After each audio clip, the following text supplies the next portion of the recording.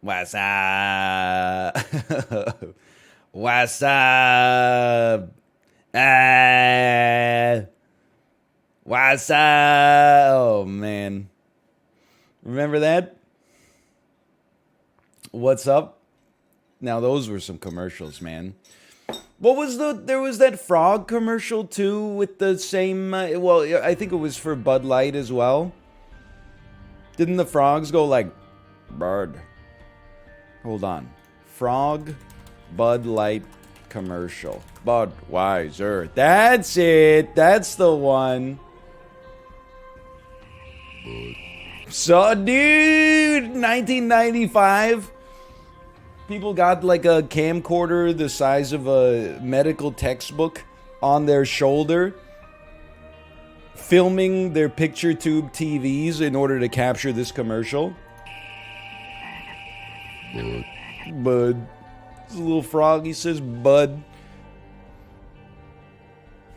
It's been, here's the comments. It's damn near 30 years later. I still think about this every once in a while. I was only 7 at the time. Genius marketing.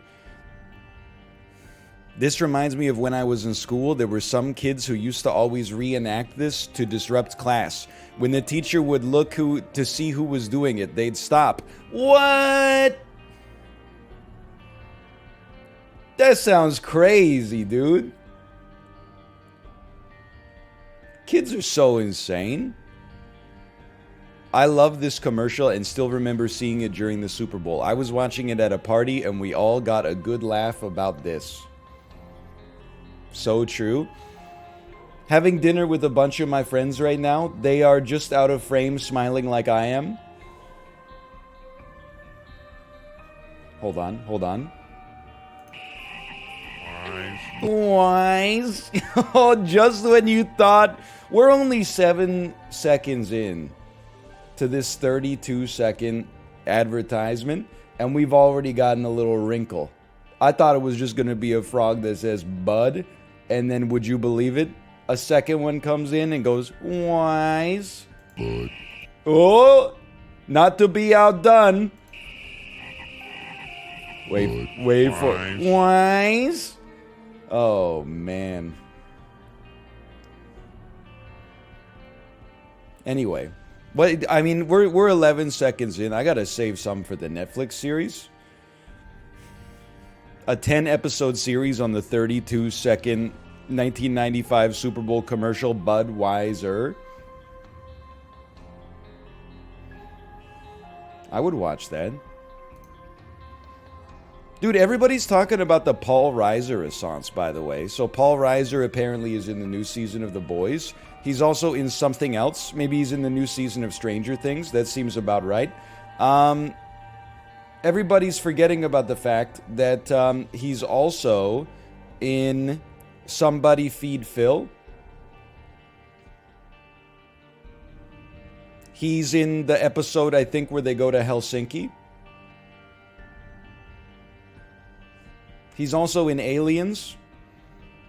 I was thinking about that today. I don't want to get into too much information, but I would say today I took like the first mammalian shit that I've taken in like 3 weeks. It felt amazing. It felt like I'd returned to Earth and I had a terrestrial poop, like the kind that I would not say it was a good one, but I would say it was like if you saw it on the side of a country road, you would be like an animal made that. For the last 3 weeks, I've been having just Ridley Scott alien outer space bowel movements. Just stomach popping and gurgling and then like half bent over, rushing to the bathroom, clinging both sides of the bowl, going like, get it out of me!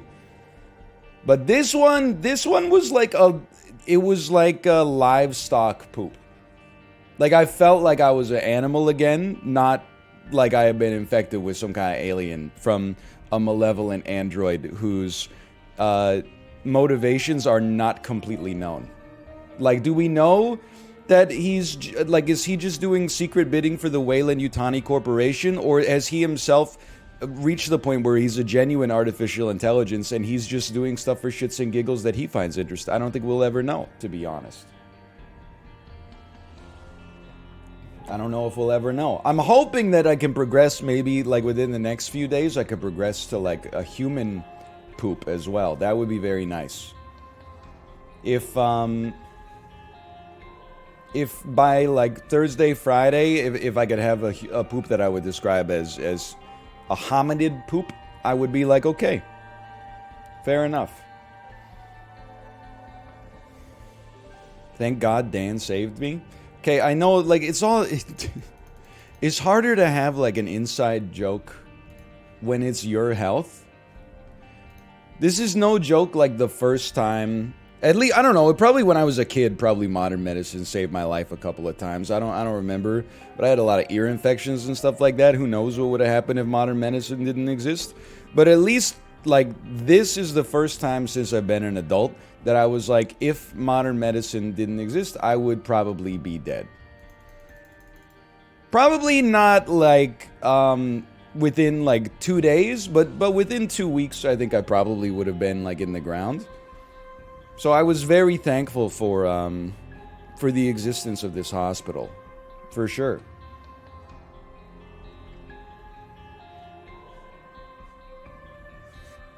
What happened? Are you new here? Glad you didn't die. Okay, so this is probably melodramatic, but I was like, at the very least, when the doctor gave me the antibiotics, I was like, I might die, but at least this shit's not gonna kill me. Like that's the small victory that that I've been reveling in for the past 24 hours or at the 16 hours, something like that. I'm like, something might kill my ass, but at least it's not gonna be this insolent bacteria.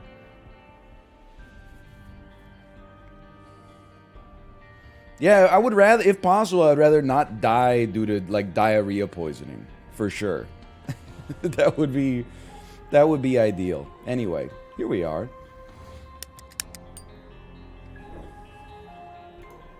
Hello, I'm back. Top 5 ways to die? I don't know. Look, I don't want to talk about it. All right, we're back. Sorry, I was unable to return to the stream yesterday.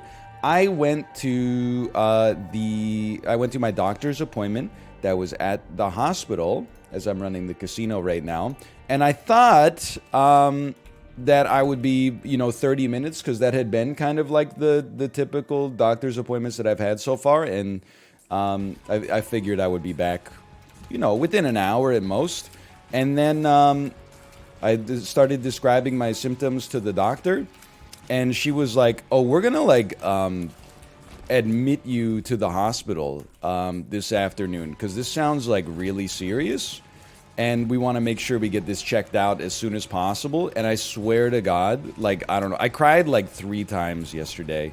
That was the first time to hear after a week and a bit of trying to impress upon doctors that, like, I know I look like Superman right now. I've been putting in a lot of good work on the Peloton. But, like, I feel like complete garbage right now. And, like, here's the visual evidence of it. To have this, like, 60-year-old Polish lady be like, oh yeah, we're gonna like admit you to the hospital immediately. This looks like pretty bad. I was like, you are my guardian angel. You might save my life. And then, so that, I don't know, that was around like 11. By the way, what kind of psychopath do you have to be to bet on doubt in this situation? One of history's great villains? You hear what I'm saying on this run, and then you're like, I'm betting that you're gonna lose this one? Like, it's just ignorant. That's personally and morally insulting. I don't know what to say about you. The odds, though? Alright, plus we got Cricket's head. Don't be a fool, okay? I'm not here for your points, I'm here for the bank's points. Your points are federally insured or whatever. Hey, Esri Ez, thanks for the gifted subscriptions. Thank you. So yeah, I took some blood tests, and I don't want to rag on the staff, okay, but I don't think that I got first pick of the, when I was giving my blood test, I don't think I got first pick of, like, the phlebotomist or the nurse that was doing like the bloodletting. Because first off, like she printed off like all the stickers for my blood test order, and there were just like I knew they were running a lot of tests, but she had like, I don't even know, like 40 stickers.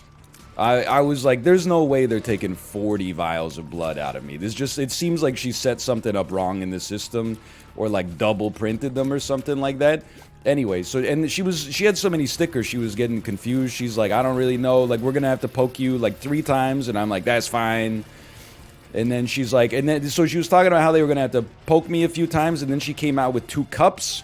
And she was like, so I'm going to need you to poop in this cup, and we're going to give you, like, some tongs, and you can use the tongs to scoop up the poop and put it in this one. And then in this one, you're going to poop, but you could use different tongs for this one. And I was like, I thought I was just getting my blood taken. Like, nobody's really telling me where we're going at this one. And then you start coming out with 2 cups. Anyway, so we handled the cup situation. Don't worry about that.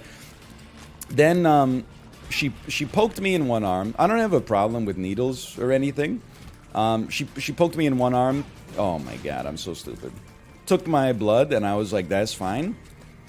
And then she's like, okay, we have to take a little more blood, so we're going to take it from the other arm this time, because it's like a different apparatus that they were using, I guess. So she tourniqueted my left arm, and then found a vein, and she was like tapping on it. And then she inserted the needle, and no blood came out. So she started like, you know, rotating the needle inside of my arm. And still no blood came out. And she said, oh, sorry, sir. That's not a vein.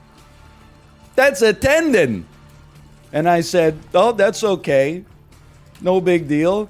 I mean, at this point, I was still like, you know, I want to get every test that they could possibly run on me.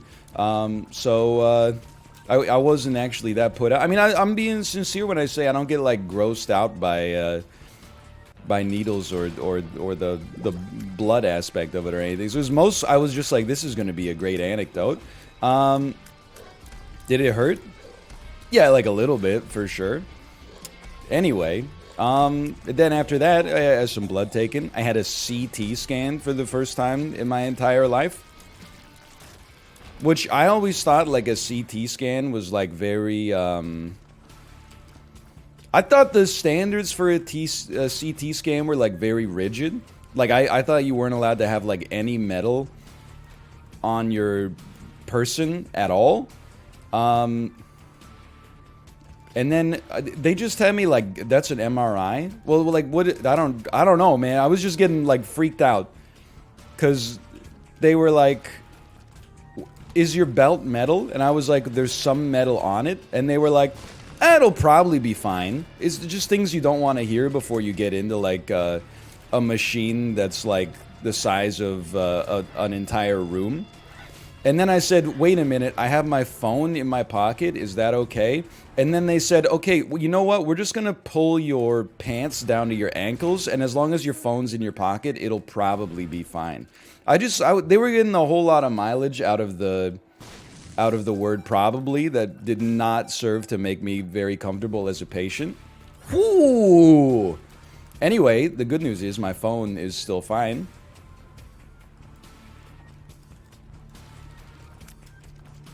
And then I just sort of like waited around for a while.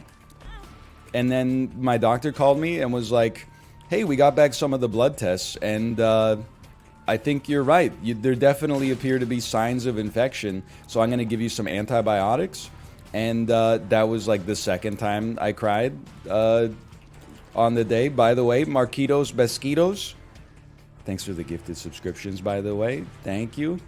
Because it felt like, it just felt like being heard by a medical professional for the first time in this whole ordeal.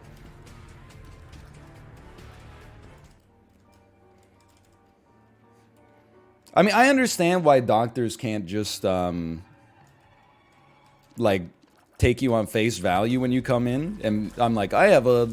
You know, I don't go in and describe what I think I have. I go in and I describe my symptoms and try to lead the doctor to the conclusion that I've already gotten from WebMD, the way God intended. But We finally came to a shared understanding, and that felt pretty good. Yeah, we don't know precisely what it is yet. And again, this is, I don't want to put the whole system on trial.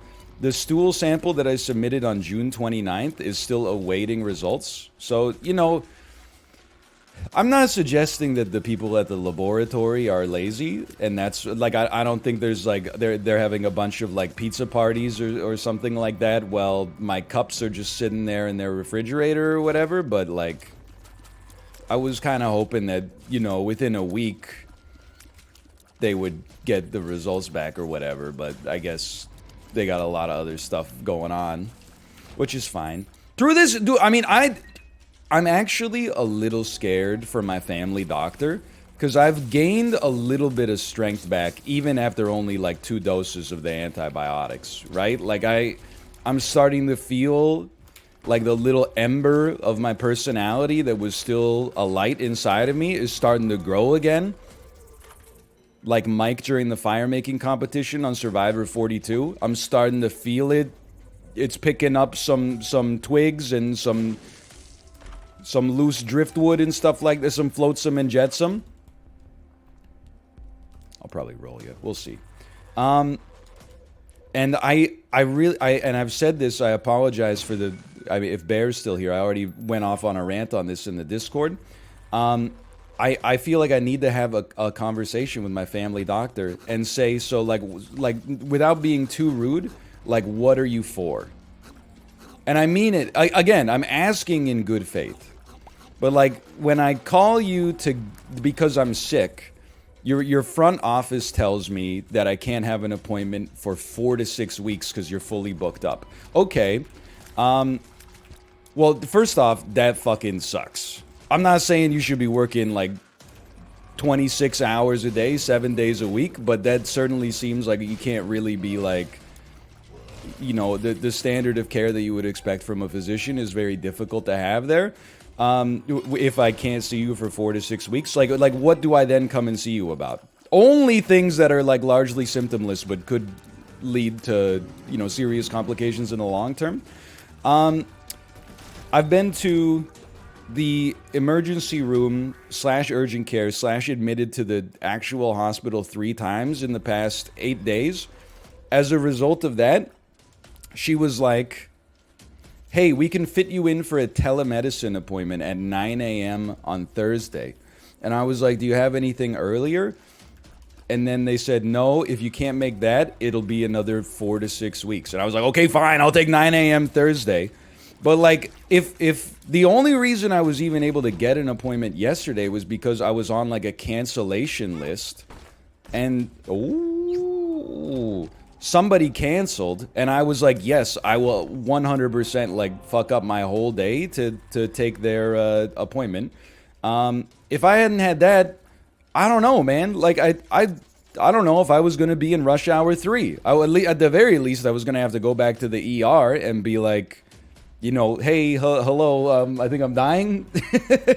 I think I like immediately need some antibiotics, and I know you're not gonna believe me, but hello. So like, I don't know. As of right now, I like my doctor. It's not really like my doctor that I'm mad at, but like I do want to talk to her and be like, so what are you like? What is the proper use case for like a family doctor right now? Like, I'm happy that we have a place for our daughter to get her routine vaccinations and stuff like that. But apart from that, I feel like you're just there so my wife can get pamphlets on like grief counseling after I die from sepsis after being medically neglected. Like, I otherwise don't really understand what role you're serving in this system right now.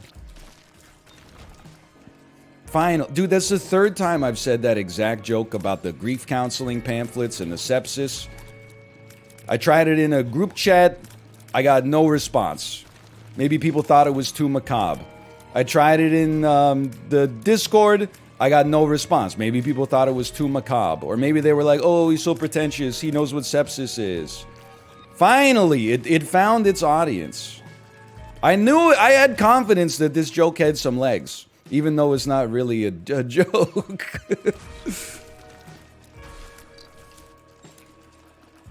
That's, I mean, I felt like I was, like, again, without being too rude, I was like, this can't be the way that they, like, designed the system.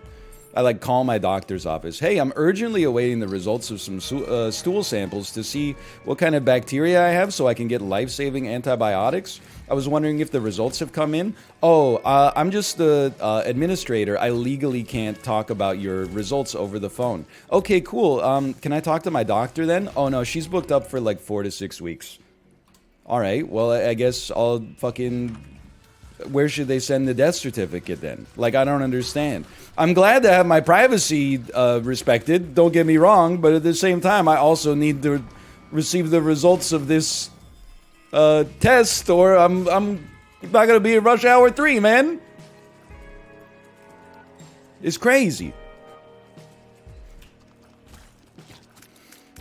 Can't you just waive those rights? Yeah, but I guess, like, unless we're on FaceTime, how do they even know I'm me, right? Like, I'll be like, yeah, I waive those rights. I might be the damn hacker. Yeah, I have... It's actually pretty modern. I have an app now from the British Columbian government that allows me to see all of my, like, medical records. So I can actually see, like, the results for my tests, but the tests... well, I mean, like, if you want to get into the true farce of things, okay? Like, I signed up for the app on, like, Saturday to see if I could get the results.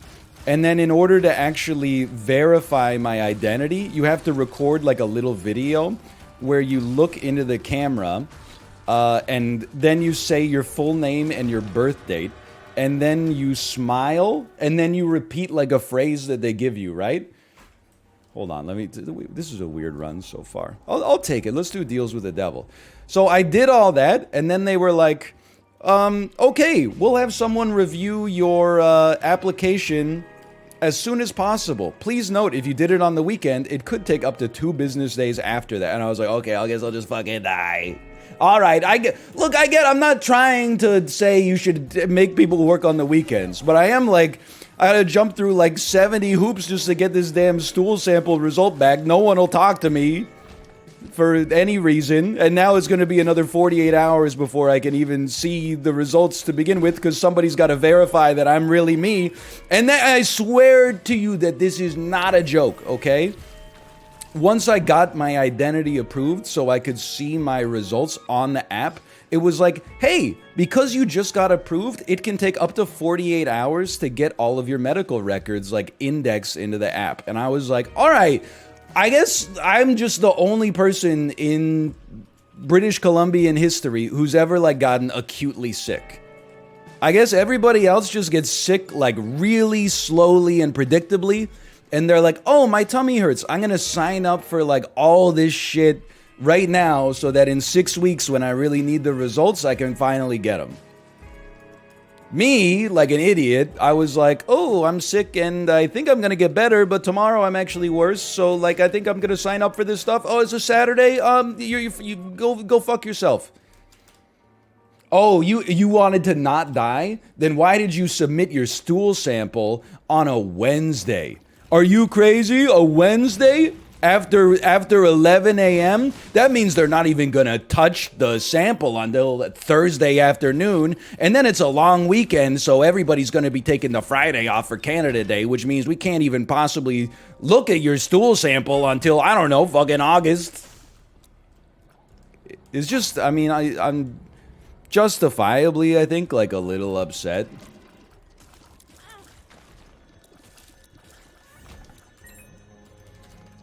And honestly, like, America, don't think that you're, like, getting out of this unscathed, okay? Because Americans are, like, and no offense, Bear Taffy, I'm not calling you an American when I say this, but in times of prosperity, America thought they had a monopoly on prosperity.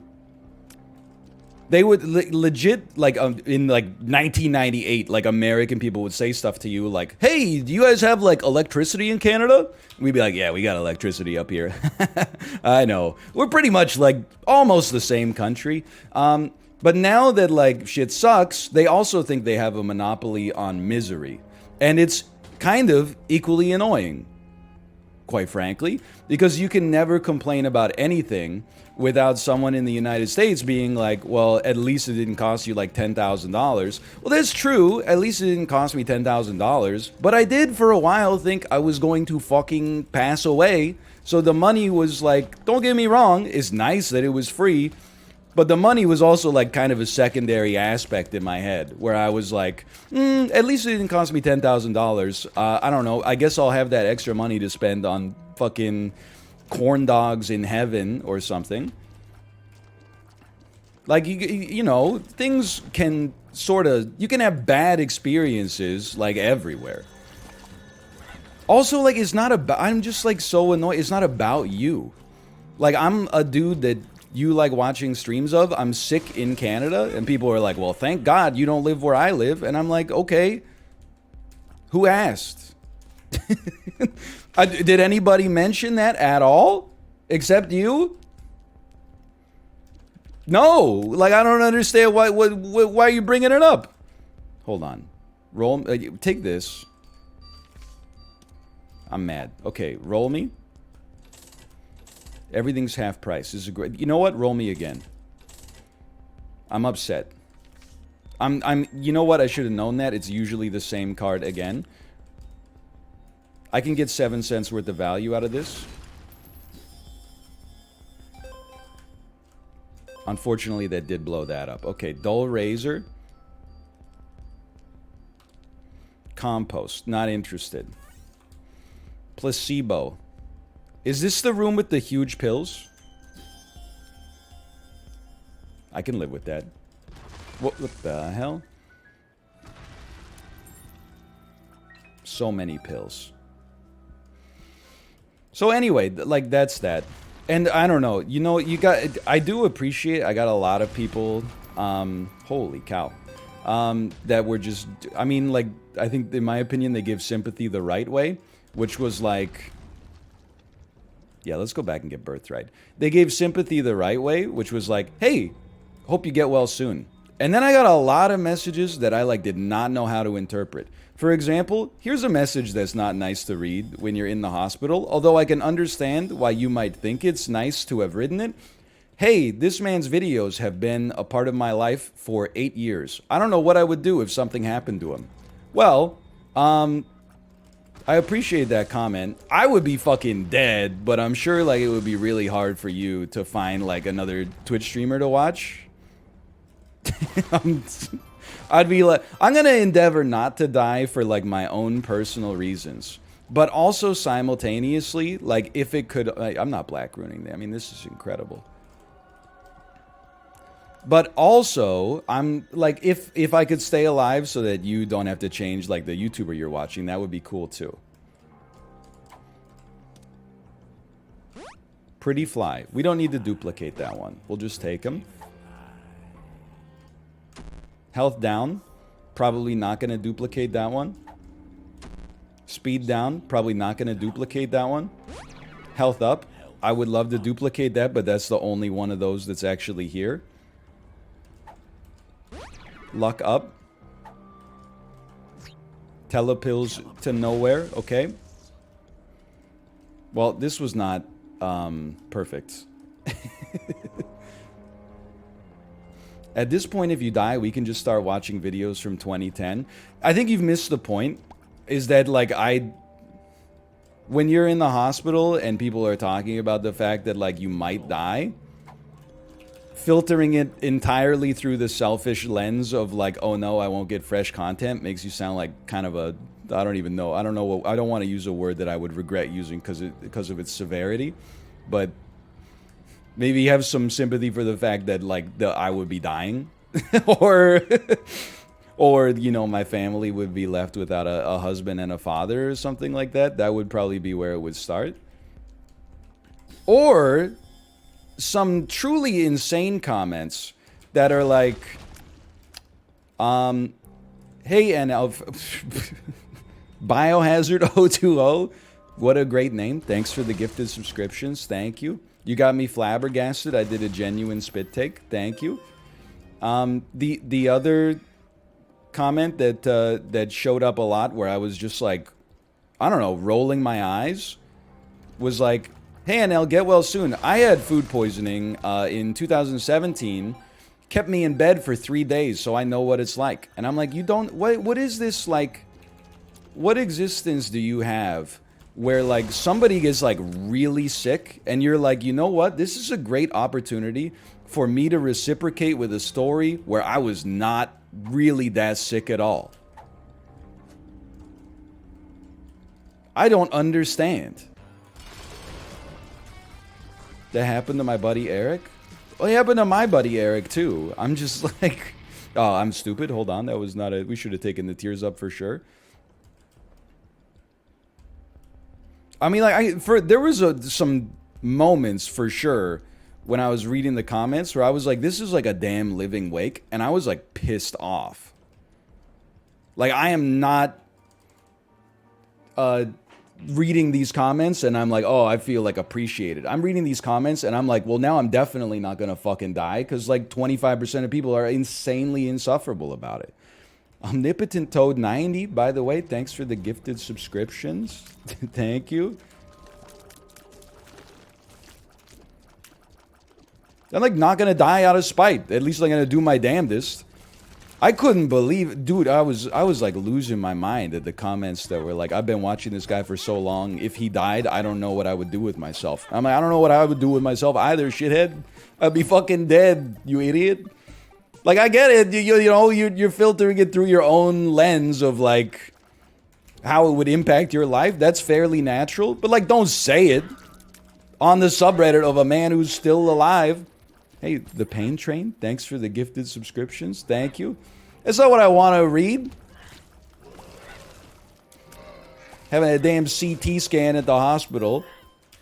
Oh, man. It would be really hard for me to not have new Isaac videos if he died. I hope he stays alive for that reason. Thanks for the empathy. I really appreciate it. Hey, Nurik boy. Thanks for the gifted subscriptions. Thank you. Hold on. Watch this. This is why you don't need 2 of Hearts pills in this game.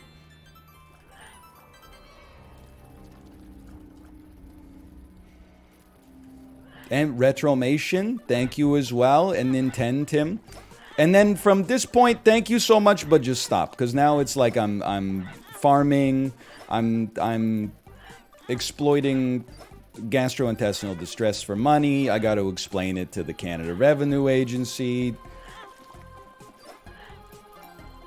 Did you lose any weight through the whole ordeal? Well, that's... Dude, also, people were saying some fucked up stuff in the thread. There was like a week ago, I made a comment that was like... I looked at myself in the mirror on the way down to the parking garage, and I was like, buddy, you do not look good right now. And then, like, so many people in the comments were like, lol, you look like completely normal. Hey, Carl, thank you for the gifted subscriptions as well. Thank you. And then, like, in the thread, people were like, he's lost a ton of weight recently. And then, like, replies were like, holy shit, he looks like a fucking ghost. I was like, you nobody was putting that shit in Twitch chat. In Twitch chat, everyone was like, lol, you look normal. On Reddit, people were like, he's so pale, he blends in with his damn wall. And I'm like, well, that's normal for me. It's also... I'm a genius. It's also funny because, like, I have lost weight. Like, over this ordeal, I've lost, like, 10 pounds. You know what? Red Stew kind of poggy with it. I think we could maybe just... Well, let's buy some stuff. 10 pounds is not insignificant, but like people were like, he's like wafer thin. It's actually scary. Then I mean, I got weighed at the hospital yesterday. I'm 5'10", like 178. Like I'm still kind of a unit, to be honest with you. Like I'm not in danger of like immediately wasting away. Plan Z, get out of here. I mean, I'm 6'8", 199.9. Hey, yours truly, 9A7. Thank you for the gifted subscriptions as well. Thank you. Oh, yeah, sorry. The whatever bacterial infection I have also took 10 inches off of my height.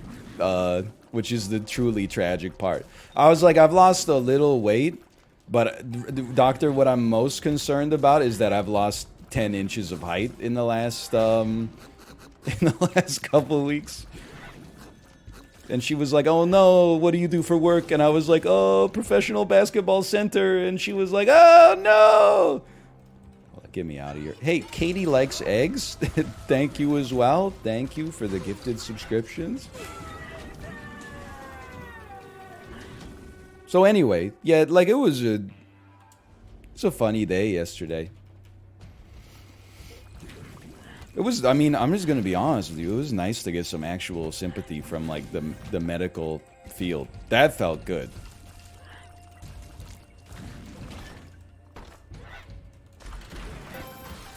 That's about it.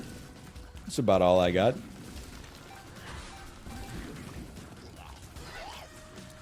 How about Dan beating Melania?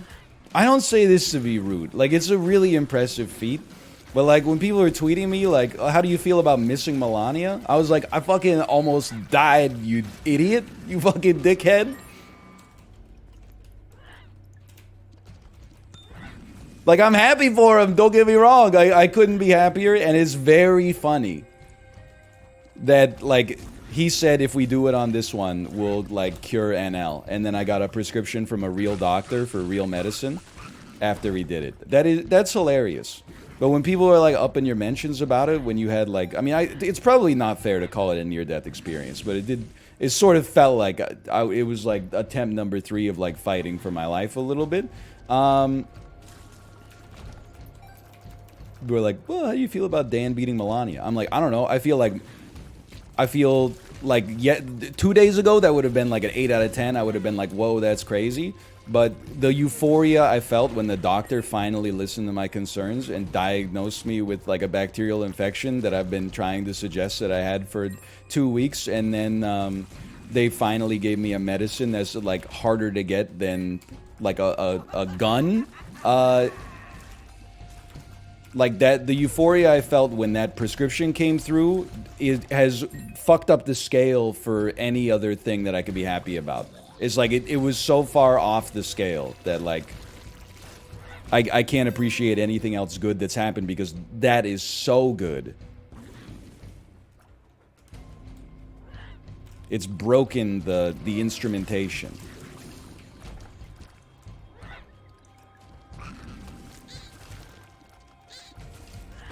Then people, like, the whole subreddit is like, get well soon, get well soon. Hey, hey, Napoleon, by the way, thanks for the gifted subscriptions. Napoleon's not canceled, right? I can say Napoleon. He's, like, old enough that it's just, like, the things that he did that was bad, we just sort of look back as idiosyncratic instead of truly troubling. No, he's canceled? Okay, never mind. Fuck you. Thanks for the gifted subs, you damn tyrant. Okay. But, like, half of the threads on the subreddit are like, hey, you know, as per Kate's tweets, NL's just been admitted to the hospital, get well soon.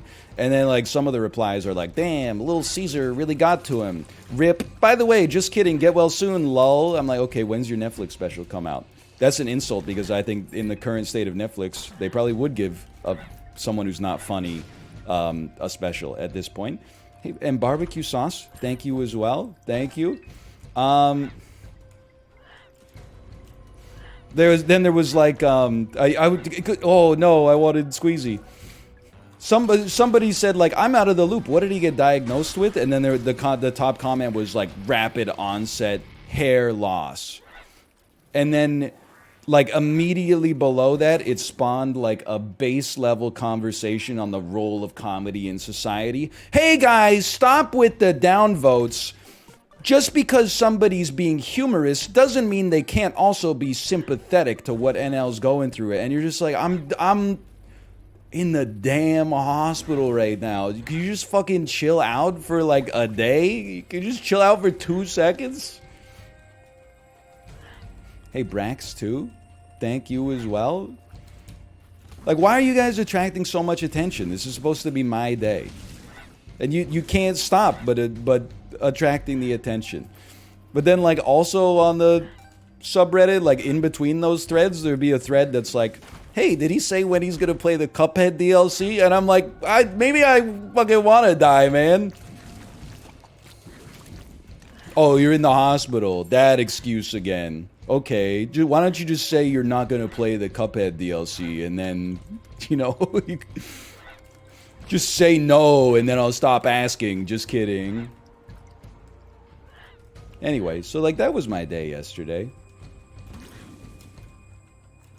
Did they cure the baldness? Really good one. It's a hilarious joke. It's probably like the funniest joke I've ever heard. And get this, it's also the first time.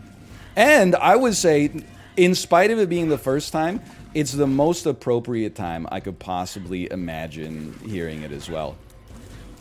What humor school did you go to land such unbelievable punchlines at such impeccable times? I got another one for you. This one, you can use it for free in your Netflix special. Why is 6 afraid of 7? Because 7, 8, 9. That one's on the house. You could put that, I would say that's probably like a minute 20 sort of bit once you finish your 20 minutes of politically ambiguously riffing on vaccines and vaccine mandates and saying stuff like, you know, I joked though. It's been a crazy couple of years, am I right? I mean, like this COVID stuff and the vaccines, dude, and like the one-way arrows in the Albertsons aisles. What? I mean, I'm not saying like one way or the other, like where I stand on it, but like, you remember they had those stickers on the ground where you would have to like stand in line and be like, what?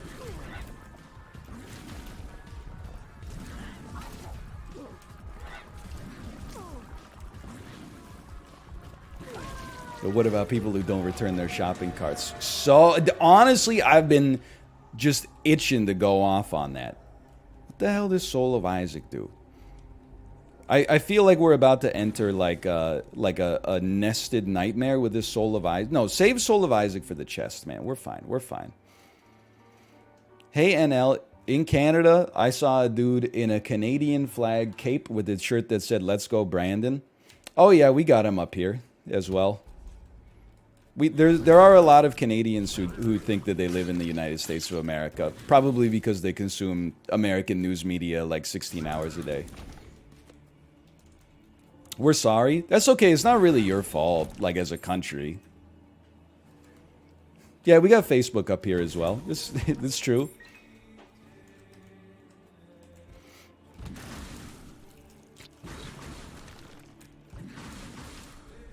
It is true. It is. You guys got electricity up there? I have nothing against the United States of America. Sorry, that's Bernie Sanders running the least inspiring campaign speech of all time. Judge Fudge 5131. Thank you for the gifted subscriptions. Can you imagine a candidate getting up there? I have nothing against the country in which I've lived my whole life. I could kind of see it. But, dude, you gotta take the Emperor here. However,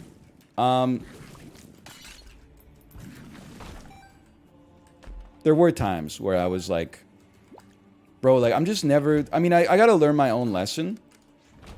If I ever get sick again, which I would say is probably, like, unlikely, but if I ever get sick again, I'm never gonna tweet about it. Because, like, you literally can't be annoyed about the medical system in any country without people being like, well, you wouldn't believe how bad it is where I live in New York City. And I'm like, okay, well, sorry that, like, I got sick outside of New York City or whatever, so that, like, sorry that I got sick in the country that I live in and am still sort of, like, you know, not having a perfect experience.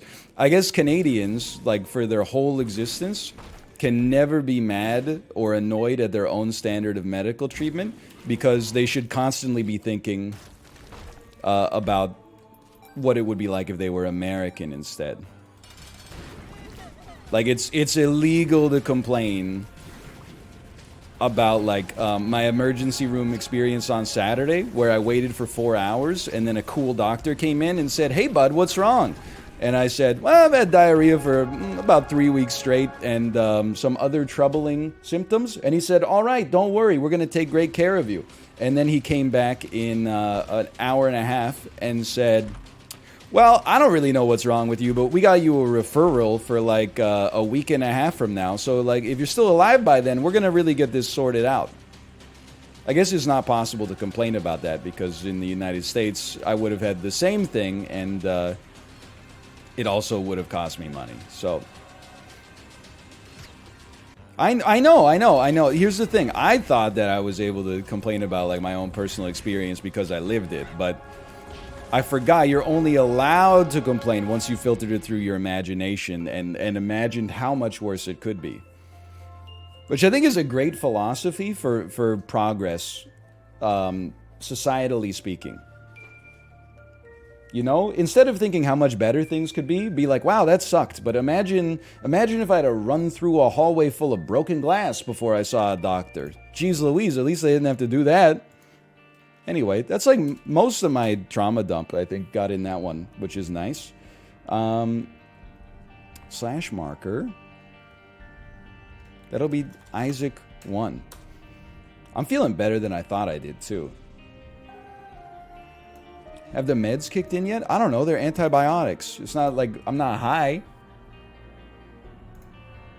I don't know. What am I supposed to feel? So no joke. I have a friend who, his wife is scientifically so accomplished that I cannot describe what she does. Not for like top secret clearance reasons, but just literally for ignorance. Like I don't understand. Hey, Joe High Death, thanks for the gifted subscriptions as well. Thank you. Regardless, she has a PhD in some kind of like molecular biology, right? She works, in some way, she's involved with developing fecal transplant therapy, which is the thing that everybody makes fun of, but also is kind of like an incredible invention of modern medicine, where like if someone's gut biome is really messed up, they basically shove someone else's poop up your butt, and then you inherit some of their bacteria in order to, you know, get like a little sourdough starter going in your colon. Which is really cool, like insanely gross also, but like really cool. So I was talking to my friend about like, you know, my ordeal, and he was like, oh, tell me what antibiotics you got. I'll run it by my wife. And then I told him, and he was like, okay, so those are like the second strongest antibiotics you can get for this, which is good because if these antibiotics lead to your gut being colonized by C. diff, if you don't have it already, at least they left one bullet in the chamber so that they can kill the C. diff. And I was like, okay. I mean, that's a good thing to hear, I guess, is that there is still some room to grow.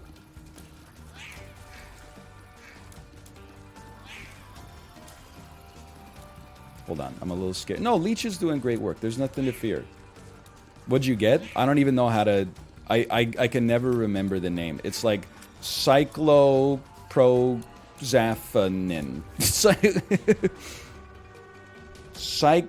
Someone in chat is going to know. We got lots of pharmacists in chat, as we've talked about before. Ciprofloxacin! Thank you. Yes, ciprofloxacin.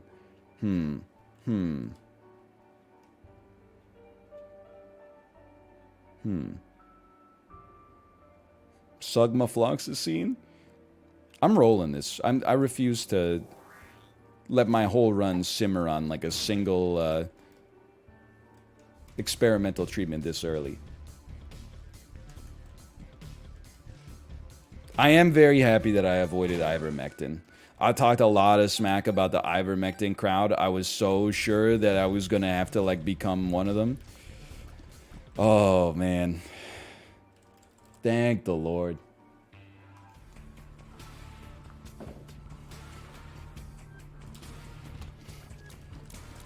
Tell your doctor immediately if you get joint pain on Cipro. I know, man. I already told you I can't tell my doctor anything. What I should have done is called my doctor 6 weeks ago and said, I'm thinking about getting a prescription for ciprofloxacin, and I'm making an appointment now in case I get joint pain, in which case I will need your attention urgently. Careful while you cycle. Cipro can be known to cause ruptured Achilles tendons. Alright, that's one of the most nightmarish side effects I've ever heard in my entire life. But the good news is that I'm still fucked up enough that I am not biking at all. For at least for right now. So that shouldn't be like too much of a concern. Probably won't go out for any long walks or anything like that. No, I think it's true. I read the supporting material. The supporting material was like, hey, this can cause life-altering tendinitis. So if your tendons start to hurt, like, please cessate using the medication immediately and then talk to your doctor. Hey, Napoleon, thanks again for the gifted subscriptions. Thank you. Thank you. Sus. So true. So true. Little sus. It's been known to cause the stanky leg. I have heard that ciprofloxacin has been known to cause the stanky leg.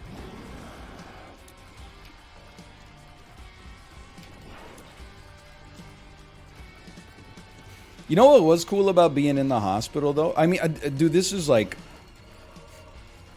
I was at the hospital for like, I don't know, 5 hours yesterday. Did you know, I did not know this, did you know at the hospital, sure, why not? The cafeteria, it's not like a Google situation. You actually, as a patient, are allowed to use the cafeteria at the hospital. I did not know that. I honestly thought it was only for doctors, nurses, and the staff of the hospital. Turns out, after I ate 2 bags of pop chips out of the vending machine, I heard another doctor go, oh yeah, if you're hungry, you can just go to the cafeteria. What? I thought it was like the cafeteria was only for people who worked at the hospital. I had no idea that the cafeteria was also for people who were... I thought we were relegated to the vending machine only, quite frankly. Also, I got another question for you. Why the hell does a hospital have a gift shop? I sat outside of that gift shop for like 3 hours. There was literally no foot traffic in the gift shop. Nobody was like, oh, to commemorate my visit, I'm gonna get like a paperback copy of the new John Grisham novel. What a slap in the face, man. Are you kidding me? 4 cents? What a ripoff. Yeah, they didn't even have like cool shirts that said, my name is Hey, Would You Blow Me and stuff like that. Just had like flowers. Other stupid shit I don't even care about. Why does an airport have a bookstore? Well, I guess like people read on the... If you're 100 years old, you might read a book or a business magazine mid-flight. Because you're still at the age where you're like afraid of moving pictures.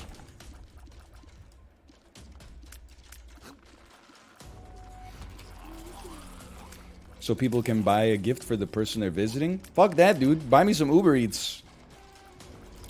You don't show up with some flowers or something like that. Show up with the 10-piece chicken McNugget. Sweet and sour, hot mustard, a large Coke Zero, please. Please. Hey, thank you, Hybrid Chic, for the gifted subscriptions as well. Thank you. Now we're frickin' talking. Why, so you can just shit it out? Don't act like you're superior. You're gonna shit it out, too. I already told you, I had a normal... terrestrial mammalian bowel movement today for the first time in 3 weeks, so I'm feeling like damn good. Again, I want to be clear, it was not a normal human poop, but it was at least, I was within the right taxonomical clade this time for the first time in a long time, so I would say it was maybe more in the bovine camp, but that's okay.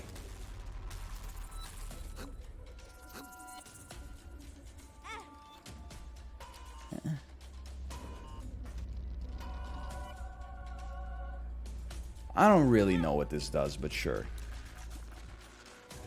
You made it back onto the Bristol stool chart. You know what? I think today I may have actually made it back onto the Bristol stool chart. I think I may have gone from off the scale to whatever the worst picture is. I might be back there, which is actually a pretty stark improvement.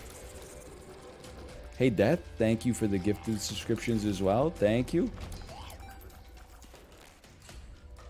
I mean, there's like the one that just looks like clouds. I'm past that, like in a good way. At least I was this morning. Okay, so how the hell what's the point in flipping? Do you pick it up and then you flip and you take the other one?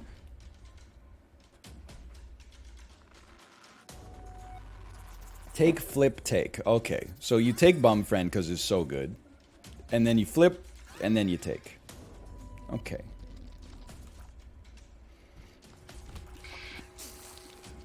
Can we get the Bristol stool chart tier list? The Bristol stool chart is already a tier list.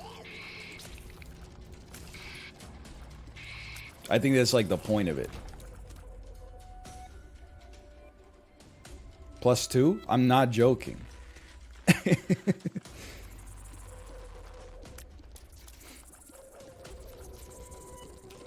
Not true. Type 1 is bad. No, I know, but like it is a tier list. Like they release a legend alongside of it, right? That's like, hey, you know, types 2 to 5 are all normal, and all the other ones are in like C tier or worse.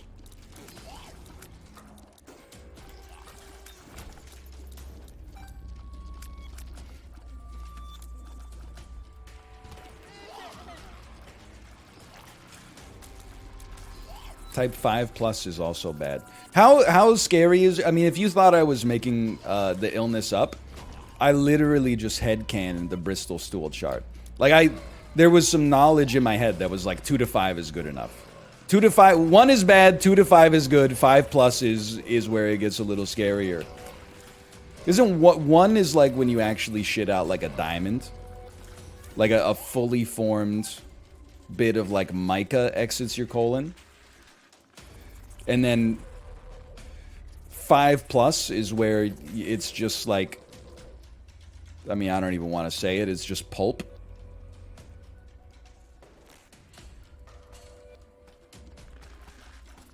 It's just vapor. I had a 1 last year. It sucked a lot. Okay, I mean, here's a question for, as long as, you know, we're all mature adults here. And I mean, at this point, we've been through it, right? Like, I've talked about some gross stuff. Not like because I love it. That's just an ancillary benefit. Partly because I'm living it. Hey, Napoleon. Thank you as well. Thank you. Or thank you again, I should say. But like, on the spectrum of constipation, diarrhea... you know, constipation on one end, diarrhea on the other end, I would really rather have the diarrhea, for sure. I would much rather have, like, too much coming out, but at least it comes out easy, than have, like, too little come out, but feel like you have to go, and maybe you're even in, like, physical pain as a result. Which is why I keep getting so annoyed when my mom keeps asking me if I got H. pylori, because she had H. pylori like 30 years ago. She's like, I could have given you H. pylori, and then it's like, it can stay dormant in your stomach. Oh my god, I got hit. This won't work though, like flip won't work here, right? Because then like, I looked up the symptoms for H. pylori, like the #1 symptom of H. pylori is constipation. And I'm like, Mom, I might have H. pylori, but it's not what's dominating the ecosystem right now. Okay, so it won't work. Even if you walk out, walk in. Okay. Alright, fair enough. Doesn't work on boss rooms? That should only take a second to fix. Hold on. Because people are saying, do you have a bacterial diagnosis yet? I don't yet, but in theory, like, it's possible that any second now, the results of my first sample will come out. Let me go check my government approved iPhone app. I've also, like, when I first logged into my health records, it was like I had like 10 tests in my entire life, and then I've added like 7 pages to my records. Oh, microbiology lab results, order status pending, June 29th. That should only take a second. No problem. I'm not a doctor, okay?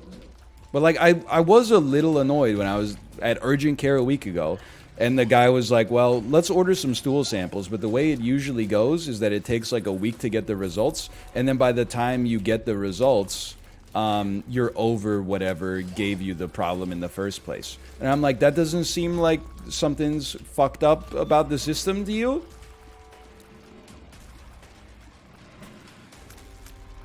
It's like by the time the results of the test come back, you're either like naturally healed or you're dead. Like that just seems, I mean, it's still pretty good. That seems a little backwards to me, but it has the culture. Okay, that's actually fair. I'm not very smart. They do have to take it and culture bacteria on it, I guess. That's fair enough. They can't speed that up? Can't you just add more agar to the plate or something? Can't you just sprinkle like some Cheeto dust on the agar to speed it up? Can't you just put a little bit of like my... I mean, let me tell you, I don't know if you need to culture it because it's growing pretty well in my gut. In 2 pH hydrochloric acid, it seems to be growing pretty well. So if you can't culture that shit on a plate full of damn sugar, you gotta go back to biology school, man. Napoleon, thank you again. Can't you just throw some G Fuel on? Can't you just put some Gatorade powder on it or something like that? See what pops up? So bacteria only grows from 8:30 to 4:30 Monday to Friday and not on the stat holidays. It was really stupid of me to get sick around the Canada Day combined July 4th weekend. Like, I don't know what I was thinking, man. That was, I mean, I did see a retweet. And by the way, again, I'm not really ragging on the doctors. I'm annoyed with the system that I mean, I feel like the doctors largely are doing they're doing the stats-based thing, right? Some 33-year-old guy comes in and is like, my tummy hurts. They're like, well, you know, odds are, I've looked at 10,000 cases like this, 9,995 of them was like, you know, he drank too much White Claw and he just needed like a week to sort of sort himself out. So I understand like where they're coming from, but so it's a little annoying as well. Sure, yeah, also a little annoying.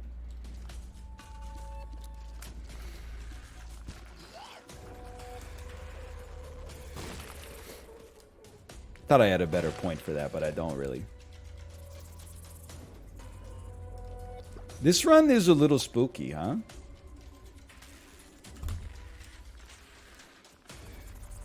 Did I tell you about how I was in the hospital at the ER for like 4 hours on Saturday? I was just sitting there and, you know, I don't need like constant attention, but I was a little annoyed because in my room there was like it was partitioned and a dude came in and the nurse was immediately like, so hey, what kind of sandwich would you like, salmon or roast beef? And I was like, what the hell? No one's even giving me a cup of damn water.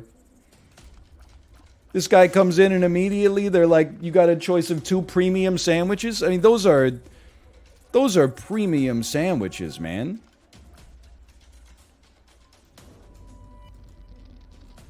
That's not like a ham or an egg salad. What would you have chosen?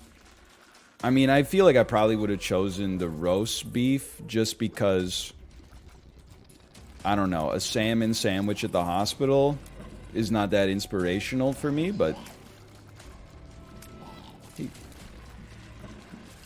McCallicos. I got there. Thanks for the gifted subscriptions. Thank you. I will also say, I think I'm... Oh, hold on. We got to get Flip ready. I think I'm finally reaching And maybe this is wishful thinking, but I think I'm finally reaching the point now where I'm like enjoying the upside of being 10 pounds lighter. Instead of like because weight loss is not a good symptom. When you feel like you're eating like as much as you can eat and you're losing weight and like looking gaunt, that's a troubling symptom. Well, you know what? Let's see if small rock's here. Give me one of those, and then flip me, and then one of these. There you go, normal money. Thank you, Napoleon. Thank you, I appreciate it, and I'm happy to hear. But I think I'm at the point where like I'm ready to embrace being 10 pounds down, and like, I mean, I went 10 pounds down like. I was drinking like 1.5 liters of apple juice a day. That's probably like 600 calories of apple juice. That's fine. I didn't want to deal with the devil anyway. I was trying to snack like crazy. I was eating as much as I could, basically. But now I feel like I can actually enjoy it. Like, I feel like today my appetite's a little higher. I can take advantage of it. You know what? We don't even want Curse of the Tower anyway, so this is not a wasted flip situation. Thank you, Bot Nasty 9. Napoleon again. Thank you. I'm eating, FYI. That's cool, you know. You have control over that, and you could turn off the stream. You could stop eating. Either one is fine, really. It's all about you. It's always about you. Could you please stop talking about your health concerns? My Uber Eats driver just arrived. Just letting you know. I don't care. Live your life. You gotta make the decisions that are right for you, okay? Belly Jelly's actually kind of sick. This other item is a kind of teleporter that I don't care for, so who cares?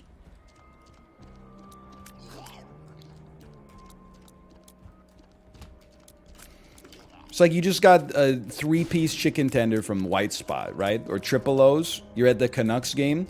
Some dude gets his neck sliced open by a skate. Refs, I'm eating. Can we clean up all that blood on the ice? I'm trying to eat my chicken tenders and fries from Triple O's. This man had the audacity to have a medical incident on the ice that I find not conducive to maintaining my appetite. Hey, Bombersis. Thank you for the gifted subscriptions. Thank you. Although, to be honest, at an arena, it's kind of more understandable. Not just because the food's expensive, but because, I don't know, like, the seats are so damn small. It's so annoying that, like, I have to eat in your seat when you can't even stretch your elbows out a little bit because you'll be, like, butting into the people on both sides of you. It's so annoying. Thank Deps 1.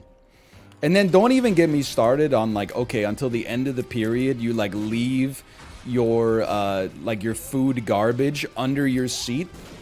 But then somebody wants to get up and get, like, 6 beers over the course of the period. So every time you stand up, you got to stand up and try to... There's no point in flipping. Stand up and try to not accidentally step on your chicken tendy tray and tip over the dipping sauce all over your shoes. You got a half-empty soda cup there, and you're also trying to, like, do I stand up and lean as far backwards as possible? You know, what do I do in order to... I mean, here's what I'm going to say, honestly. I think they got to make stadium seating a little bigger, man. At least at the Canucks Stadium, I'm surprised. Like, I'm a pretty average size guy, I would say, and I'm uncomfortable in the seats. Can't you just make this the seats like 20% bigger, and then the aisles like 10% wider, and then the building 30% bigger? I guess it all comes down to money, but like 6'8" is average. I told you I lost 10 inches of height thanks to my near-death experience. I don't want to talk about it. No, I mean, I've sat in like club seats and stuff like that. I do that. They're a little better, but club seats, I don't know if this is true only at Rogers Arena, but it's the only one I can speak for. It's very funny to me the way they market club seats is that like there's premium food vendors in the club section that only you can access, which is basically just like acknowledging that every other section in the arena has like dog shit concessions. But if you're in the club seat, you could get a smoked meat sandwich. Everywhere else, there's like personal Panago pizzas and like $9 juggo juice. But in the club section, holy cow, you can actually get fish and chips. And you just had to pay $75 extra for the ticket in the first place. And the seats are in better locations, to be fair. I mean, the club section's kind of sick. It's just expensive. I'd drink a $9 chug jug. I paid $7 for a bottle of Evian at a Canucks game once because I forgot to bring my daughter's water bottle. I'm not being facetious with you. We've talked about this before. A large beer, which I'm going to say is...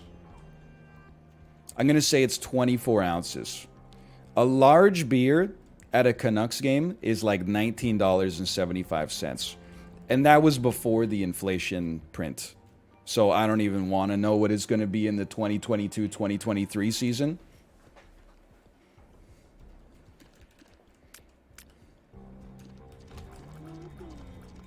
It's a scary... I just prefer not to think about it. I got a large Michelob for $15 at Citi Field. Now that's... Look, that's a tragic story. Without being too much of a snob, I do think Michelob Ultra... I can't speak for Michelob, normal. I do believe that Michelob Ultra is the worst alcoholic beverage I've ever tasted in my entire life. It tasted like a saline solution. It is low carb. That's the whole thing, right? Like each one is like 40 calories or something like that, which is kind of crazy. They had Michelob Ultra at an Airbnb. They stocked the fridge at an Airbnb with Michelob Ultra once. And I was like, sure, I'll try it. Because it was like, it had that and it had Rainier. And I had had enough Rainiers in my life to know that Rainier is also dog shit. So I was like, sure, I'll try a Michelob Ultra. How bad could it be? Let's just say after that, I stuck with the Rainiers.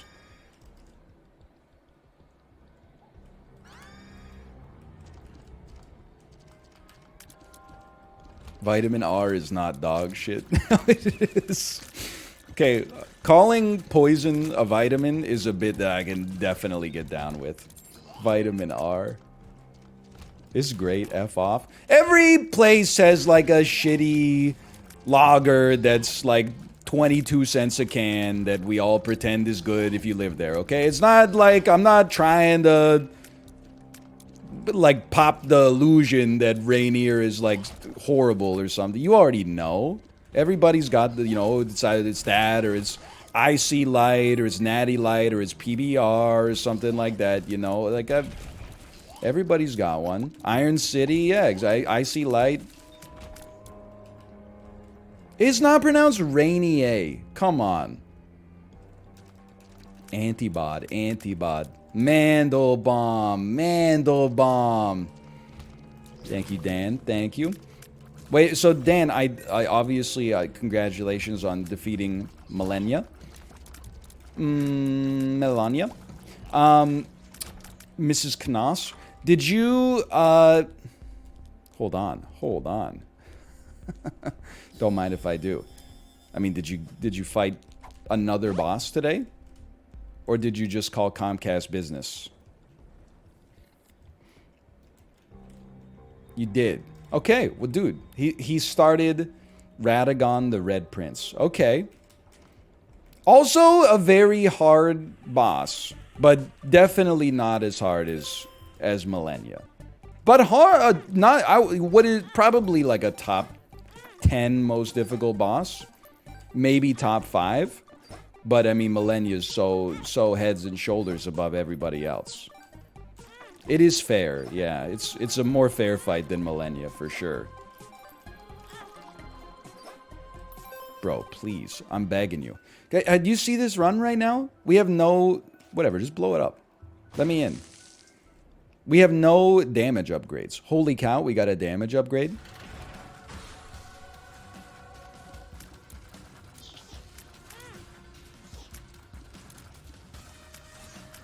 Ever thought about doing stand-up? Well, okay. Well, I mean, like, there's a little... Let me give you the micro story, okay? In university, my friend and I did stand-up at an open mic one night because we were like, how hard could it be?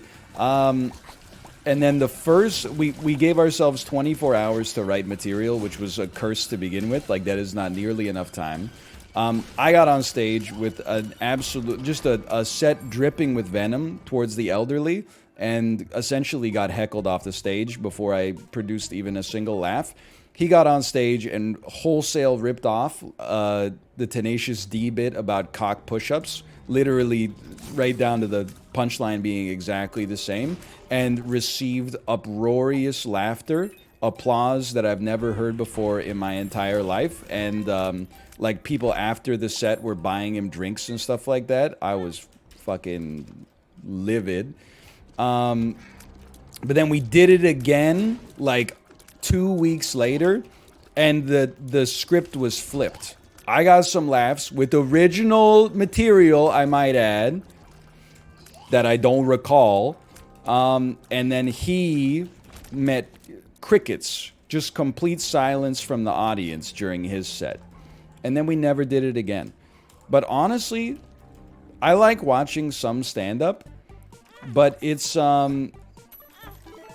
is hard for me to shake the idea that in 2022, the amount of artifice that surrounds it is just kind of humorous, right? I know we've said this before, so I apologize, but it seems weird to like buy a ticket and then be like, I'm so excited to like watch this guy get on stage and tell lies for 40 minutes. Like it just seems like you need... I'm not saying that the stand-up comedian should only tell stories that really happened. But, like, why do we engage in this shared delusion that's like the only way I can laugh is if the comedian makes up a story that allows them to reach this punchline? Like, that just seems a little bit... It's just kind of weird. It's just... It's a strange format that we all agreed, like, this is how comedy is meant to be delivered. It's to set up a bit, isn't it? Yeah, but that doesn't strike you as like a little strange? That like in order for this guy to make his point, like first he's got to tell an insane lie about like how some lady was mean to him at the car rentals counter.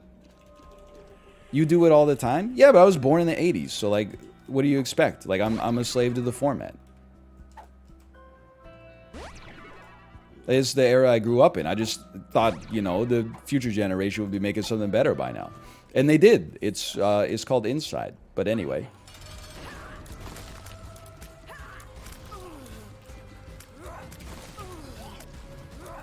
I do like some stand-up comedians. I'm not anti-stand-up. While I was in bed a lot over the past couple of days, I rewatched all the Tom Segura specials on Netflix.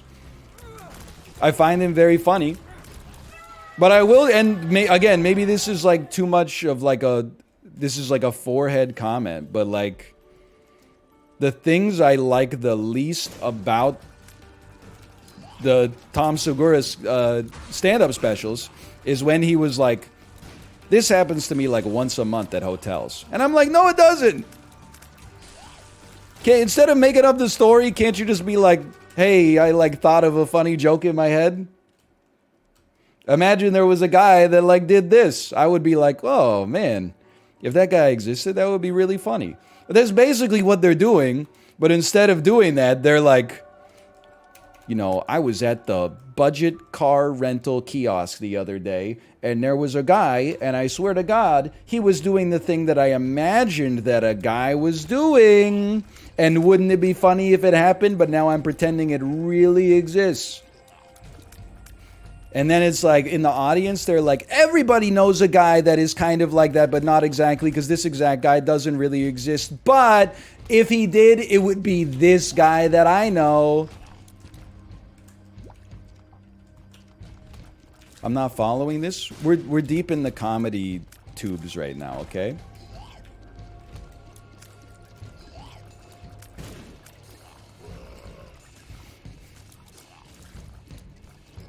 I mean, I'm not saying it would be the guy at a stand-up show that is like, you know, that didn't happen. You know, you sign like a contract when you show up. That's like, just so you know, the person on stage is going to be telling some white lies in order to get to their meandering punchlines that maybe make you laugh or make you think a little bit.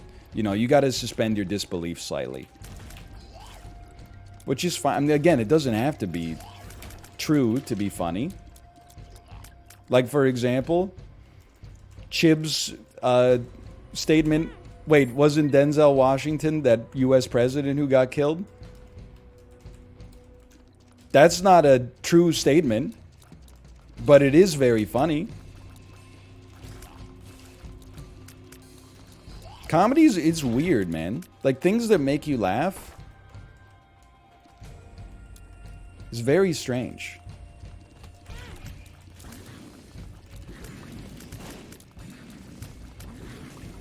I still think one of the best off-the-cuff jokes I ever made is that, like, you know, all millennial jokes they're like 17 paragraphs long, and they start with like a premise that you agree upon, and then they end at some like ridiculous punchline hedged in wordplay or something like that.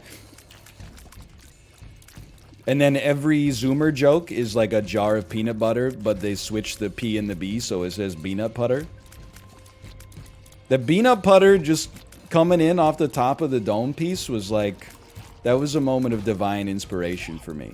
And just to be clear, I think peanut butter is like way funnier than like the average millennial humor, which is like there's like 2 millennial jokes I see all the time on Twitter that piss me off.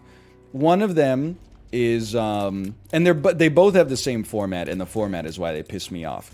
They pretend to be real stories or like essays. So they'll make like 17, like 1 of 17. You won't believe that this really happened to me today. And then at the end of it, it turns out they rug pull you, and it was all just a meandering way to get to like a single pun. Fucking kill me. And then the doctor said, well, that's it for all intensive purposes. And I was... And then the other one is... I apologize to the millennials, by the way, because I am one of you. Allegedly. At least in age, if not in spirit. The other one is endless quote tweets, where like somebody will make a quote tweet, and their text will be like, "This is so true," and then the thing that they quote tweeted will say like this, so much this. So then you click on the thing that they quote tweeted to see what they're saying so true to, and then it's a quote tweet of a quote tweet that's like, so much this. Oh my God, someone finally gets it. And it's like an endless quote tweet chain of like hundreds of idiots over and over just going like so much this just to like irritate you. And you're like, wow, it's hilarious. It's about as funny as when like you know, the marketing intern accidentally uses CC instead of BCC, so like everybody gets to see everybody else's email address, and then you start getting reply all by like the most annoying people on the planet. LOL, somebody losing day job for this one. Who did this? LOL. Hilarious. Anyway. Hey millennials, fuck you. No more bullshit.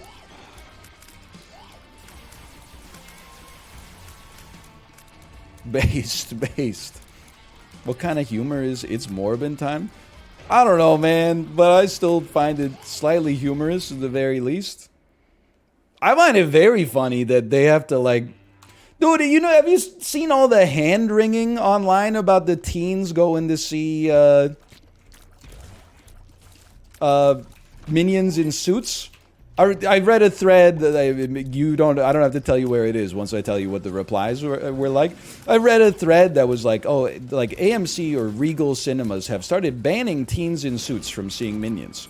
Okay, so why are they banning them? Because there's some troublemakers that throw bananas at the screen. Okay, you shouldn't be throwing bananas at the screen. Full stop. Top comments in the thread: social media is a cancer. One day they'll analyze TikTok the same way they analyze cigarettes and hard drugs for the effects that it has on the mind. Bro, is 16-year-old boys wearing suits to the Minions movie? How fucking old are you, idiot? Shut up. We got real problems going on in society. Is a child wearing a suit to see a children's movie in the theater and you're like, ugh, I hate society. Where do you find out what adults are doing, dipshit?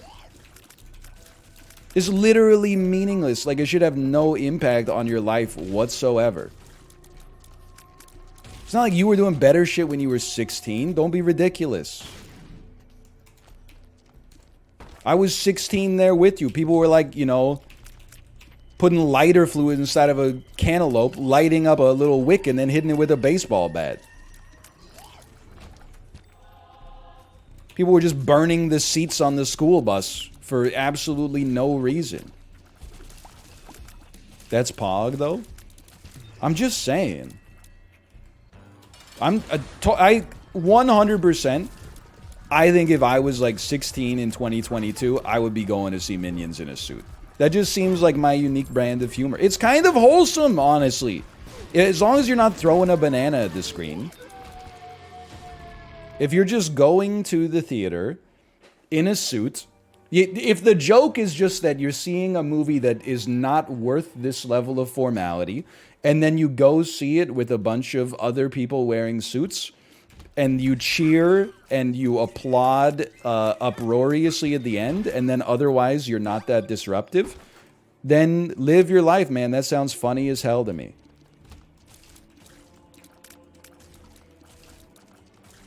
I did also, you know, I was on baby sleep duty last night, so I was reading a little bit of shit mom groups say. There's a post that got me laughing pretty good that was like, hey, just so other moms know, in the new Minions movie, The Rise of Gru, one of the villains appears to be a Catholic nun, just in case that's the sort of thing that would bother you.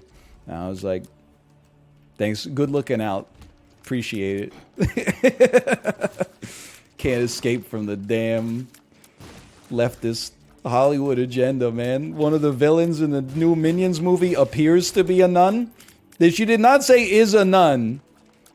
So I don't know if it's like Gru in the nun costume trying to fit in or something like that, but she has the appearance of a nun, just in case that's the sort of thing that you don't want to expose your child to.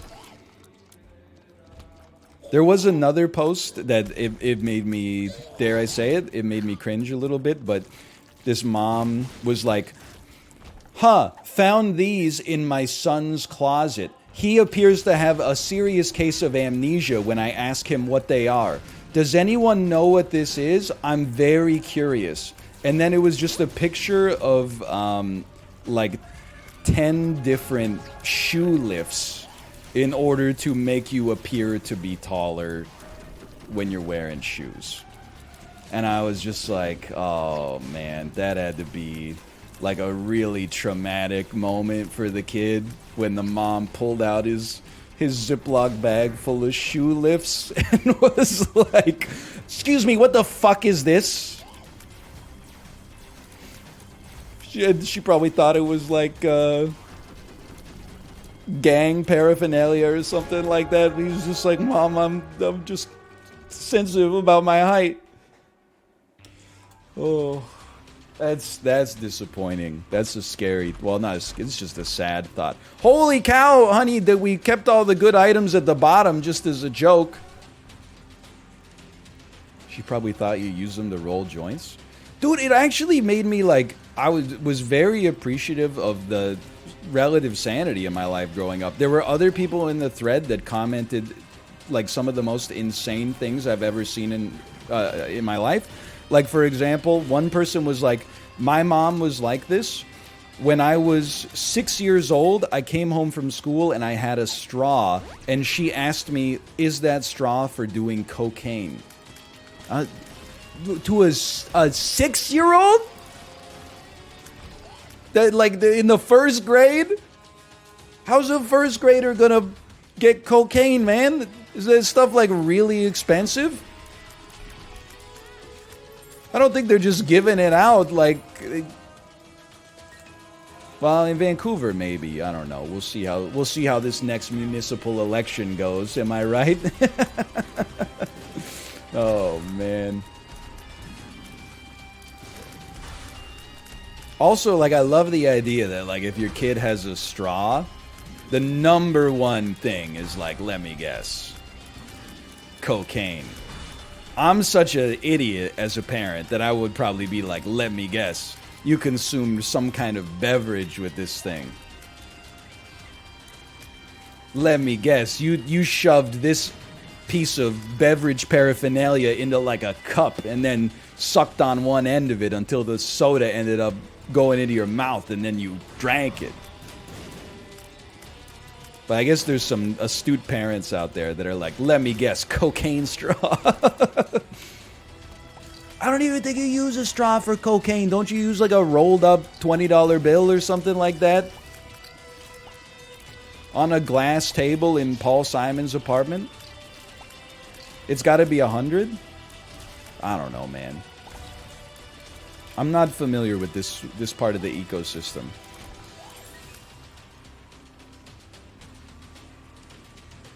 You can call me Al? Oh, you can call me Al. Just don't call me late for dinner. In a movie, I've never seen someone use like a McDonald's straw to take cocaine. Holy cow. That would be actually very humorous. Now that you know what, it would probably save your back some work because you wouldn't have to lean down so far. I think you'd have to generate like quite an inhalation, though, in order to get it up the length of the damn thing. Holy cow. Let me guess, cocaine straw. Hey, you're live, by the way? I obviously have never done cocaine. I'm going to get banned for making a joke about how funny it would be to see someone do it out of, like, one of those crazy straws with all the loop-the-loops in it.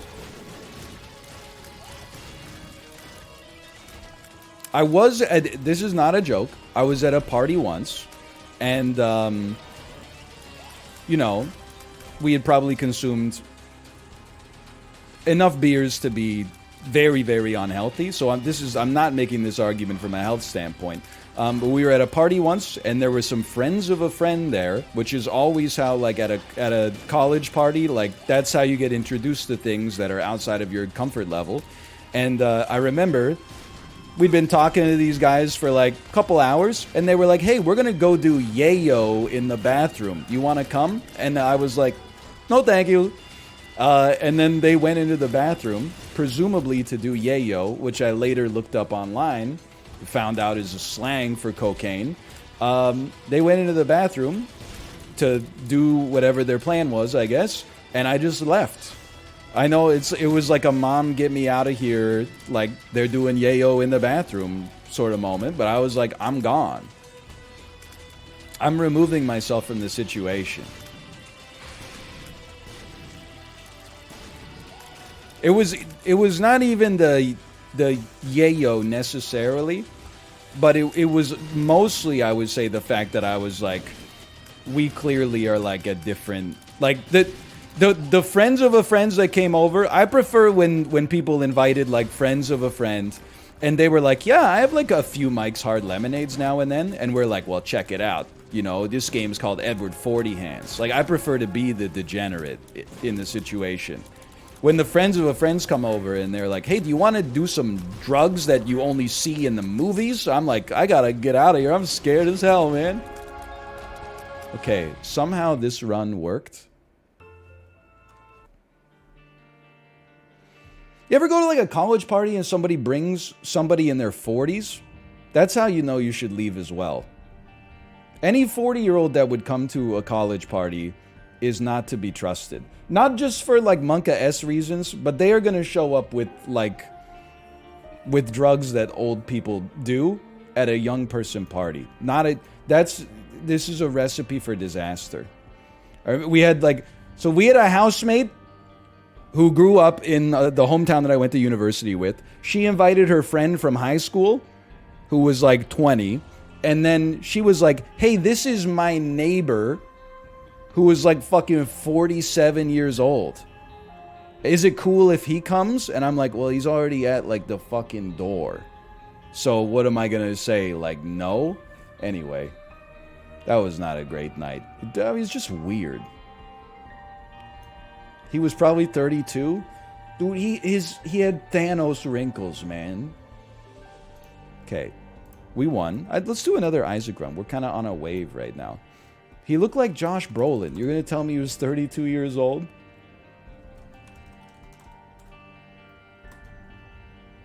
It's madness. He did not have the Infinity Gauntlet. But he did have many Ziploc bags full of things that I was not comfortable having inside of my house. It was not Josh Brolin, okay? This was not Los Angeles. Okay, here we go. Shoe lips. He was like, you guys want some of these? I got 1 inch, 2 inch, 3 inch, 7 inch. Shoe lifts are kind of crazy, right? Because they got to also be the right size for your feet, right? That's crazy. It's like a 4-dimensional shoe. You got to be like, hey, can I get a size 12, 6-inch shoe lift? Oh, also, what the hell is... What have you got, like, big arches or something like that? Can you get shoe lifts that have insoles? Can you get, like, a Dr. Scholl's shoe lift?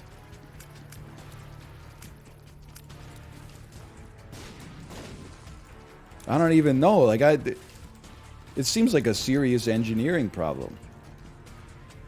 There's just 3 dimensions? What are you talking about? Because you got length and width, but then like it's not a square or a rectangle, right? So like you've also got a cubic function to represent the shape of your foot, and then you've got a height in order to get the lift in there.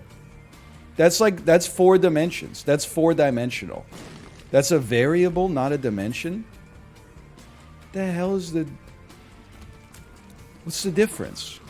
It's a variable, not a dimension?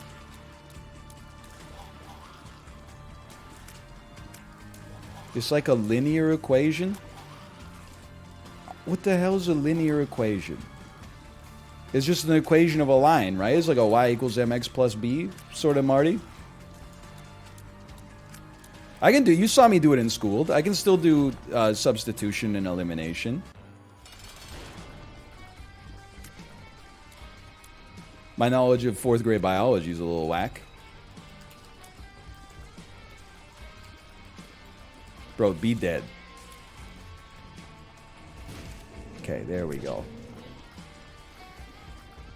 Y equals mx plus b has 4 variables, but it's in 2 dimensions. You know what? That's a great point, now that I think about it. That's pretty true. The only thing that's not a variable in that damn equation is the plus. Hey, Han Solo, thanks for the gifted subscriptions. I want you to know, by the way, Han Solo, every time I go off about sports gambling, I do think of the collateral damage in chat. I think of Han Solo. I have no personal problems with the sports gamblers. My problem is not with the people on draft champions, you know, adding a little extra spice to their weekend. My problem is with the gambling entertainment industrial complex that has completely taken over all marketing in sports over the past 12 months.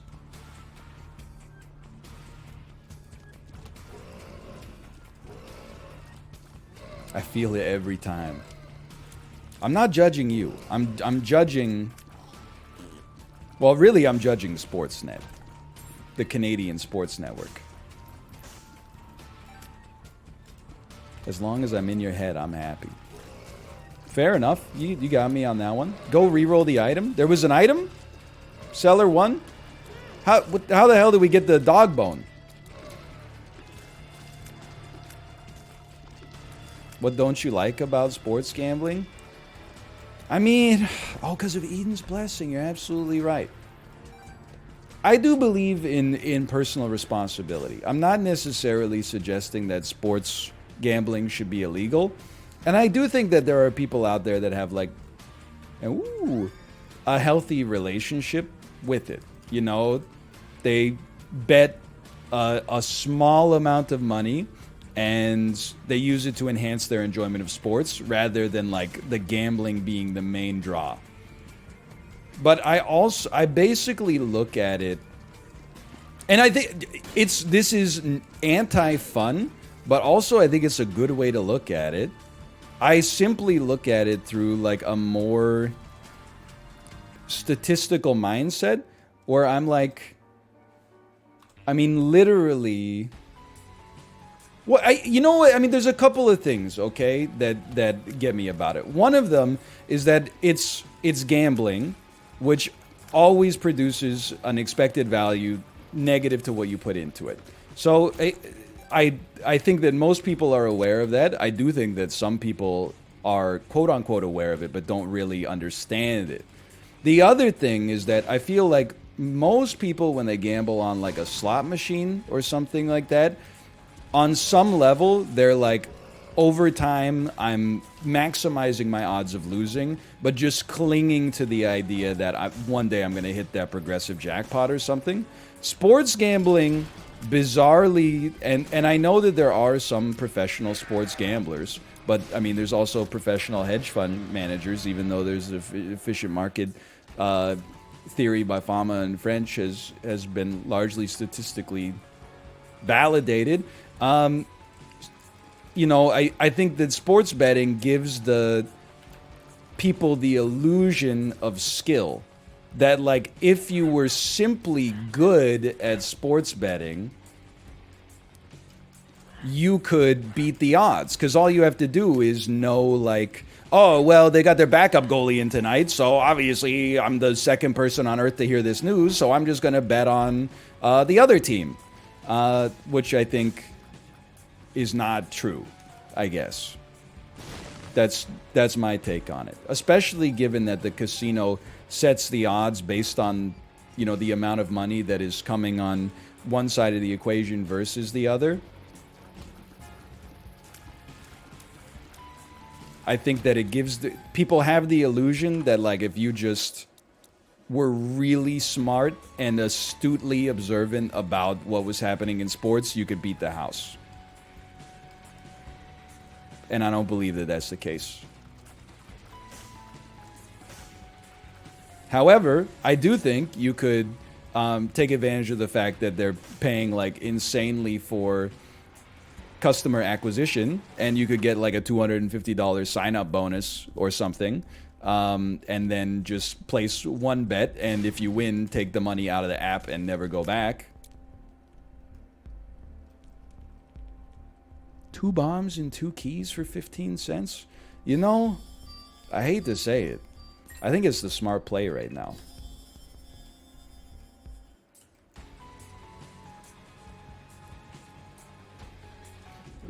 They make you play through the money before you can withdraw. They thought about everything, man. I mean, I kind of look at it like...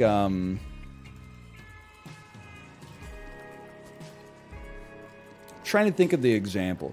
I do look at it like and this is mostly just interesting from a psychological standpoint.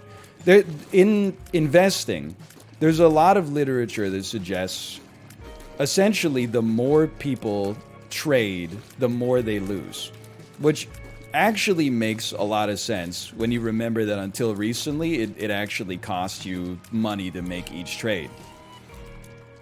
And I feel like sports betting is kind of like similar in the sense that, I mean, it's different in the sense that like literally it's kind of guaranteed that over time, like you can't realistically get more money out than you put in. Otherwise, the casino is going to go out of business. But it seems to me that it's one of those things where like you can get the illusion that you're good at sports gambling, and that could psychologically lead you down a dark path. I know there's people out there that are just like pure, like not to be rude, but like pure idiots.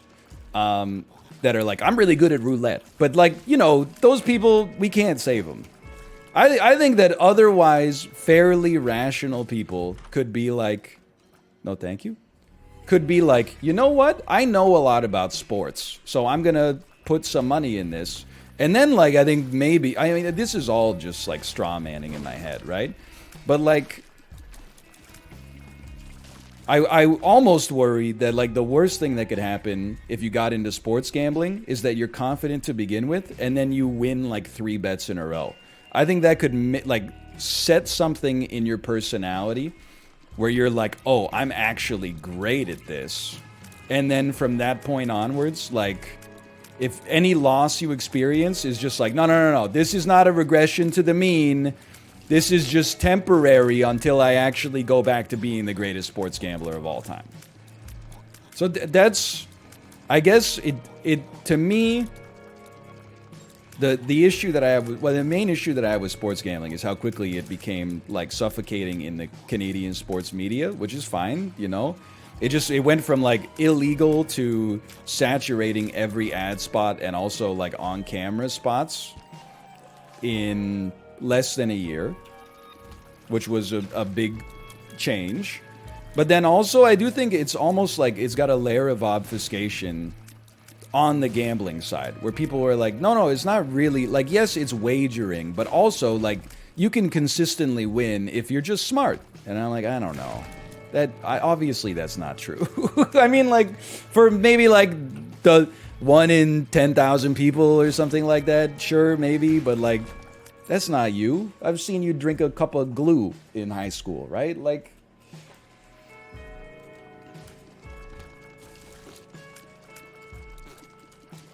so that's my take. A cup, well, you know, or like paint water or something like that. And I saw people say, what about poker? But I think poker is like a different business, right? Like, I think it's mathematically valid that you can have a positive EV in poker. The casino makes its money on the buy-in to begin with.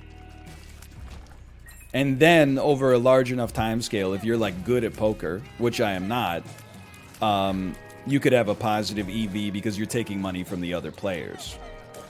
You know, if you were playing against a plant that the casino put on the table, then it would be a different story. But you know, the casino, I think, is just happy to have you pay like $1,000 to enter the tournament, and then they just supply a dealer and like a bathroom. But even then, I would still rather own a casino than be good at poker, I think. That seems like the dream. The best place to be in gambling is to be the person who owns a casino for sure.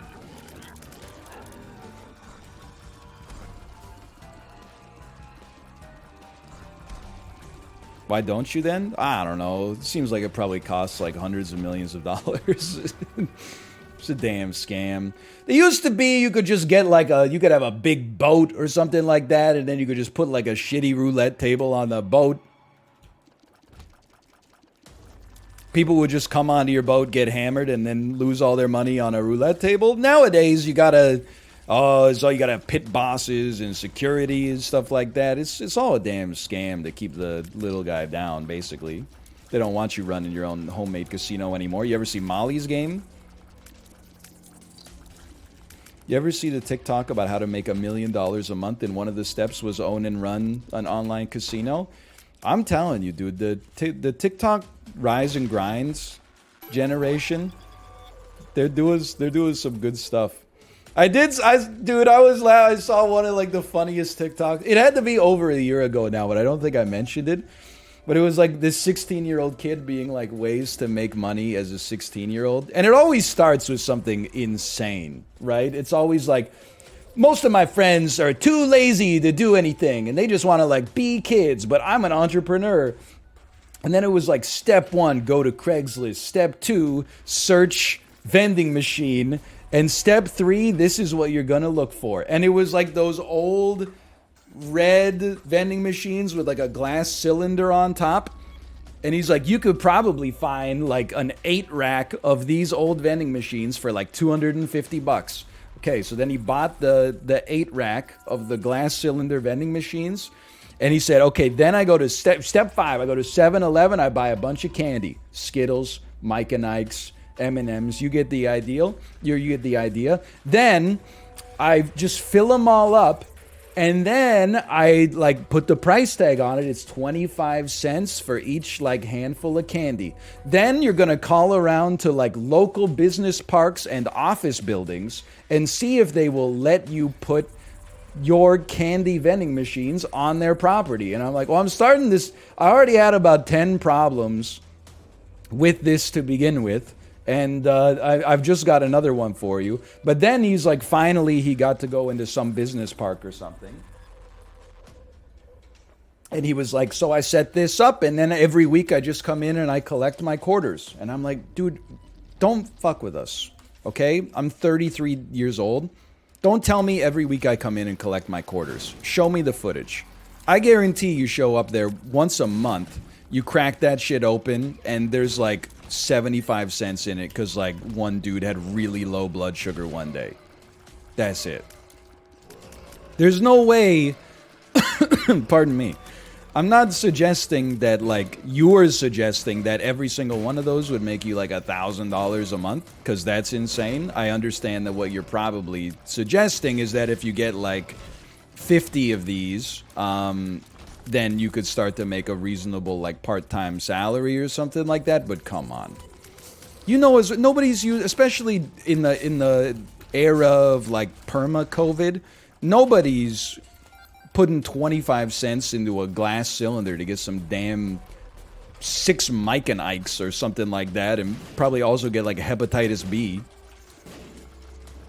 Nobody's doing gachapon loose candy anymore, kid. Sorry, the business has passed you by.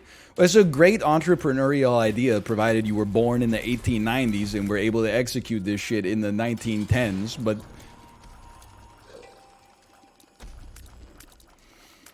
man. Anyway. Long story short, I don't know how that's gonna like work for I don't know how that's gonna work for him.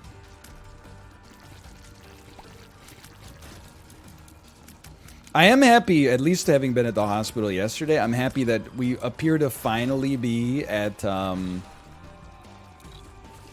all vending machines are credit card enabled. That saved me yesterday. I will say, can I give you like a social anxiety moment? I'm in a hospital. They tell me to drink lots of fluids. So I go to the vending machine. I buy myself a can of apple juice, okay? But then I say, there's no place in this hospital where I can drink a can of apple juice because I got to take my mask off. So as soon as I take my mask off, someone's going to be like, hey, put that mask back on. You're in a damn hospital. And I got to be like, sorry. So I just went to the bathroom and then took off my mask and chugged the can of apple juice in the bathroom. And then threw it in the garbage and then put my mask back on and left. I didn't know what else to do, man. It's a perfect crime. I didn't know like what I could do. What else are you supposed to do in that situation? Just drink it next to the vending machine? With my mask off? Are you crazy? They're gonna send me to the damn chokey. Go outside? Yeah, but then when you go back inside, you gotta go through like an interrogation to get back in. It's like some 75-year-old lady is like, do you have an appointment today? I've already been through it like 10 times. And I'm like, well, I had an appointment today, but then I also was admitted to the hospital. Gigantifies you for 30 seconds. Okay, but this does break the game, but it's also very good, right? Pull mask down, sip, put it back up. I'm not a sipper. I mean, I chugged that can of apple juice in like less than 8 seconds for sure.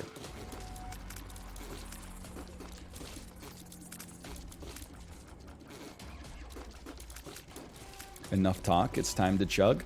It's time to chug! No. It's sipping time.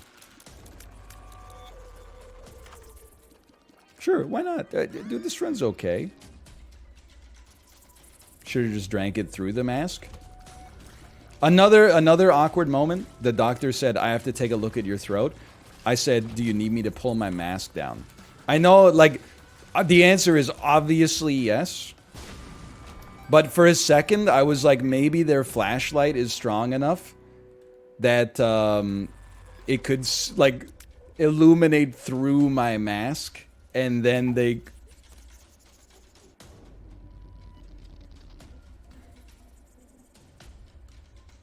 Son of a bitch. I just lost all my damage. It's gone. I spent it.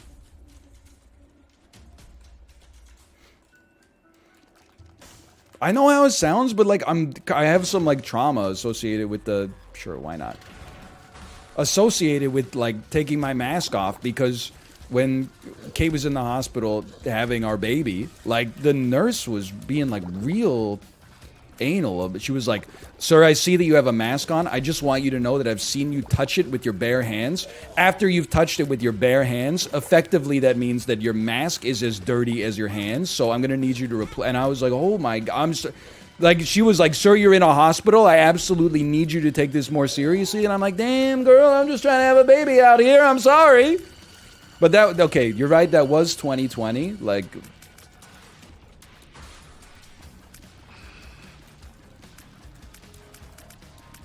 It was a slightly different era in terms of how we were dealing with things, for sure.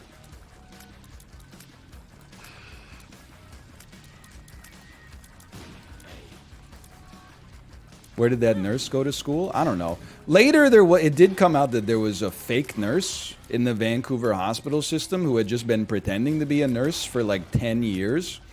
And I saw her photo and I was like, I don't think that that's her. But it could have just been like she could have done something with her hair. She was a fake teacher at my school. It was like a big news story. It was like 30 people brought charges against her. They're like, yeah, I was about to die in the hospital, and then it turns out my nurse wasn't even a nurse. She was just like a lady.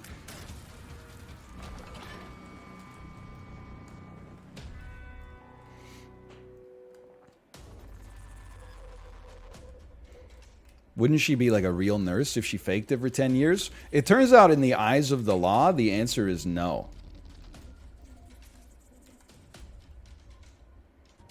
They're apparently pretty serious about the qualifications that you need to have in order to be like a real nurse. I'm fucking huge, dude. Look at this.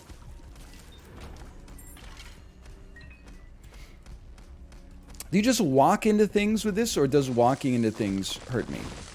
What? It does not hurt me. Okay. Oh, dude, let's go.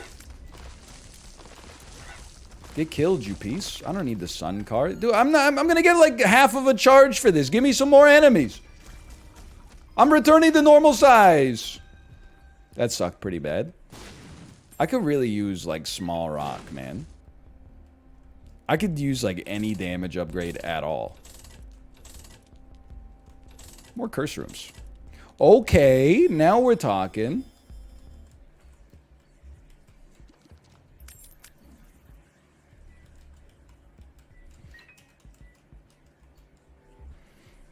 I was thinking about that fake nurse when the nurse took my blood yesterday, and she's like, "Sorry, sir, that's not a vein, that's a tendon." This ain't a vein, it's a goddamn tendon. This ain't a vein, it's a... It didn't hurt that bad. I'm pretty strong.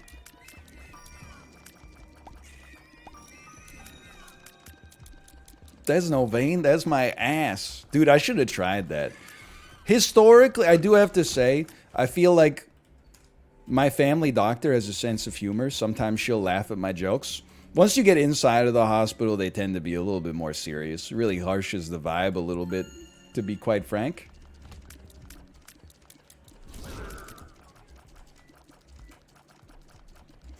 Yeah, I don't know. I feel better today. There's no doubt about that. I'm not an idiot. Like, I know... Oh my god. The antibiotics are like... They don't work immediately. Like, you know, it's like shaving your chest, you know? You're not going to get all the bacteria on the first or the second dose. You know, that's why I've got 14 doses here. But I'm a little bit picked up here. I'm feeling a little bit picked up for sure.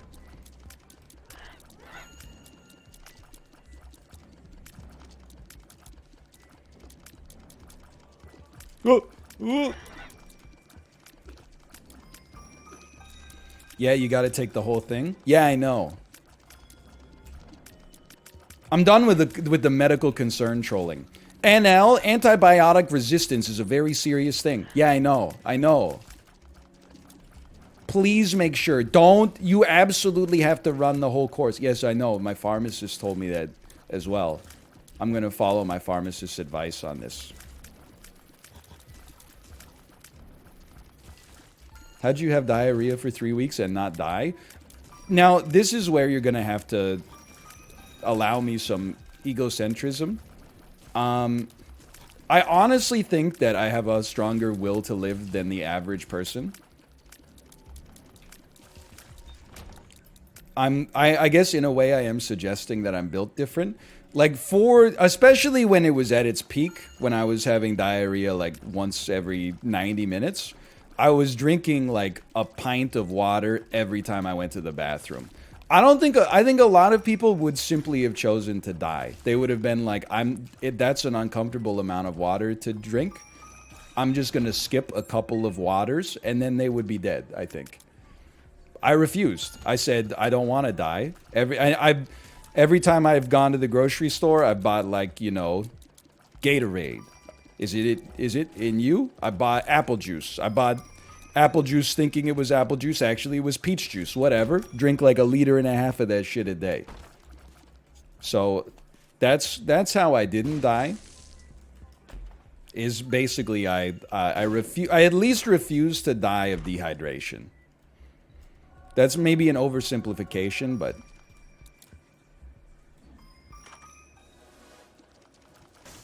magic fingers. Incredible.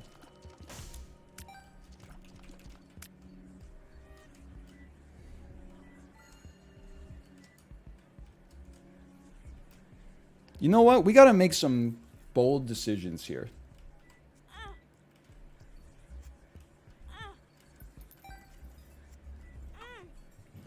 You could have also just held it in.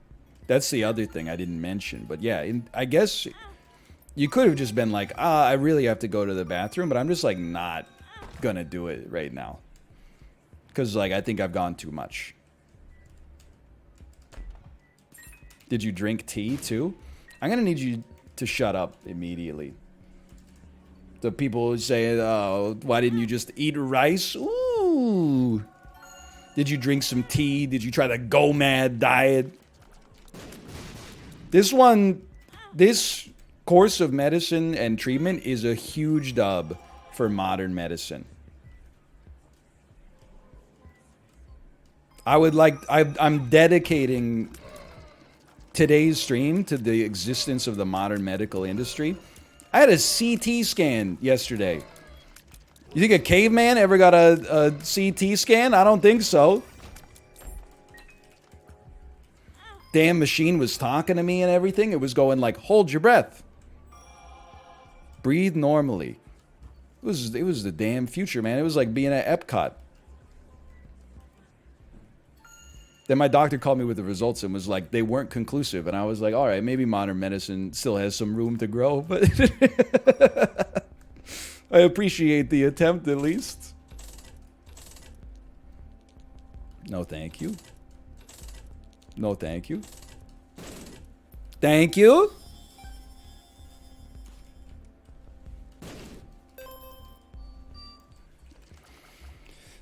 They did CT scan that mummified caveman.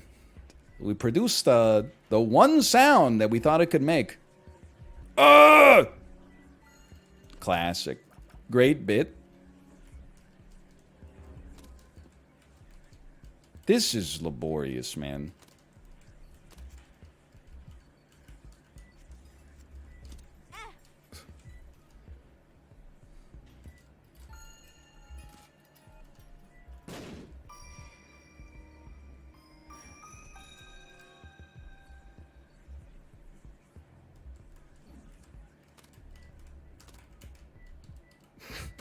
Thank you. That's honestly, that's all I could ask for. Thank you for something. Oh my god. What is oh man. Whew. Anyway. Can Chubby Emu make a YouTube video based on your struggle?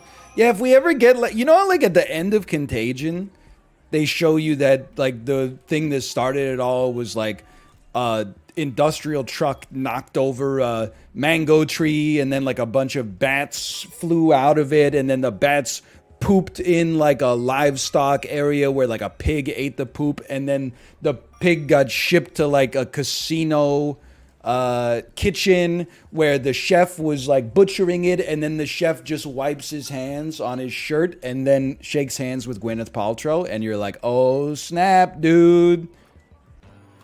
If we ever get to like reverse engineer what caused this, then absolutely.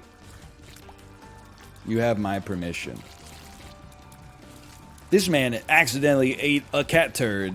You won't believe what happened next.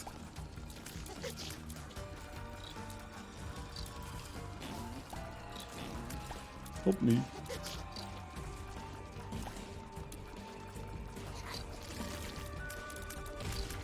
Did they give you an idea of where it came from?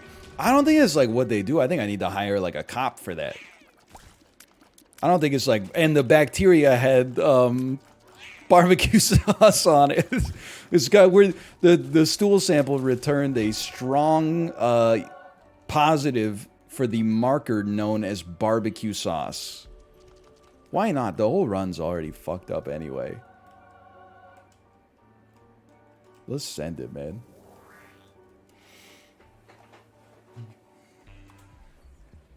Anyway. Debs 2? What the? We got nothing going for us.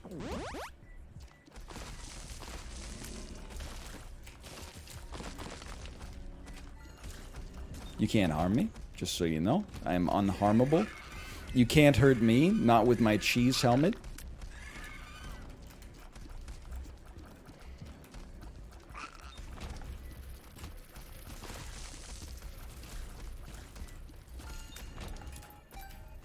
At least let me get like 4 rooms. I'll take it. It could be worse.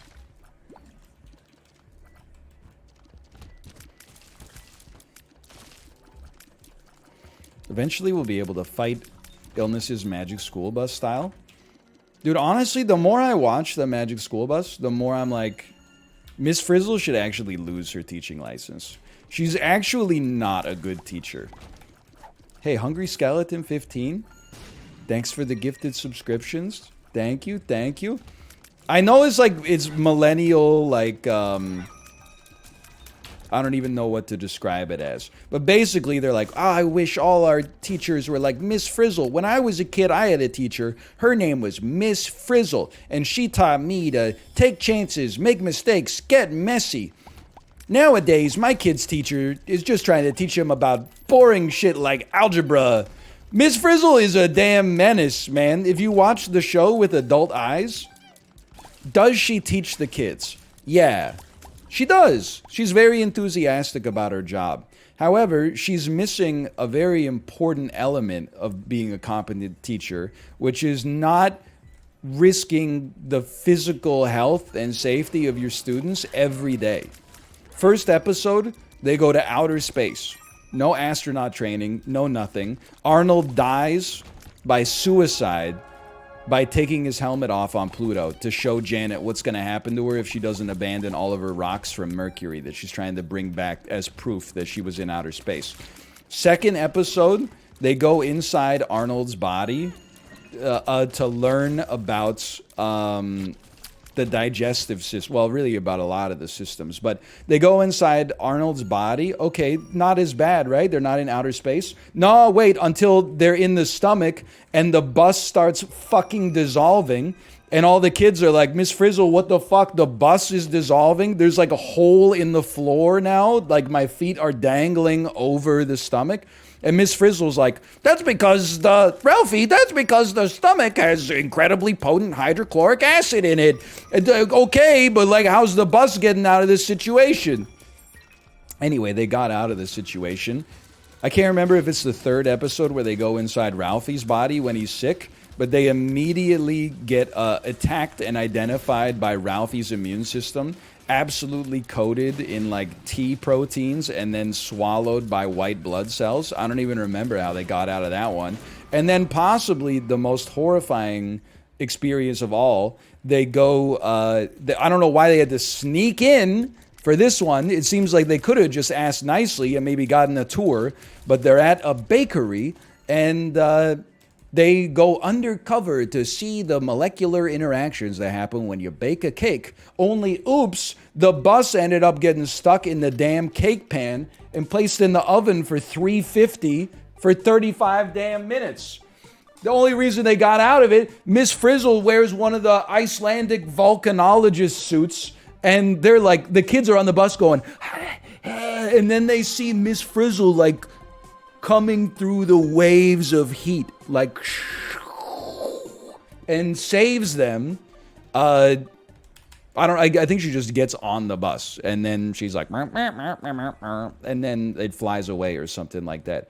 But she, like, in the first 4 episodes, she almost loses all of the kids every episode. It's crazy. I would, like, my kid would not be going back after like, if my kid came home from school and she was like, oh, we were in outer space today, I'd be like, oh, that's cool, honey. And then I'd be like, do you have any proof? And she'd be like, yeah, check out this photo of Arnold's fucking frozen head with his amethyst eyes after he took his helmet off. I would be like, let me get this straight. You flew to outer space today and a kid died? She's not going back to that school. She's going into a safe public school somewhere with like a normal teacher where a field trip is like you go to the cheese curd factory or something. I don't want to send my kid to school that all day at work in the back of my mind is like, the only thing that's running in my head is, you might get baked into a pie on the magic school bus, walk the river of lava. How about just like silent reading? They don't do a whole lot of silent reading on the magic school bus. That's a pretty important skill. Just to make your day complete, you might get baked into a pie. Next thing that you know, you're thinking, octopus in the neighborhood? No, thank you, dude. No, thank you. You watched it recently? Yeah, I watched like a shitload of it. I don't even want to. I got way too many strong opinions on Peppa Pig, man. That show jumped the shark.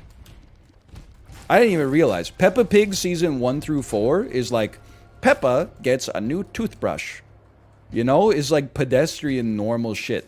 Last episode I saw of Peppa Pig lost her boots, okay? She couldn't find her boots.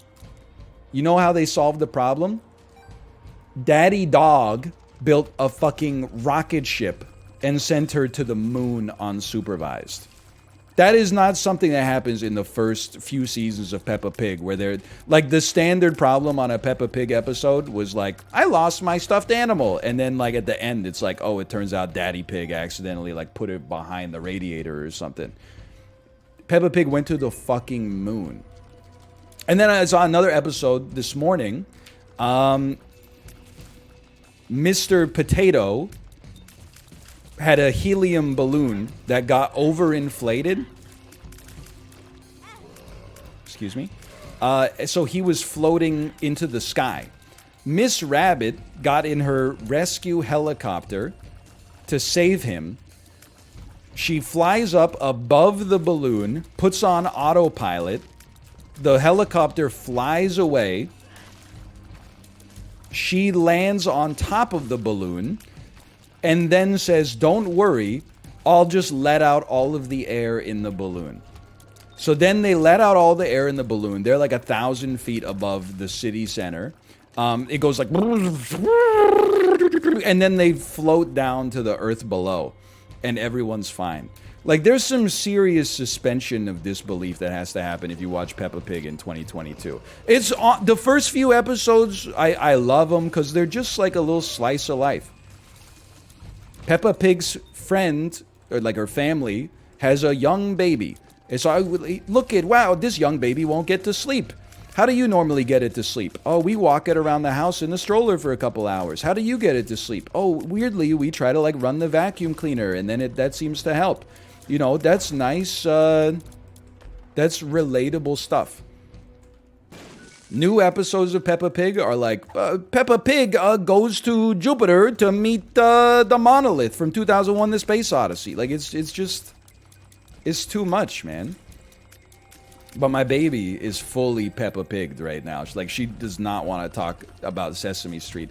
Although last night before bed, I didn't tell my wife this yet, but last night before bed, she started telling me an outlandish series of lies. She said, Daddy, I saw Elmo today. And I said, oh, you saw Elmo today on the TV? And she said, no. And I said, where did you see Elmo? And she said, in my room. And I said, did Mommy see Elmo? And then she very deftly said, no. And I was like, okay, because I could have cross-referenced that pretty quickly.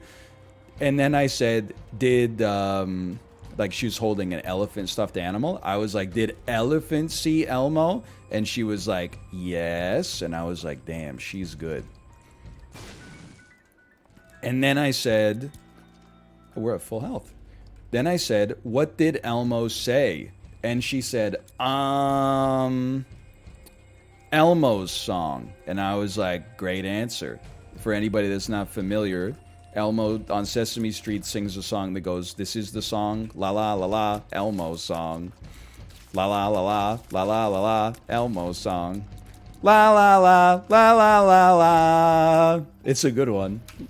And every time it comes up on Spotify, it pisses me off. Because Elmo sings a whole verse like that, right? It's all just la la la la.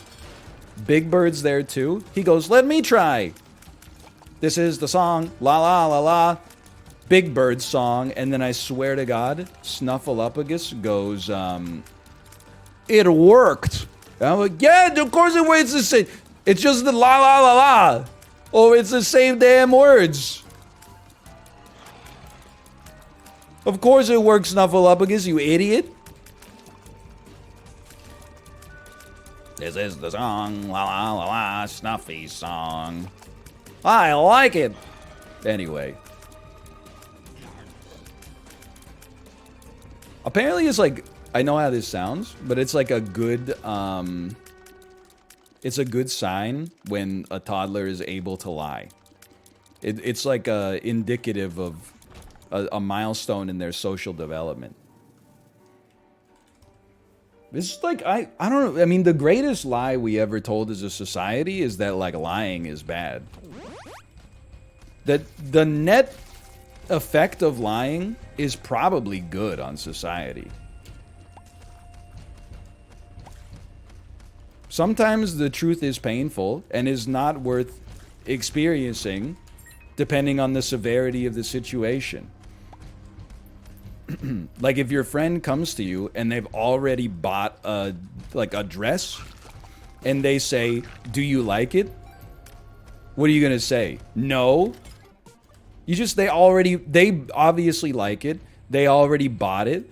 The barrier to them returning the dress, the only thing they're going to get out of it is store credit anyway. Nobody's going to give you a full refund for clothes in cash these days. Are you seeing the economy?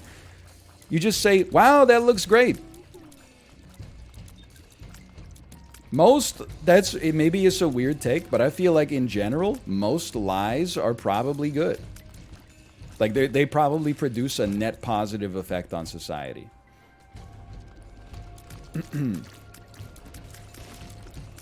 Your mother-in-law spends all afternoon cooking you a food. You eat it. It tastes bad. She says, "Do you like it?" You say, "Oh my God, it's so good." Why would you tell the truth in that situation? Some situations you should tell the truth. A lot of situations you should tell the truth. Many situations you should lie. That's at least my take on it. If you lie, if you tell the truth, maybe she'll cook better next time. That's a very naive look, I think. Once someone hits like 25, what you see is what you get, man. Nobody's like... The only thing you're gonna do is turn somebody into an enemy instead of a friend. So, you know, in this mother-in-law situation, my mother-in-law is like 63 years old. If she cooked me something and it didn't taste good, and then I said like, "Oh, it tastes horrible," the only thing I'm going to do is hurt her feelings. It's not like she's going to be like, "Thank you for your prompt and honest feedback, Redditor. I'm going to enroll in a cooking class immediately in order to solve this perceived problem with my life because I got fucking nothing else going on ever." So I really appreciate I understand that life, basically the pursuit of life is to just constantly be ironing out your flaws at all times and never actually have time to enjoy yourself. So I appreciate you adding another thing onto my already incredibly cramped to-do list. No, you psycho. You just say, "Wow, this is really good." And you move on.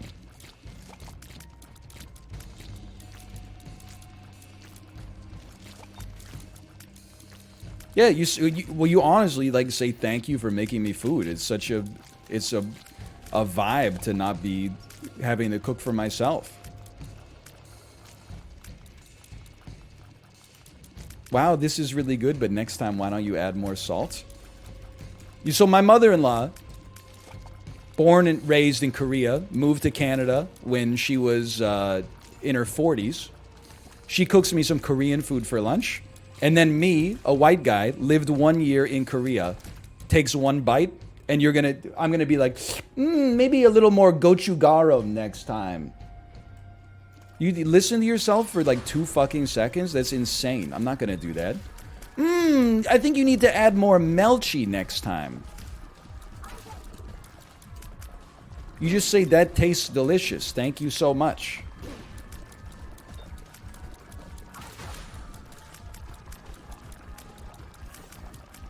And then what do you do if she cooks it for you again? You fucking eat it and say, "Wow, that's really good." Because you're like an adult. Maybe you gotta eat that shit like once every 8 months for the next 20 years. If it bothers you that much, you just eat as much as you can, and then you go to McDonald's drive-thru on the way home.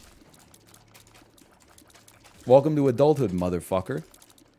Strap in, you got like 60 years of this shit. It's a marathon, not a sprint.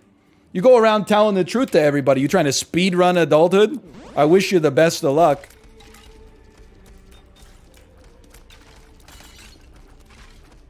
Let me know how that works out for you. There's an enemy somewhere. Oh my God, it's like 2 spiders. Holy cow.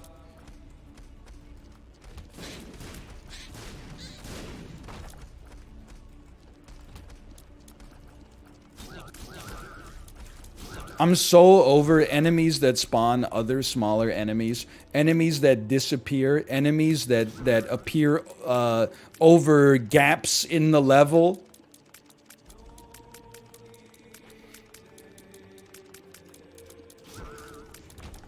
I saw the Elvis movie and decided Elvis is the first speedrunner. Okay, can I speak on that? Can you speak on that?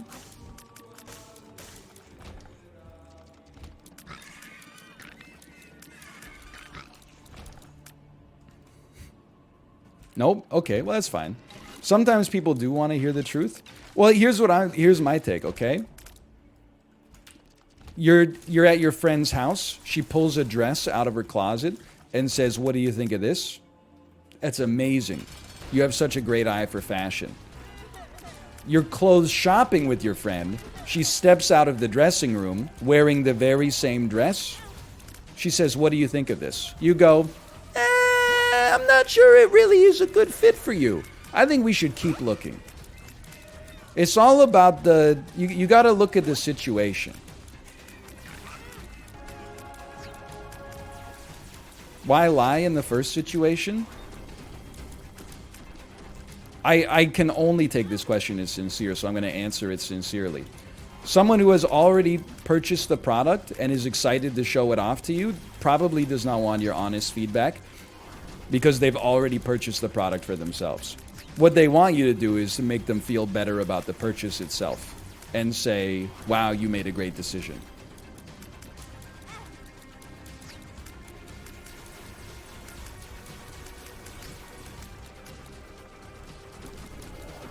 Depends on if you can return it. You guys aren't going to make it. I'm just... Just take good advice, okay? Not everything is an invitation to argue the edge case, okay? People argue edge cases as if they're the base case. And then they think about the base case as if it's the edge case.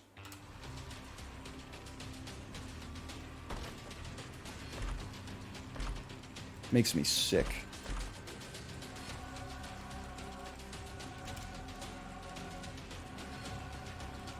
It's actually relevant? It's like, it's literally relevant, which is what's just annoying. Is that there's like, it's not functionally relevant at all, unless like you're the kind of person who like has arguments with your friends, and that's like, let me guess, you all wear suits to your freshman year lectures. And then you all go out to the campus pub together and order chocolate milks. But like most people, there's like a certain repartee that comes with social interaction. And it's, I assert something. Maybe I'm complaining about something that happened in my life, or maybe I'm saying this is the way the world is, or something like that. And then the other person says, "True, true, that's pretty true," unless it really violates their moral standards of how they see the world. And then they, having validated my assertion, then they go, "Hey, here's my assertion about something else." And then I go, "You know what? Because you validated my assertion earlier, I'm going to validate your assertion now, because I know how good that can feel."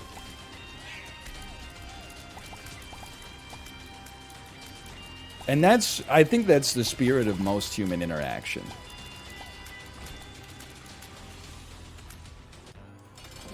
Okay, this is going a bit too far. Okay, then stop asking about it.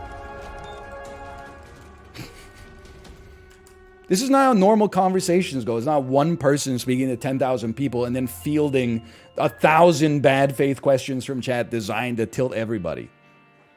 Usually, one person would just say something. Everybody else would be like, "Okay, I either agree with that and say I agree with it, or I disagree with that and say, well, maybe," and then...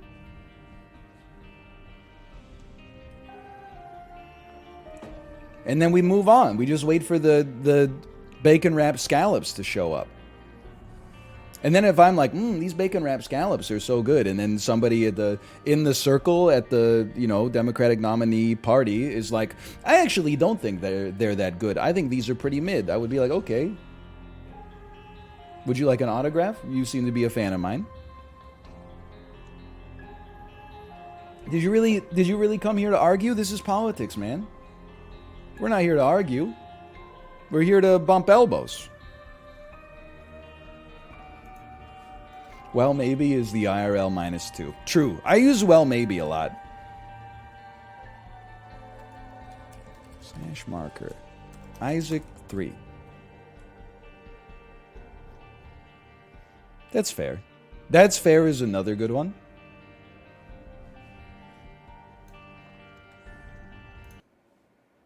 Choose prediction. We won again. We never lose. I guess. I guess is another one. That's crazy.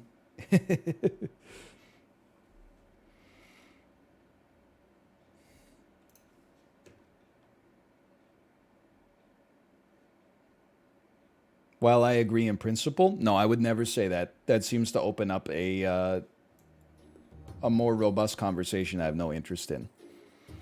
I mean, I really don't have an interest in arguing, and I think that most people will get here at a point in their lives if they're living right. I really don't have an interest in arguing with anybody about anything ever anymore. I think I have reached the point in my life where, like, I would, if it seemed like I would have 2 arguments with a friend over the rest of my existence, being their friend, I would probably not want to be friends with them. Even if we were close, if I saw 2 arguments brewing on the horizon in the next 10 years, I would probably be like, we're just not going to talk that much. Life's too short, man. Big -2. Maybe it's different strokes for different folks. I'm at the point where, like, I just feel like life's too short for an argument. You've never had a fun argument before? Well, I don't know, when I was like 13. But now I feel like there's like 25% of society is just out there baiting arguments constantly. Like, it's, oh man, I had a really good chicken sandwich today. Oh, really? Where was it from? Oh, this one was from the Down Low Chicken Shack. Oh, do you think that the Down Low Chicken Shack sandwich is better than the one that you get at Ojai Nashville down on Robson Street?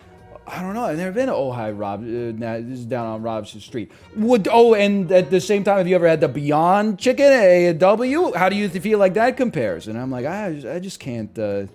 I don't know, man. I just wanted to tell you about my chicken sandwich and have you be like, that sounds good. But now all of a sudden you're asking me how I feel about antibiotic-raised factory farmed chickens from Popeyes, and I'm like, I'm not having fun anymore. That's boring? That's fine, man. I mean, I think a big that's the weird thing. XRXR13579. Thanks for the gifted subscription. Thank you.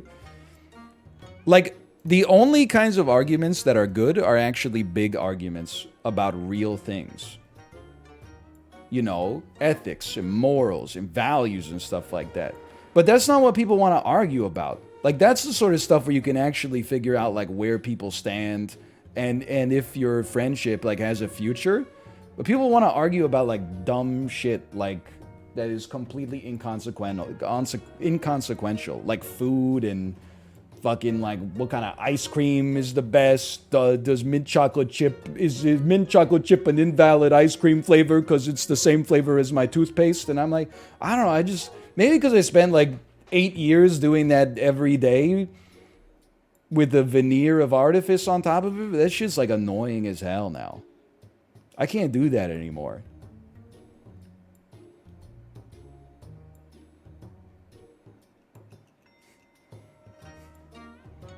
It's like if you put a hockey stick in Wayne Gretzky's hands, he probably wouldn't even know what to do with it anymore.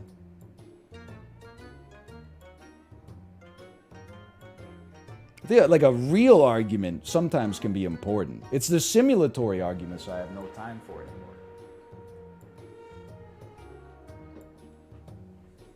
You never like disagree with your friend about a movie or something? Well, like, I don't know. We just, Malf and I, we have discussion. I don't know. Would you call it an argument? If he says, I watched Ready to Rumble again this weekend, and I say I finally watched that, and it's like I thought it was one of the worst movies I've ever seen. That's not like an argument. That's just two people telling the truth at each other. That's definitely an argument? Okay, never mind. Maybe I love to argue then. Me on my way to get 7 wins.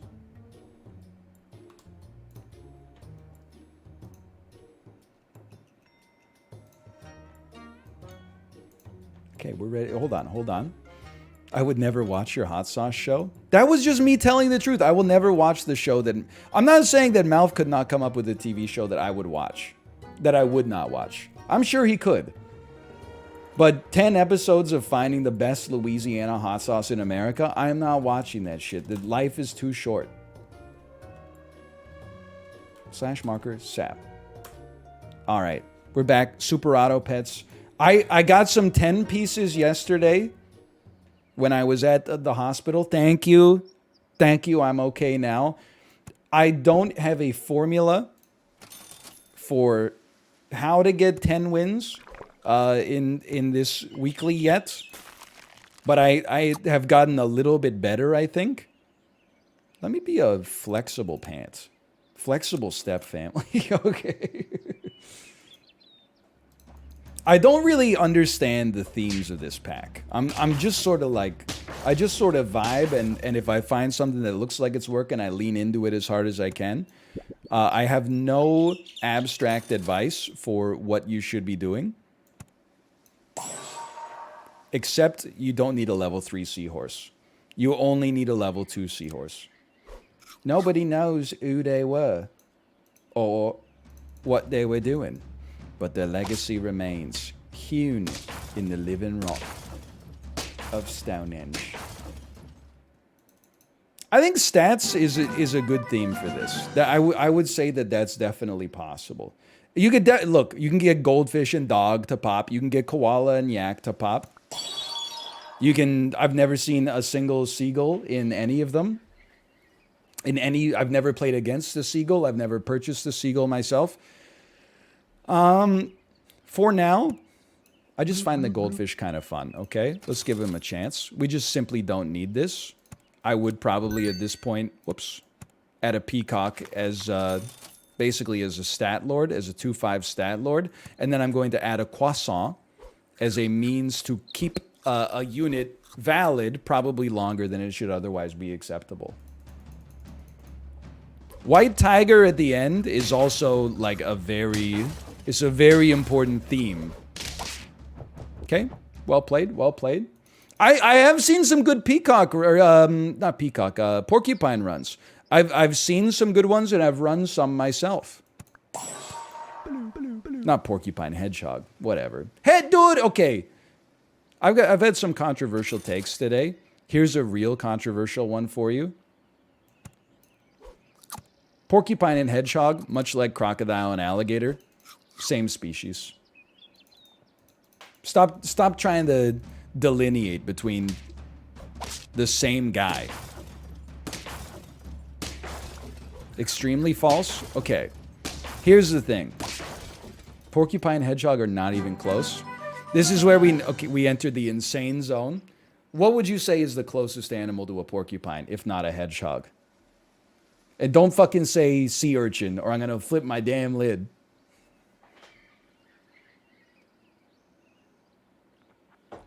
An echidna?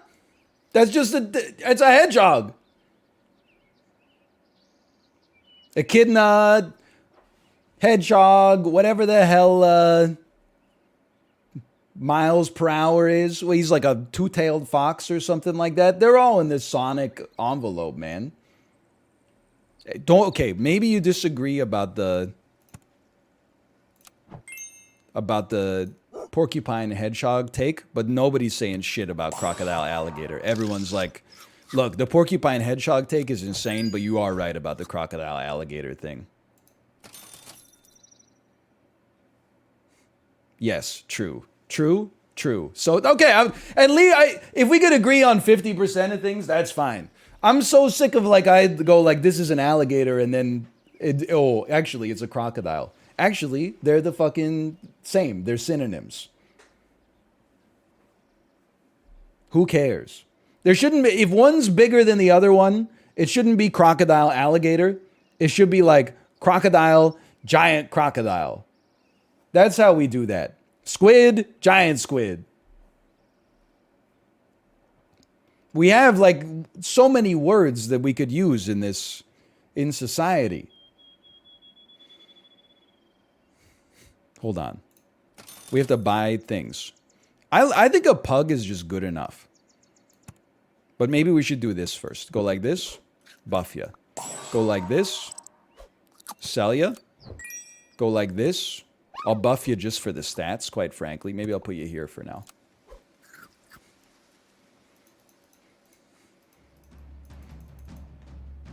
Pony, giant pony?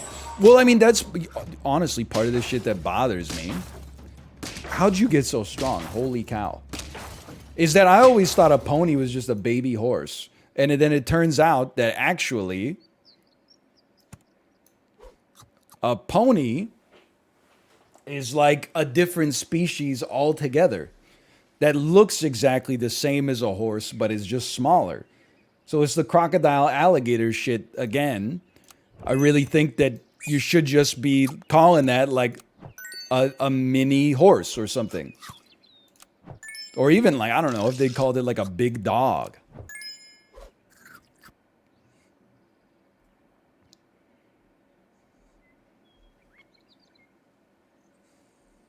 They have different evolutionary histories. Yeah, but like nobody cares.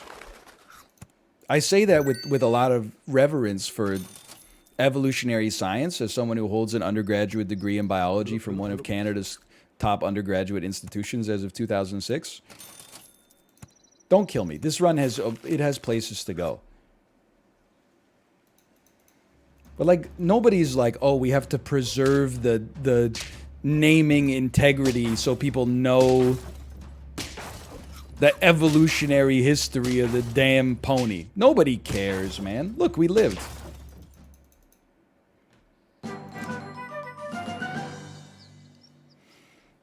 What about apes? Well, now we're getting a little bit more into the weeds. I think that because we're humans and we're the species that is making the names, we should have a human-centric model for naming. So I think that we should just start calling it, like, gorilla should be like strong, hairy dude.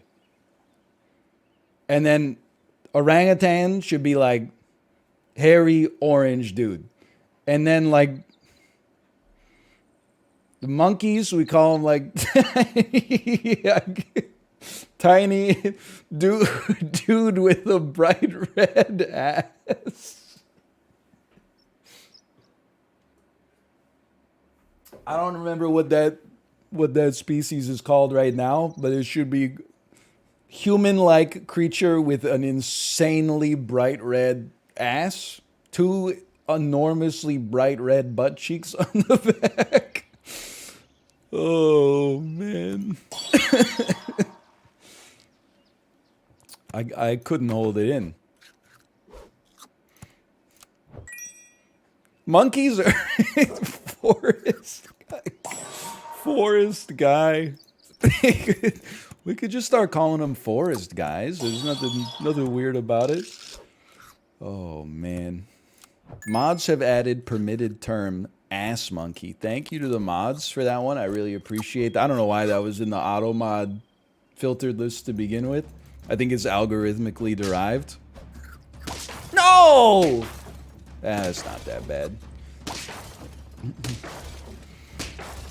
The forest guy got me good. Dude, monkeys are so funny. I love that, like, anytime you see a clip of a monkey, you know what's gonna happen.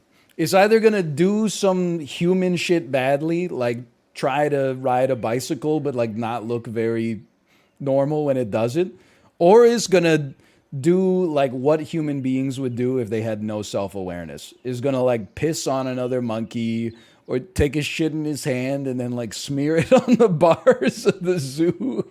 Like, is gonna grab somebody that's too close to the cage and then try to pull them inside. I was explaining the clip to Kate where the orangutan tries to pull the guy inside of the cage, and like at first it just grabs him, and everyone's like, "Whoa, whoa, whoa, whoa, whoa, whoa," and then it like doesn't let go, and the zookeeper comes in and starts like trying to kick him, but the orangutan's just like. It's still, whoa, whoa, and they just increasingly get like more and more scared as time goes on. Then the orangutan gets a second hand around the guy, and they're like, ah, ah, and it starts like twisting him up against the bars, and then it just ends. Oh, I think he gets away. Anyway, it's a lot of fun.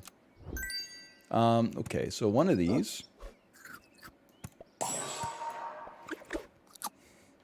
I mean, honestly, I bet if you when you show that video to people, they're like, that's scary.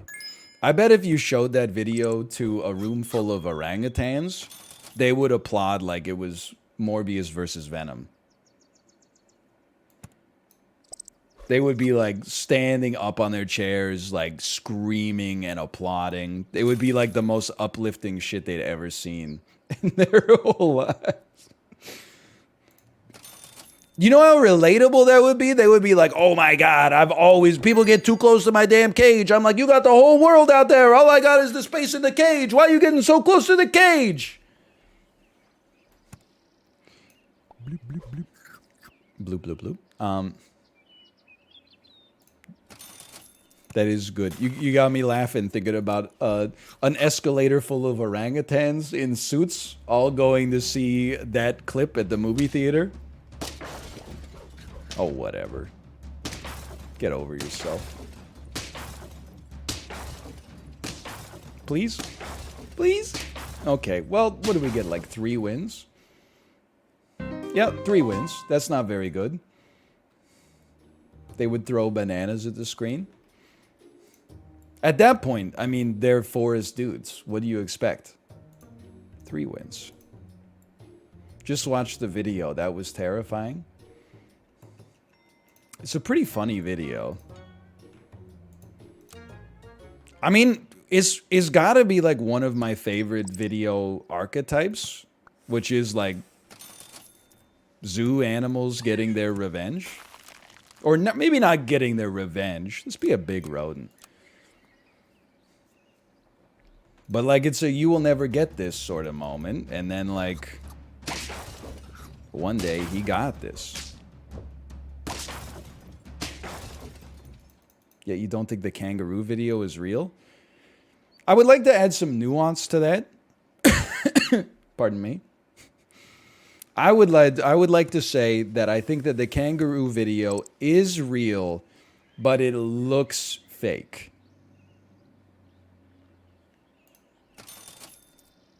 There's a subtle delineation there. It's an interesting start here.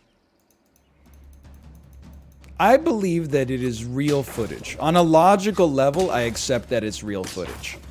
As a person with eyeballs, it looks fake as hell. You were adamant that it was fake? Okay, and you used to like shit your pants every day for 2 years. People change. Oh, do you stand by this take that you made under duress 7 years ago with 2,000 people pressing you about it? No, fuck off. Get out of here. Close your damn NL referential spreadsheet you got open. Get a life. It's crazy, man. You were shitting your pants 5 days ago? That was for medical reasons, okay? It's illegal to make fun of me for that. Okay, this frilled dragon is gonna go fucking off, dude. Take one of those. Take one of these. Well, you have a faint trigger as well, my friend. You have a faint trigger as... It's a very bad faint trigger now that I think about it. Just take one of those, but I might freeze you.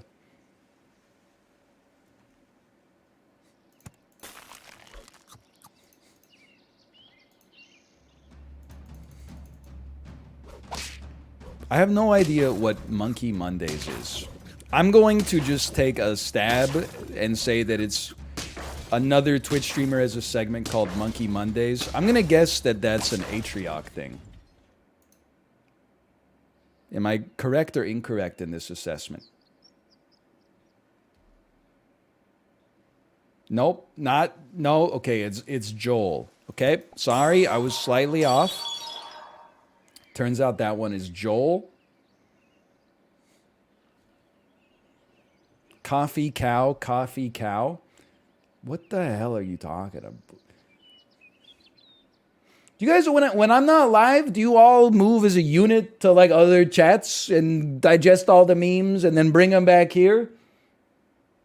I thought you were saying this guy's a coffee cow. And I was like, thank you, because that's exactly what I'm talking about from an animal naming standpoint. It has a bovine pattern to it. Why the hell is this shit called an okapi? A zebra should be called a horse cow, and then the okapi should be a mini horse cow.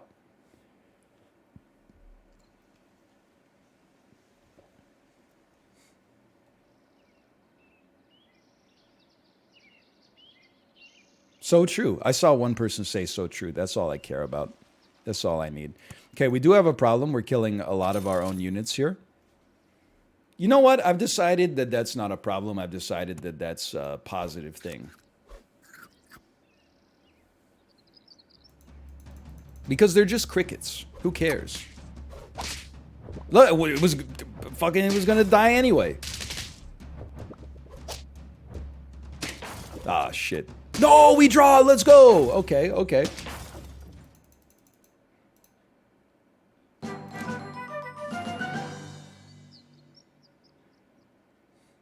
Okay, hold on.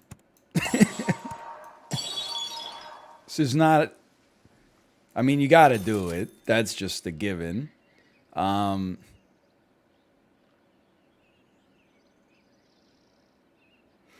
mean, at this point, I'm kind of like... I think I should just get rid of you. And then, like, maybe you go to the front. We'll put another one of you up there. Maybe we give you one of these in the future. Okay, and then I'm thinking if we can get some garlic on our frilled dragon, who knows what could exist in our future, man. Who knows what could exist? No!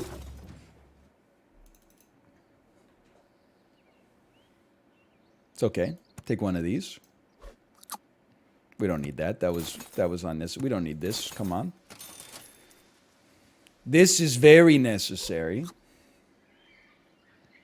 You know what? Take one of these. We're on 3 wins already. I'm actually not scared about this one. Please move the cricket. Well, guess what? You just got your wish.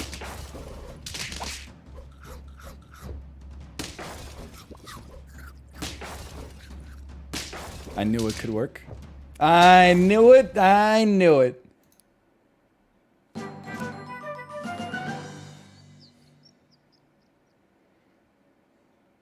I don't think the ant needs to go any higher. I'm sorry. I don't think it does. I'm not getting 2 pineapples. I'm sorry. I don't think we need it, man. Instead, just roll endlessly. That's a classic.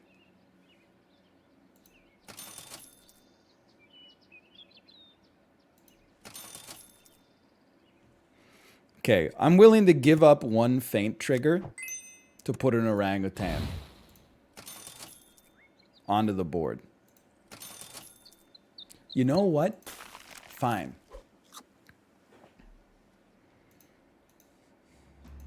Sorry, orange forest guy. My mistake. Orange forest guy. Fair trade. Orange hairy forest guy. Look, it took like a millennium to come up with the system in the first place. It's not going to be perfect right away. We got a few kinks to work out. I think we want garlic for you.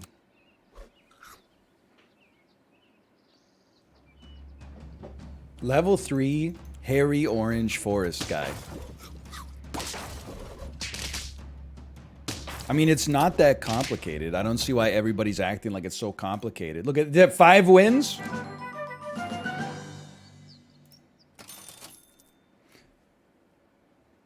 You should take one of these for now. Please, level 3 hairy orange forest guy. You rolled poodle? Yeah, I try to like take different things, okay? It's just making every run into a poodle run is just kind of annoying. Every run's got to be dog or take a hippo every time it shows up. It's just ignorant, you know? You just mix it up a little. Like, look at this. This is fun. We had 6 wins already. Whatever happened to the Planet of the Apes movies? They made a strikingly good complete trilogy and then resisted the siren song of capitalism and have presently left it alone.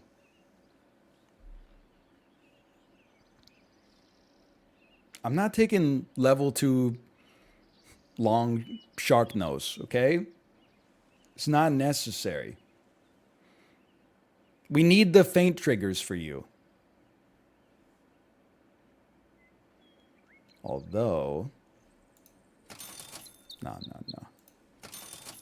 You know what? Take some +2 attack instead. That's way more valuable. Sure. Give it a try. Good is a stretch. You should watch the movies, man. No! My only good units! Okay. Oh! Anyway. It's not so bad. Legit, the movies are actually... I mean, if I've said it once, I've said it 1,000 times. I think there's just some people out there, and I do get it. But I feel like there's some people out there who will never be able to suspend their disbelief that at the end of the day, it is just a movie about... You're like, what? Monkeys? Really? It's a movie. Okay, let me get this straight. The monkeys rebel and take out society. Sure, a likely story. But like, if you can get over that, those movies have got some serious... I mean, there's some gravitas associated. Guess what? Look at this. Another pineapple for you. The first one's kind of good. The rest are total dog shit. It's funny because, like, as far as I know, at least, the conventional wisdom is actually, like, almost the exact opposite. It seems like most people are of the opinion that the first one is, like, pretty good, and then 2 and 3 are, like, exceptional.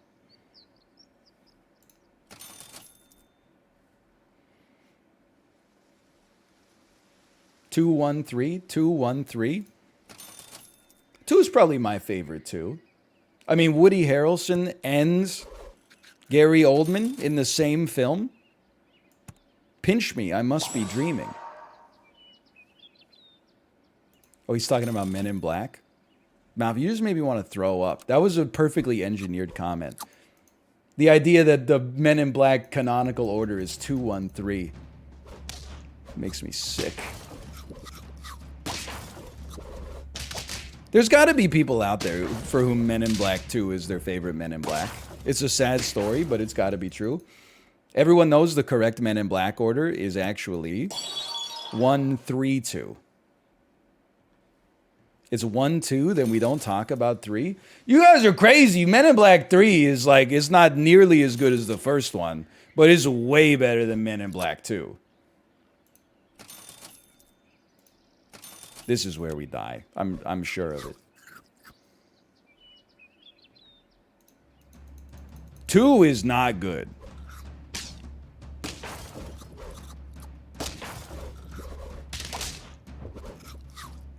This is where we thrive. This is where we die. Never mind. 6 wins. How is that twice as good as the run where we had a dog? What a sad story this is. Men in Black 4 exists, you know? Excuse me, it's called Men in Black International, as it is not a sequentially named and numbered sequel. I do not consider it relevant to place it in the rankings with the other sequential Men in Blacks. Also, I've not seen it, but I heard it was really bad. How about a disgruntled programmer?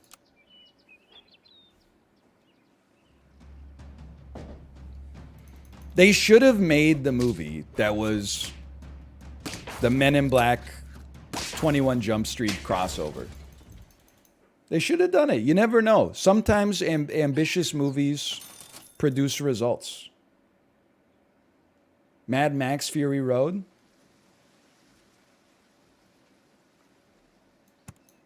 Crank 2 High Voltage.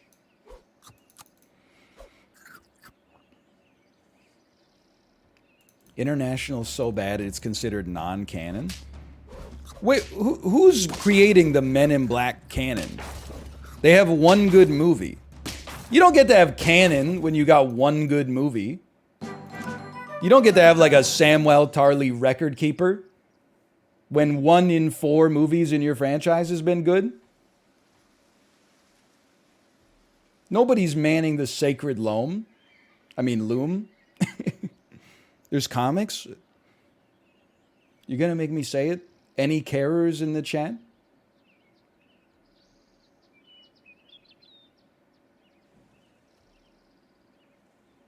Only comic book I've ever read is when Batman teamed up with the FaZe Clan. That shit changed my life.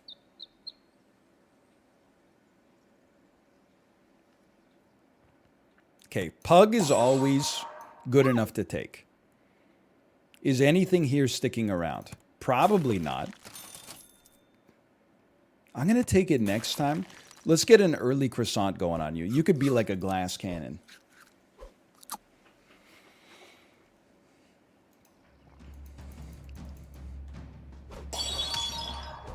Is the comic real from which the infamous reaction image, "My parents are dead, Raphael"?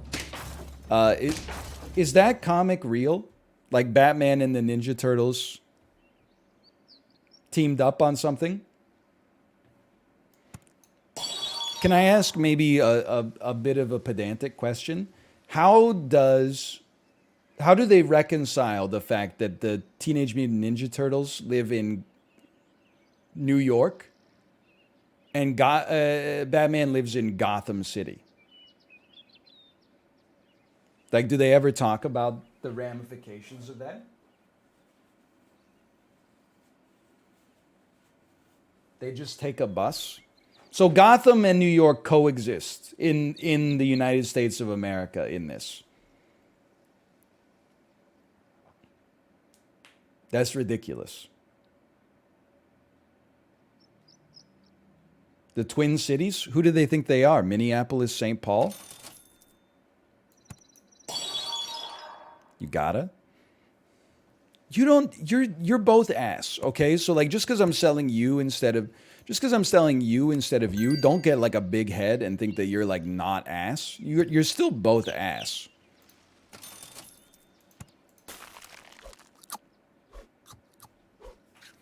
The line "cowabummer" is not real. But when he says my parents are dead, Raphael, that line that's canonical.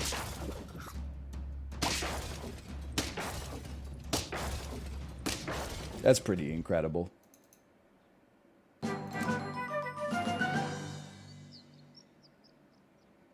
Okay, I don't know why I'm doing this, but you're there. That's where you are, you're there.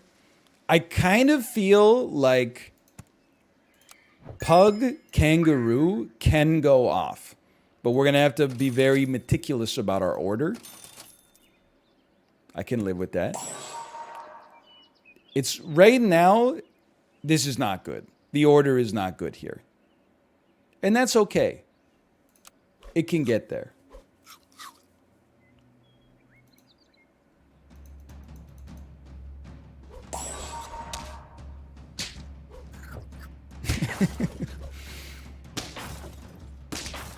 I don't know. There's just a comment that said, "This is where you watched your parents die." Whoop whoop. I don't know. You got me laughing. You got me laughing about that one. That's for sure. Okay, level 2. This goes insane. The seahorse has no reason to exist. Goodbye. The orangutan comes out.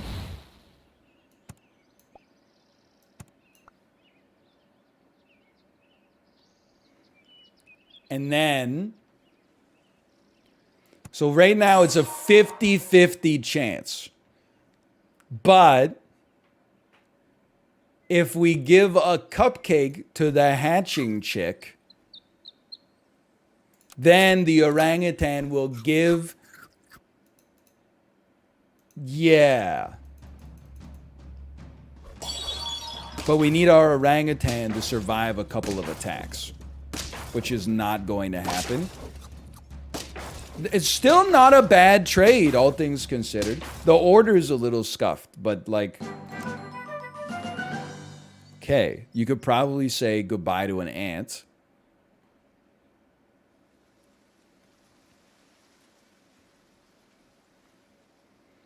I kind of want the orangutan to get more HP.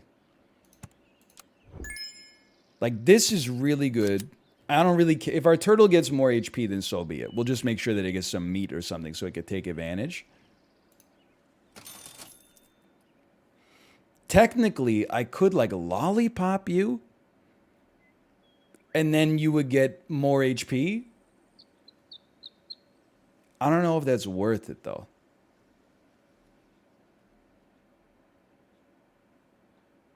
Okay, you know what? I do kind of like pug behind turtle. Creates a level 2 turtle. And then the hatching chick can be applied to the kangaroo. That is nice. You need some meat.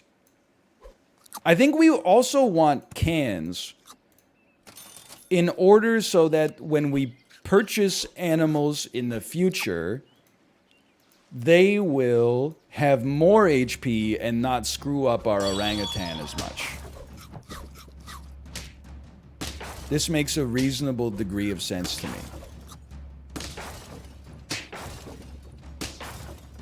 It's a draw I'll happily accept.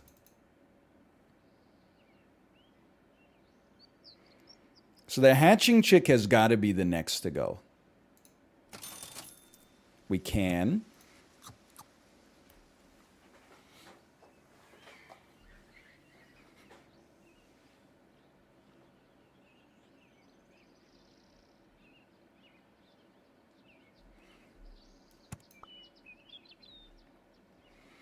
It's tempting. I do like the hippo. There's some temptation there. It's going to come out with enough HP. This looks fine to me. Why not?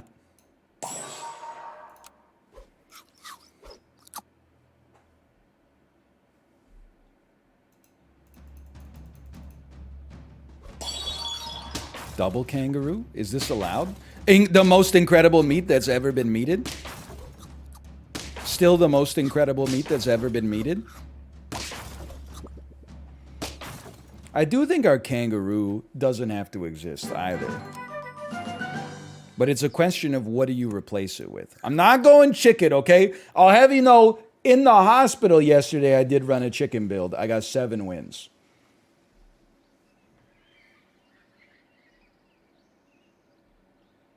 I don't think the time is right here. 7's a lot? Yeah, I was kind of impressed. I was surprised.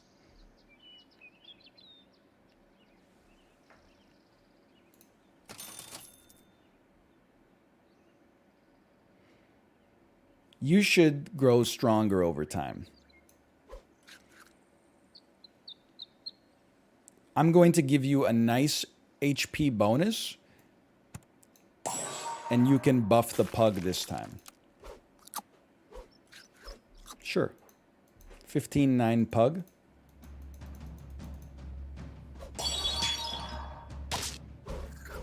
My order?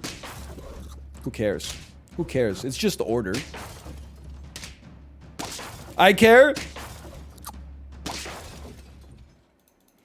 I ate his liver with some fava beans and a nice HP bonus. Okay, we're on lethal at 5 wins. You know what I'm learning from this whole cursed lesson overall? The best thing you could possibly do is just take 3 hedgehogs.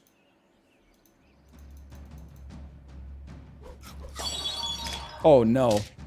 It's the greatest eel I've ever seen. I didn't know you could make an eel this good. No, by 1. 5 wins. Dude, this is the cruelest weekly they've ever made. It's, you gotta scrimp and save for like every single point of HP and attack. They've reduced scaling to 0.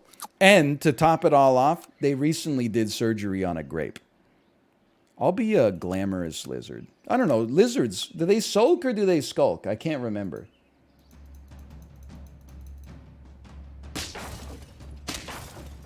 They do a little of both, right?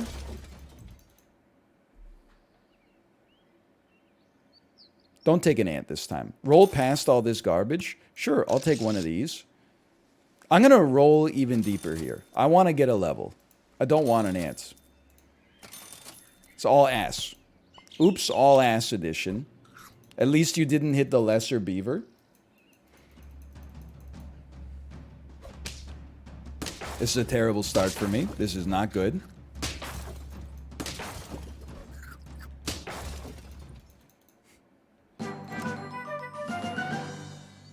Okay, you know what?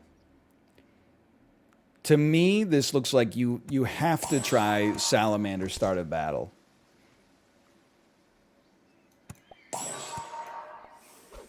You need something that scales. This scales. No startup battles. No startup battles. I know there's not that many startup battles like in the pack. But I think we gotta try at least. There's 3 of them.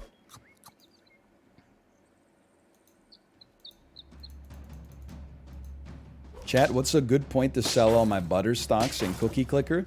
Honestly, you should ask Dan. I see that guy on Discord. He's in Cookie Clicker like 24/7.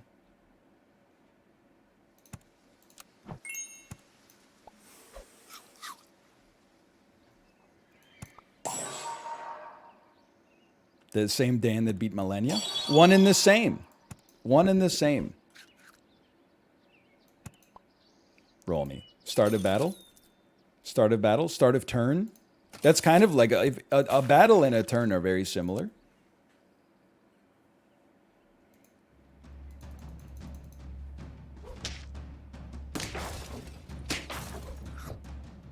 It's okay. We lose these. I mean, draw these.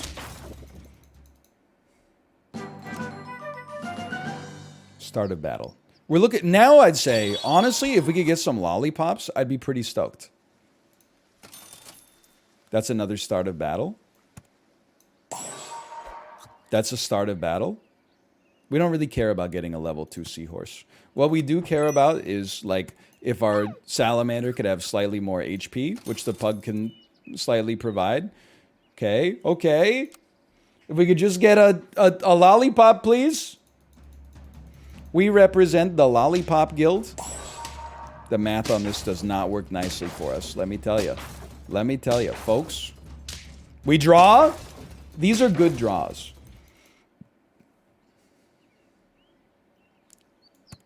Now they can turn into wins. Sure. Sure. I'd even give you a sure and a sure right there. 7-16, we're about to start popping fools. 8-17, get ready. Oh no, I'm weak. Big whoop, man.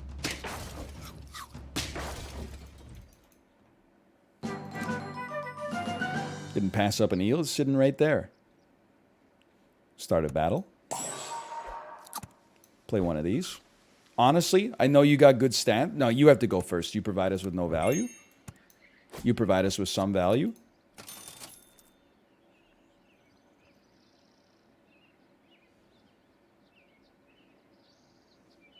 I just like I think you're just able to hang around. Here's the thing. Give me some HP on some units. That's a perfect place for it. I really consider it. Or I really appreciate it, I should say. Absolutely. Why not?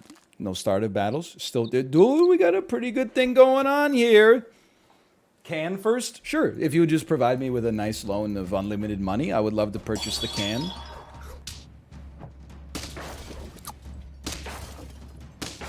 This is a loss. It's a sad loss. Level 2 dog, though. Sometimes you're just going to run up against a team who got 8 top 10 draft picks in a decade. Okay? It happens. They're called the Edmonton Oilers.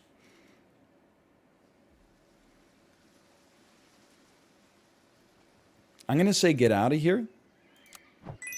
And we're going to try doing something like this. But we're looking for start of battles. If you're a start, you know what? I'm a simple man. If I see a started battle, you got to do it. So I'm going to combine you. And I'll place you.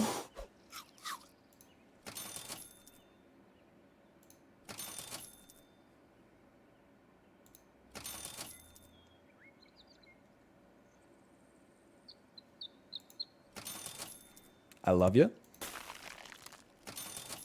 Okay, okay.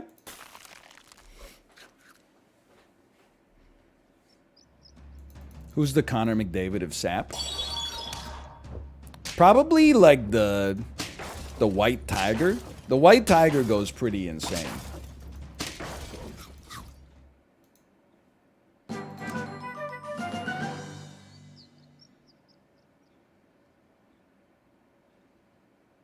See ya. Buy ya. Buy ya. I mean, I'm being honest with you. Like, I feel like at round 9, this team is actually not that bad. If I buy you, you'll give me 4 attack, but you'll also soak up the HP buff that could go to my pug instead. You know what? This is my Hail Mary. Oh, you could pug the fly. It's so true. I could pug the fly instead. You gotta take Big Hairy, dude? What kind of Big Hairy dude? Is he a forest dude? Is he just a guy? Okay, we actually gotta win. Lynx can go.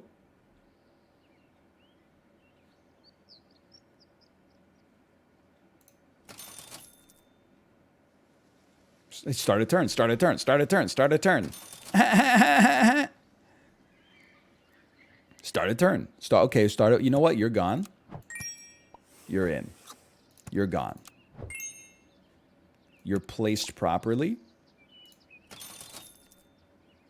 End of turn. End of turn. End of turn. End of turn. End of turn. End of turn. It's driving me freaking crazy, man. 2720 was so funny. Freaking 2010. Okay, we have one good unit, but honestly, oh, right, yeah. Our bad units are kind of good because they make flies faster. Thank you. That was an important one. We really needed that one. Somehow we persisted.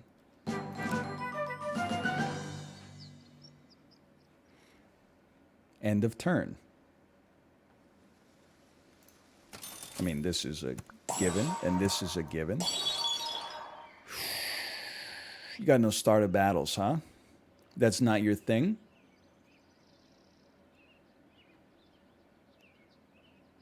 Round 11. I mean, just toss me an orca out of respect here. We probably want to add a vulture. I would definitely not be against that. Okay, don't shoot my fly again. That's all I asked for. That also sucked pretty bad, but what the hell is this? My fly! Okay, fair enough. It was a superior team. 3 wins. It's a damn. I mean, we're playing ranked, man. That's the problem. We need to get ourselves on the non-skill based matchmaking. I feel like the guy from Gladiator out here. Like, I'm just trying to get to the Elysian Fields or whatever. Golden fries is kind of perfect. And then they're like, oh, we got a chariot that like cuts people in half. Oh, we got fucking, you want to fight a lion? And I'm like, are you insane? What do you mean do I want to fight a lion? I'm literally just a guy. I was a legionnaire in Marcus Aurelius's army, and now you want me to fight a fucking lion on stage in the Colosseum? Have you lost your mind officially? It's just an absolutely horrible assortment of animals here. Okay, if I have to. Okay, I want to. And I don't really care what you hit as long as it's not Seahorse in position 2. Totally fine. Totally fine.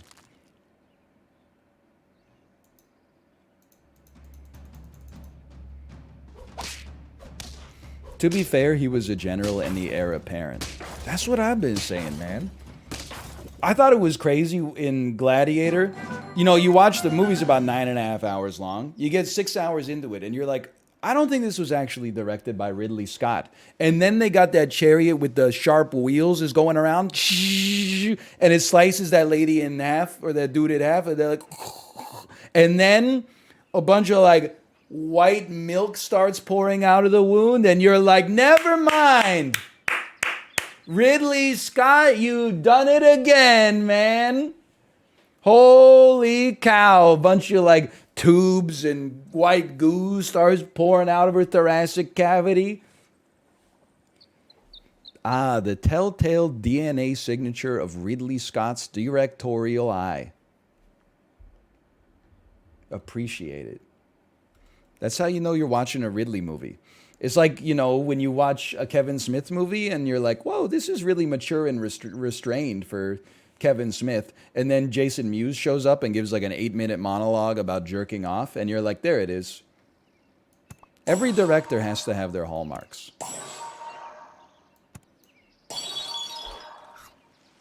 I will kangaroo.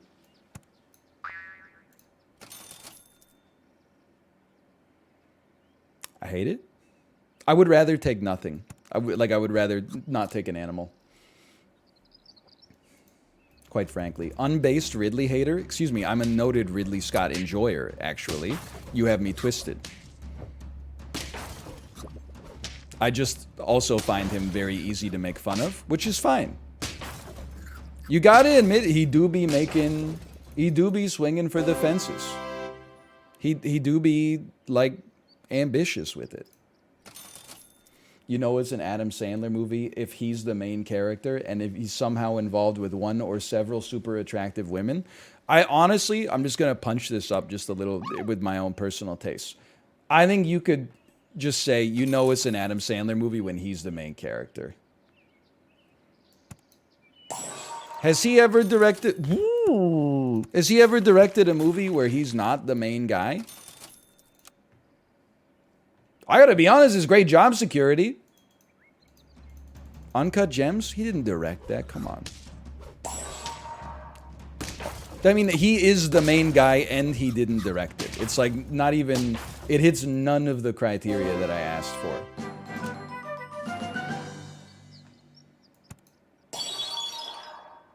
Still like it? Still like it? What about Dickie Roberts' former child star? Okay, I'm gonna be honest. Did Adam Sandler really direct that, or did he simply executive produce as the president, founder, CEO of Happy Madison?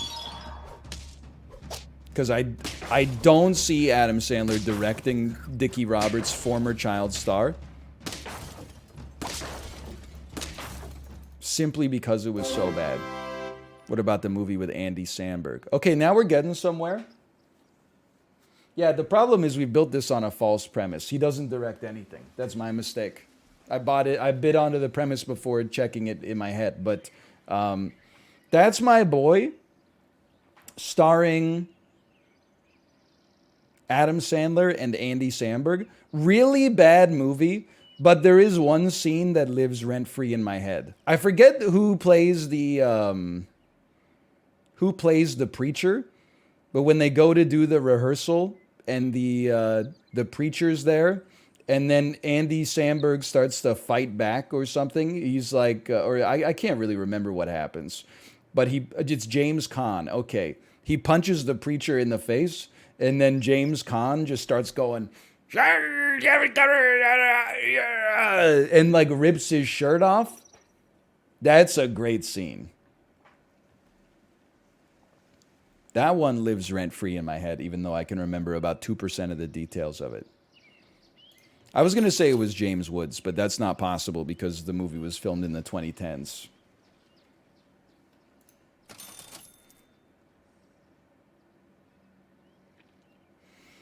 I'm content with my level 2 kangaroo. Level 2 turtle can also be pretty sick. We don't really have a place to, like, leave it, though. That's the problem. Don't really have a place to, like, put it. I don't want to override your meats. So it looks like, you know, that's not that bad, actually. I think that's okay.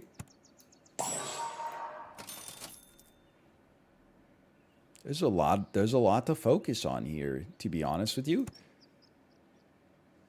There's a lot of interesting stuff that's going on. Excuse me? That's going on here. We have 5 wins in 6 rounds? What on earth? No. It's okay. It's a draw. I can live with that, but...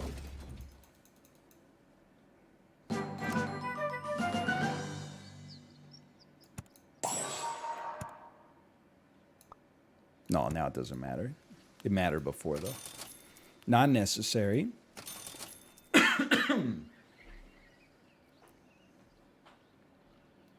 What am I looking for? You could always can. We're canning from a position of strength.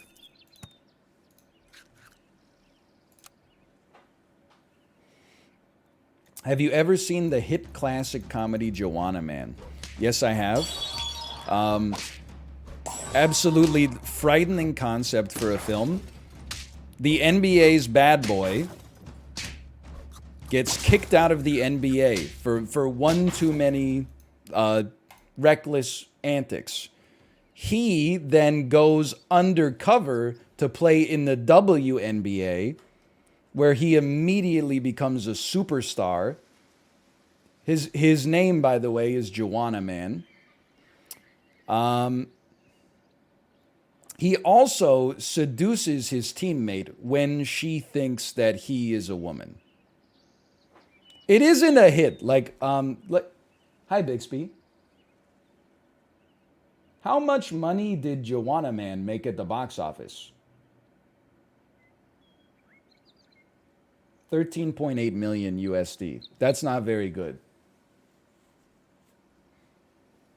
But it's more than it deserved, is the other thing. Pug me.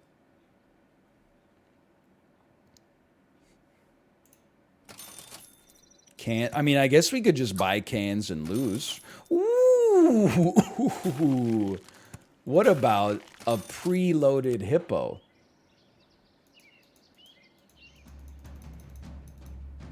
I recently watched You Got Mail. That movie did not age well either.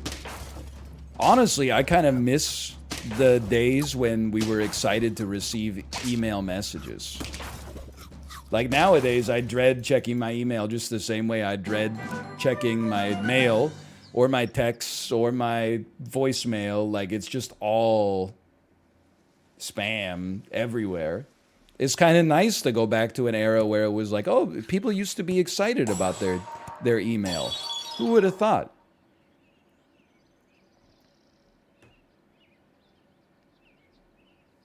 You know you got to get the hippo. It's just a question of the order. Get a level 2 hippo. Or you could have a level 2 kangaroo in front of a level 1 hippo. Or you could have a level 2 turtle that then is a hippo with a melon that then is in front of a... Okay, I'm going to try this. But then we're going to get a level 2 turtle naturally next time, which will mean we can move the pug to focus on another unit. I don't know whether that'll be the hippo or what, but holy cow, this is a strong damn dog, dude. Or is it? Or is it?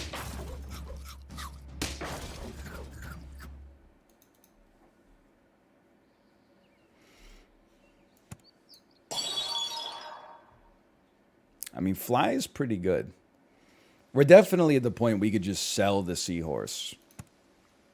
Like, all of our other units are better. I also feel like, man, what I wouldn't give for, like, a kangaroo to just show up. You know, I think you gotta sell... I think your ass has gotta go. And then we can add a fly.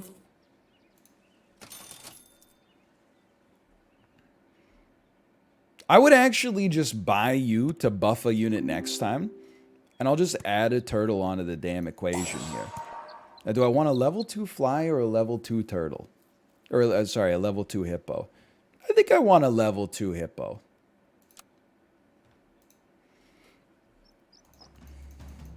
You're right. Oh, you know, I could be a level 3 hippo if I wanted it. Do I? No, I don't think I care for it. It's going off. 8 wins. I didn't think it could ever happen. Freeze me, buy me, roll me, sell me, buy me, roll me. I was not joking with you. I was kind of hoping for another tamarin. You know what? Quick little 10-9 squirrel. You never know.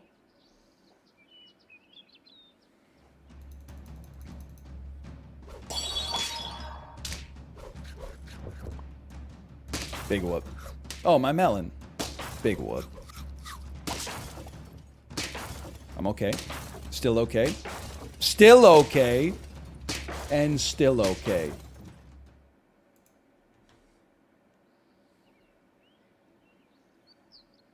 Yes. Yes. Is it possible that it's actually happening? Is it possible? Drake? Well, you could be a level 3 hippo. If it ain't broke, don't fix it for now. That's my 2 cents. Pineapple vulture? Actually a very sane idea, pineapple vulture. I think we just won regardless, though.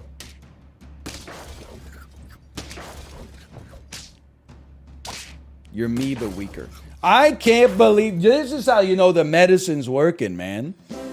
10 wins on the weekly. I can't believe it. Took us long enough. I will take that. I took a screenshot of my win yesterday, by the way, but I didn't post it because I hate posting tweets while I'm sick, because then freaking parasocial Andes go through my tweets and are like, he can't be that sick. He posted a tweet about super auto pets. Yeah, I'm not literally unconscious, but I'm like a little fucked up. Anyway, I'm trying to... Hold on, I'm just going back to see my screenshot. I took a screenshot of it because it was weird. Hold on. Still pending the results of my stool sample from June 29th. Okay, one of these days. And then... let me take a look at my screenshots from yesterday. Oh, you know what? I bet I screen captured it, but then didn't save it. No, I did save it. It was going left to right. It was goldfish, orangutan, lynx, dog, mammoth. Now, it's not that weird, but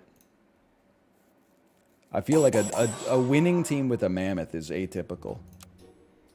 And goldfish, for that matter.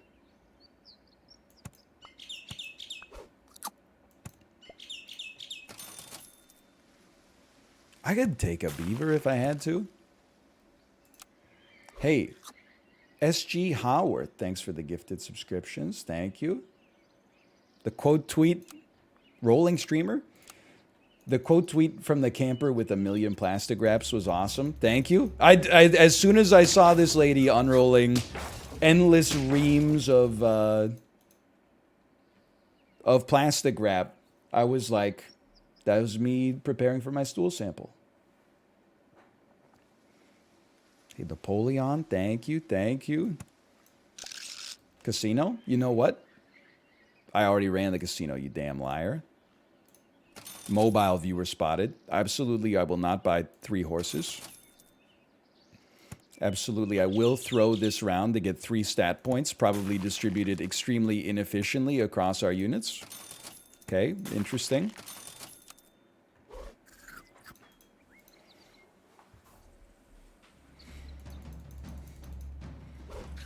I think it was just, I'll admit, I think it was one of those rage bait videos that was just like, you know, here's how to make a bed in the forest. And then it's just a lady unrolling, you know, 20 reams of plastic wrap and then making a bed out of, like, a bed out of plastic. Internet's a wild place, man. We finally, like, fully optimized it so that the most performant content, okay, if you insist, is just shit that makes you angry. It's a damn nightmare.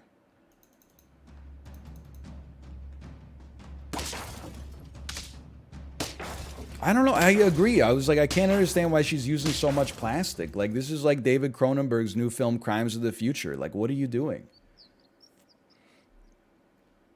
Okay. You know what? Both of you have to go. You go. You go. This is our hard pivot. You get some stats.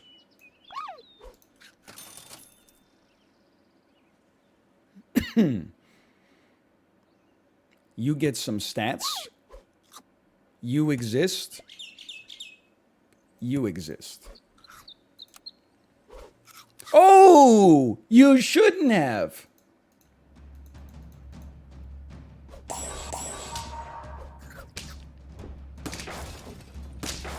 I don't believe it.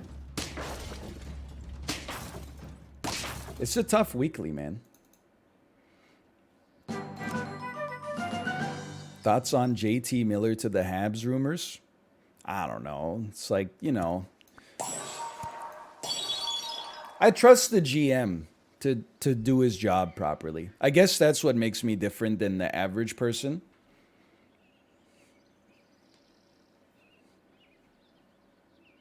I think they're doing their best. He's a guy. He's just like a little Swedish guy trying his best. And you know what? I got to say that I believe in him. I think he can do it.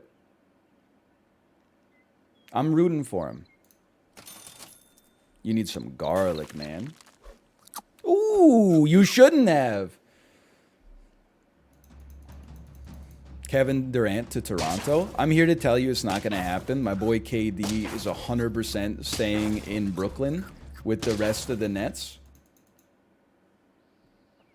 Guaranteed. By the way, I'm abandoning the salamander here. We have other priorities at play right now. Probably. Goldfish? I don't think it's worth the stat degradation.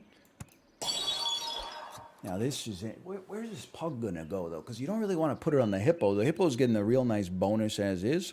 You know what? I'm kind of feeling like pug donkey could make our hippo pop off.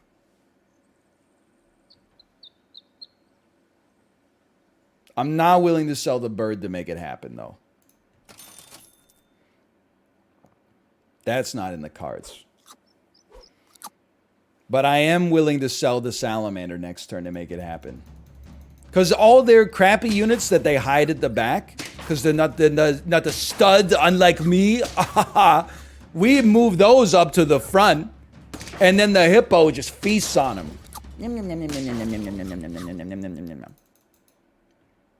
Pug placement? Just think about it for 2 seconds. Why don't I want to use my pug to get a level 2 hippo? I'll eagerly await your answer. You can slide it under my office door. Thank you for the well wishes. You can tell I'm feeling better because I'm like a little angry. I'm back to like my homeostatic equilibrium of being a little bit pissed off all the time. And I'm on my damn revenge tour. Because you want the 5 out of 5 from the hippo. That's correct. Thank you. The reason that I don't want the pug to hit the hippo is because I would rather it gets the 5 out of 5 bonus from the level 1 hatching chick instead. You got it precisely correct. Now here's the donkey's time to shine. Wait, the donkey does not work the way that I thought it worked. I would like to apologize. The donkey works in the opposite way. I need one of my units to die in order to get a crappy unit to go to the front. Okay. Well, in that case, I'm not taking your ass. That's a given.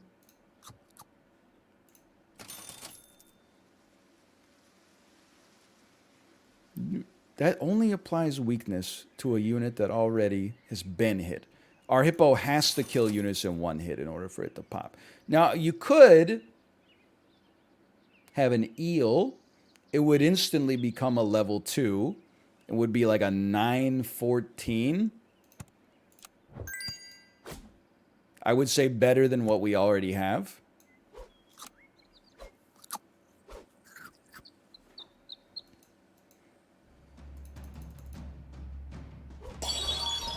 It's the same team. This one's gonna hurt. Also, my math was not correct.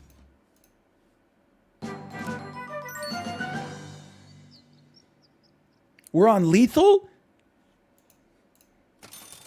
I've just been fishing for some wafer-thin scaling. Okay, orangutan is going to buff hatching chick. That's not what we need right now. You know what, you damn savages?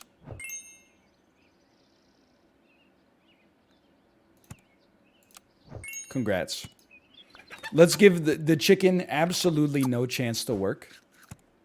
And then use it as a justification for never taking chicken ever again.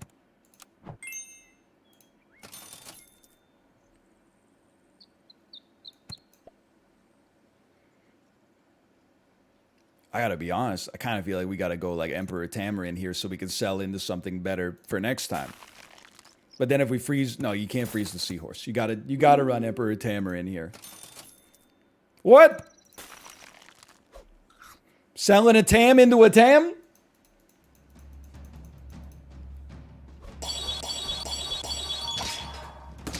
What?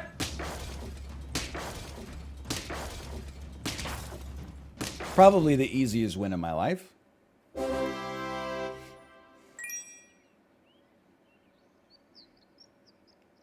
Sell my ass. Buy my ass. Sell my ass. Guess I'll buy your ass. Roll me. Buy my ass. I'm just going to keep you around for a minute. I don't know, you're like almost better than a bird. We have some tier 1s in here. Some tier 1s, please. Tier 1. Oh my god, it's another Tamarin. Holy shit. Sell my ass. Buy your ass. And if we live through this round, which is not possible, we are going to make the Uber chicken. We're going to make the super chicken, man. Holy cow, we're going to live. I don't believe it. Sell. Sell. Der Uber chicken. Let me get some tier 1s, please. It's kind of tempting to throw a little Emperor Tamarin out there real quick. Might just keep him frozen as like a just as like a call me maybe. You know what I mean? 16, 17 gorilla, 17, 18 gorilla is pretty tempting. Then there's a part of me that thinks like, what if you put out a little Emperor Tamarin though? There's no way this hippo is gonna keep getting good trades as a 10-7 though. Yeah, here's where it all comes crashing down. Yep, there it comes. But I'll admit, it was fun while it lasted. You know what? The chicken and the tamarind kind of brought us out of mediocrity there. I can't be that upset. What a throw. Dude, am I right, Chad? Rise up. What a throw. Streamer temporarily focused on having fun and novelty instead of game-botting his way to complete boredom and irrelevancy. Let's rise up, guys. Be a squeaky buttocks. Who's with me? There you go. You see it? Look at them. There's like almost dozens of them. There's 9,600 people watching, so there's like seriously like a very, very small amount of people, but you guys can all form a group chat together and complain to one another. It's what you deserve. Sure, I'll take an otter. Sure. You know what?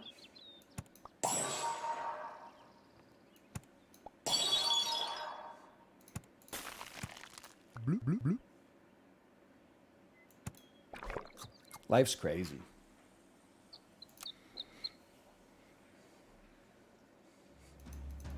It's a little bit of a different setup. I'm not going to deny it. It's a little bit of a losing setup, but who knows about the future? NL, were you watching Dan at the hospital yesterday? No, motherfucker, I live in Canada. We got data plans and shit. It's crazy over here. There's a telecom oligopoly. I wasn't watching Dan at the hospital yesterday. You trying to make my phone bill be like quadruple digits? Have you lost your mind? They don't have Wi-Fi in this CT scan room. Do hospitals not have Wi-Fi? I'm not connected to the free Wi-Fi in a public place. You want me to lose my entire net worth? You guys are out here raw dogging your packets out, checking your damn email, looking up your medical records on public Wi-Fi? You lost your damn minds.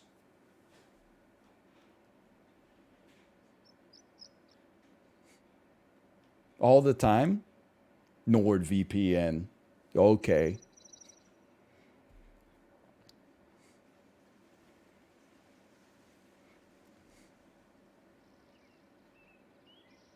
That security issue is basically a non-concern nowadays. Actually, that's good to know, so I can stop using my LTE at the damn hotel. How about 2 seahorses with a little level 2 iguana? Maybe we get a 2 for 0 at the start here.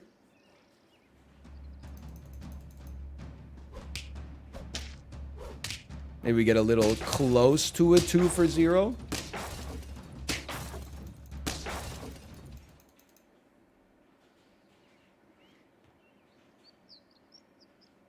Okay. Check this out, though, okay? I know you're going to be like, what? 2 gold? Sell it. 1 gold. Sell it. 0 gold, dude! Free nothing! How about 3 seahorses? And some meats. You could take a croissant, you being the iguana. Iguana could hit level 3. Insane play. Oh, you getting moved? You getting moved? You getting shuffled? Let's go. Nice Emperor Tamarin. Early Tamarin, lol. Holy cow. You're supposed to buy a Tamarin on round 12. Everybody knows this. You need one of these. Oh, baby. Well, this is not going to be a full squad. You're going to need one of these. Nah. Yes. Oh, man. Get ready for this. Ready? Oh, oh, and a whoa, and a whoa, and a little whoa, and a oh! You're so lucky. So actually lucky. Okay. You need a pineapple now. I know we croissanted you, but you need a pineapple more than anything else.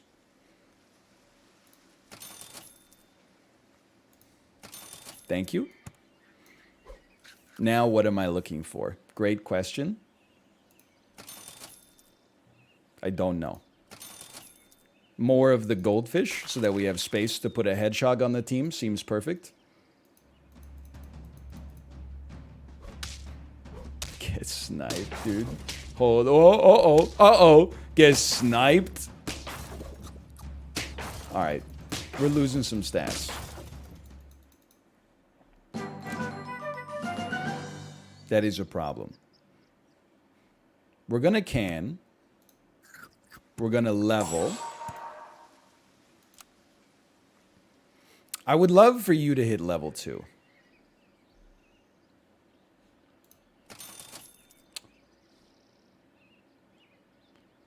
I think we need one of you. I think well, let's get, I was just going to say, let's just get one au natural. Iguana needs to be on the back line. Okay, that's definitely true. But the thing is, the donkey only has one trigger to begin with. Until level 2. So, like, it doesn't really matter if there's, like, a fish in front or anything like that. Everything's getting shuffled around anyway. They got their own shuffling happening. You're moving you, shuffling you. You're going to shuffle me. You took my best unit from the back and put it in the front. How dare you?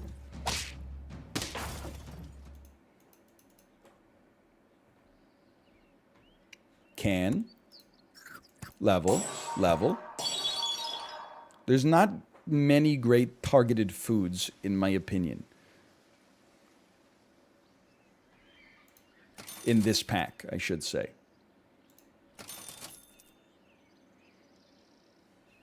You know what? Check out one of these. This shit is not gonna work, but imagine if it did. Yes! It's gonna work! Get sniped. Oh no, you killed me. Get moved. Get sniped. Get killed. Get moved. Get sniped. Get shot. Get killed. Holy cow. In some unique situations, this can actually do something. I got a level with y'all. Our goldfish is not a relevant part of the plan anymore. Keeping it around is just wasting time, wasting space for no reason. It has no raison d'etre.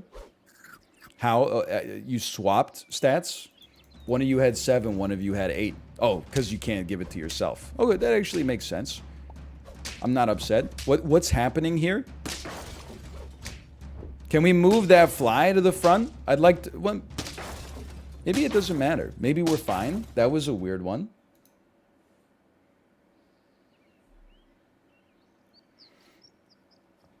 Adding a toad does seem kind of interesting. Because we can hurt an enemy at the start easily. Yeah, I think a toad makes enough sense, man. We still like you at the back. And he was like, "Ugh."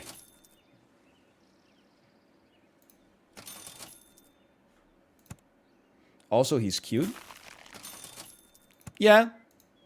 Toad's got to be one of the cutest animals in the game, for sure.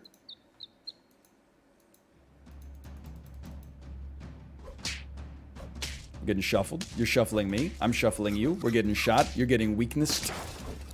You're getting moved to the front. You're getting shot. You're getting killed. You're dead. You're moved to the front.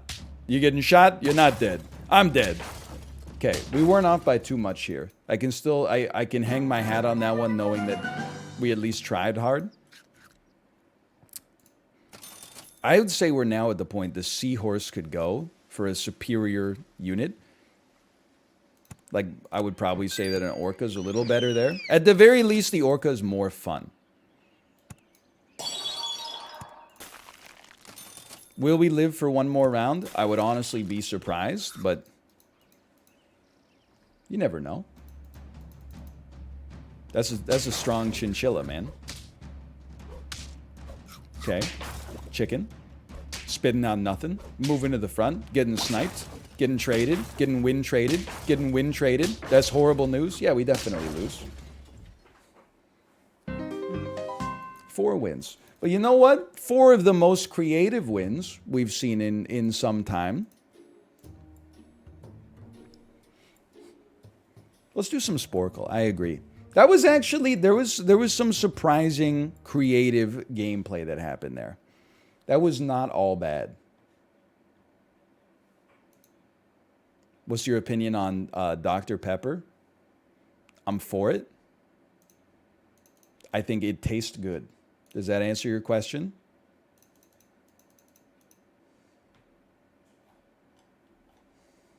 Hot take.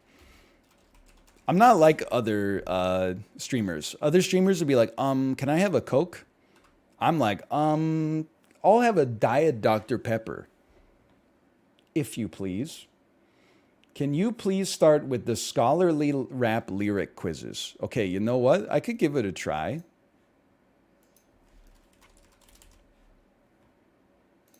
Me on my way to name 2000s movies. Sporkle.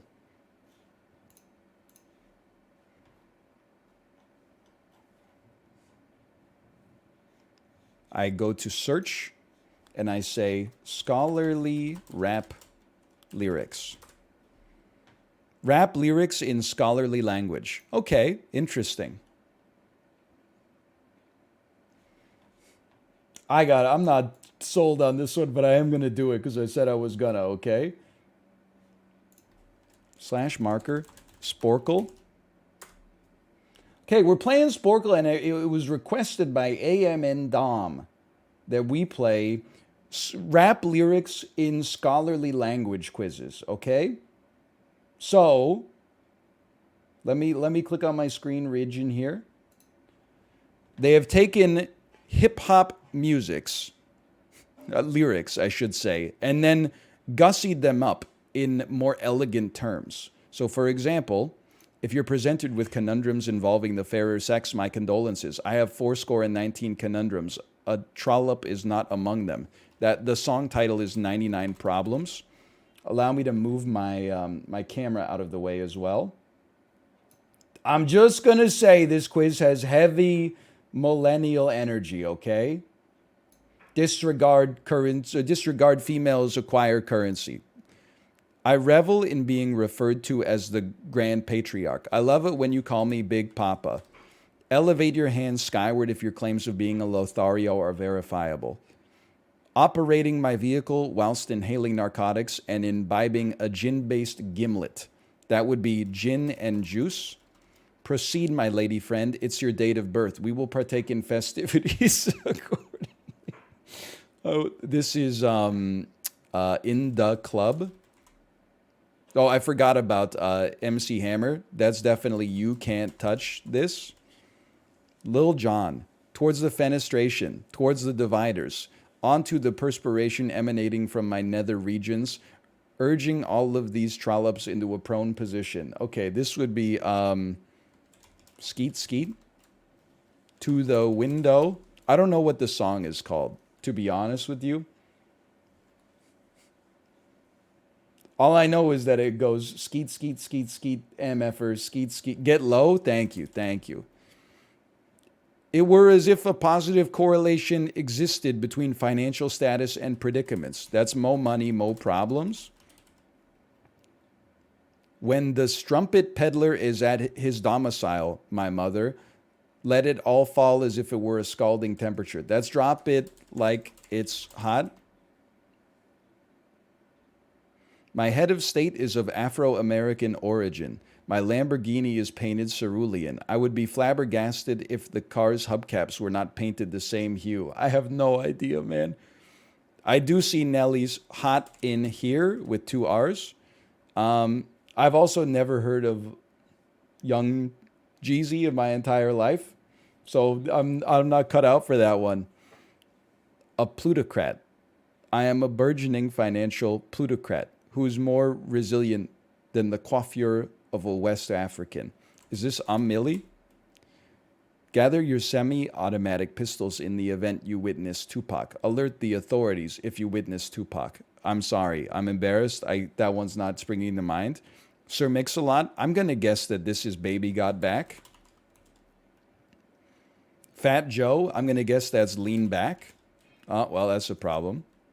Coolio, the vast majority of our time in this earthly realm has been embodied in the form of a Valhalla fit only for ruffians, also known as a gangsta's paradise.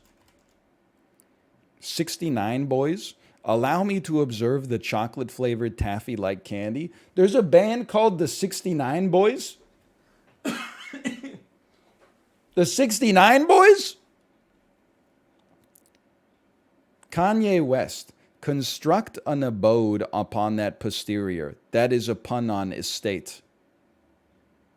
Build a house on that ass. I have no idea. I have no concept of what that could be. Okay, yes. And then ice, ice, baby. Ice, icy, baby.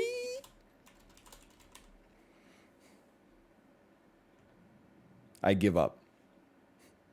That's my president. Hit him up. Make it rain. Tootsie Roll. And mercy. Okay. I've done one of those. Now, tell me where you're keeping my son. We're going to go back to quizzes, and I'm going to go to editor's picks. Seconds, anyone? Movie franchises? Hold on.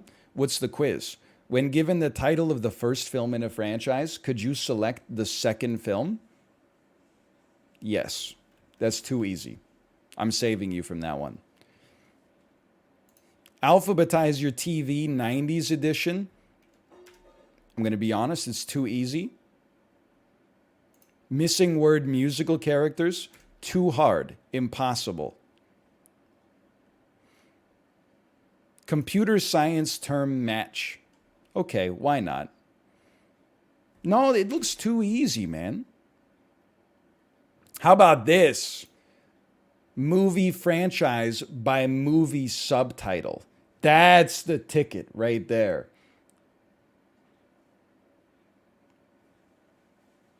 Hey NL, what do you think of the Matrix name Dashcam?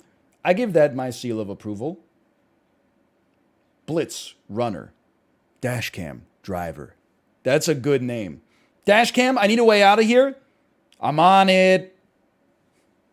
They always be saying shit like that. I'm already looking. I'm on it. Okay.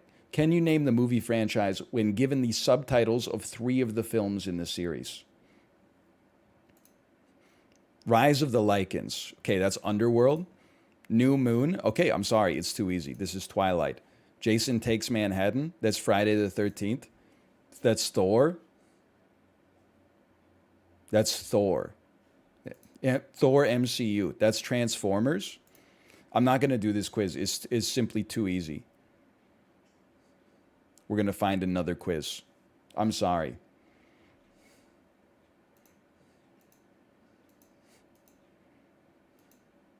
Movie soundtracks, maybe? Holy cow. Mad World, Love Will Tear Us Apart, and The Killing Moon. That would be the Donnie Darko soundtrack. How much time do we have? 5 minutes. Pure Shores, Porcelain by Moby, and Out of Control by the Chemical Brothers. Porcelain is a great song. I thought that was from The Bourne Identity. Porcelain goes, wait, no, that's Strange Days. Strange days are coming to me.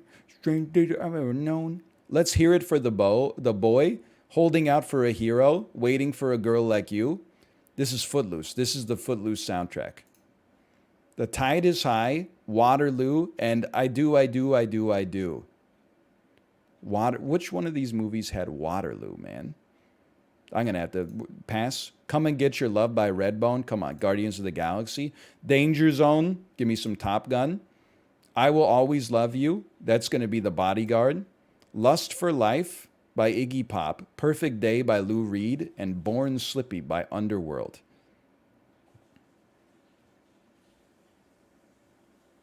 I feel like this could be Train Spotting. But I also feel like Train Spotting soundtrack might be more British than that, but I don't know. King of Wishful Thinking? I thought I was the only person on earth who knows that song. I don't worry about the talk of the town. I can fool myself. I'll get over you. I don't know what this is from, though, to be fair. Miserlou. Okay, that'll be Pulp Fiction. She's a Lady, Hold Me, Thrill Me, Kiss Me, Hey Now Girls Just Want to Have Fun. I definitely feel like this could be Pretty Woman. I also feel like this could be Clueless. I'm going to say that it's Pretty Woman. I'm stupid. Mrs. Robinson and a bunch of Simon and Garfunkel songs. Okay, pretty easy. Stuck in the Middle with You, that's a Reservoir Dogs classic.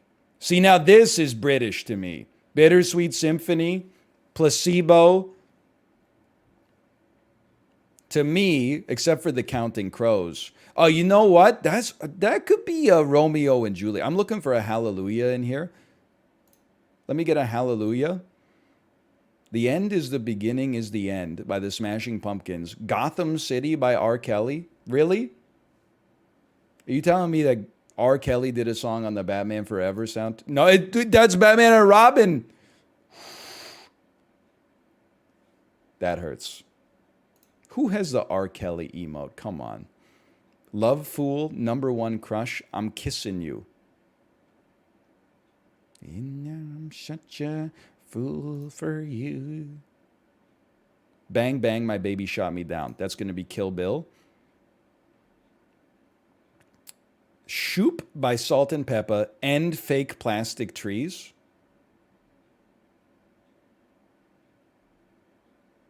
Am I crazy to think that could be Atomic? I've had the time of my life. Dirty Dancing. Oh, no. Here we go. Okay. Bad Days by the Flaming Lips. That's Batman Forever. Don't ask me how I know that. Okay. Boomer Core songs from the Vietnam War. That's Watchmen. Gloria by Laura Branigan. Maniac. This is Flashdance. Okay. 90. I should have known. 99 Luft Balloons. A lot of 80s nostalgia. That's Atomic Blonde. Pure Shores, Moby, Chemical Brothers. The Chemical Brothers, don't they do the songs that are all like, right here, right now, right here, right now, right here? Like they all sound like they're from a Fruitopia commercial. They do all those. Okay, so I don't know what that's from. Very dramatic music. Could this be...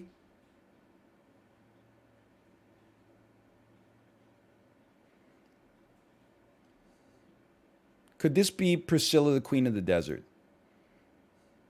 Lust for Life, Perfect Day, Born... I think that's Train Spotting. I think we've narrowed it. King of Wishful Thinking. Wild Women Do. It Must Have Been Love.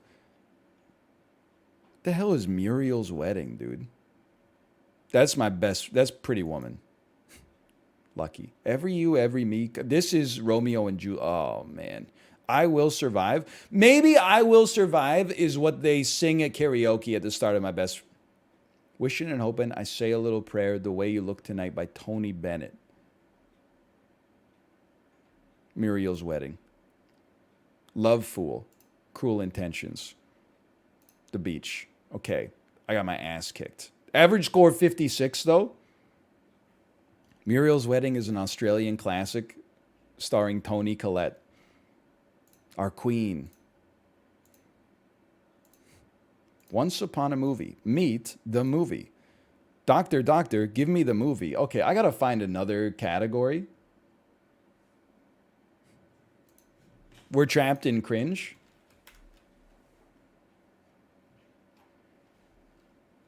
There's like some quizzes that are like, can you click on the picture of an apple? And then there's some that I don't even understand in the title what you want me to do. Element symbol capital cities. What the hell are you talking about?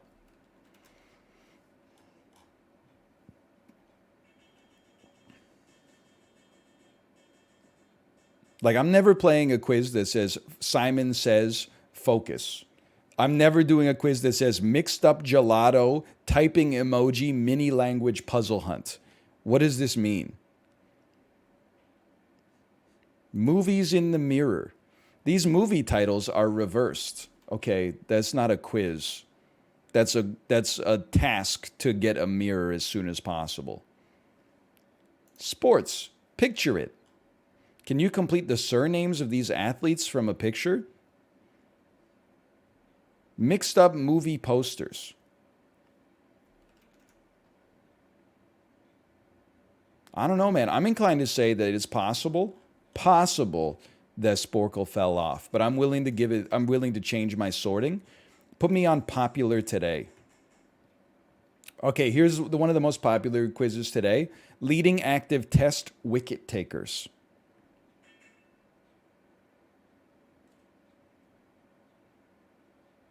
I don't think I know any of those. Can you match the artist?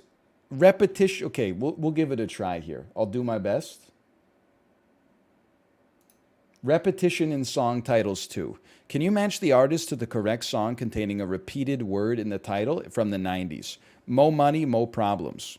It's the Notorious B.I.G. Rush Rush, I have no idea. Maria Maria, it's Carlos Santana. Bills, Bills, Bills, Destiny's Child. Shimmy, Shimmy, Ya, that's ODB. Tonight, Tonight, Smashing Pumpkins. Boom, Boom, Boom, Boom, Classic. That's the Venga Boys.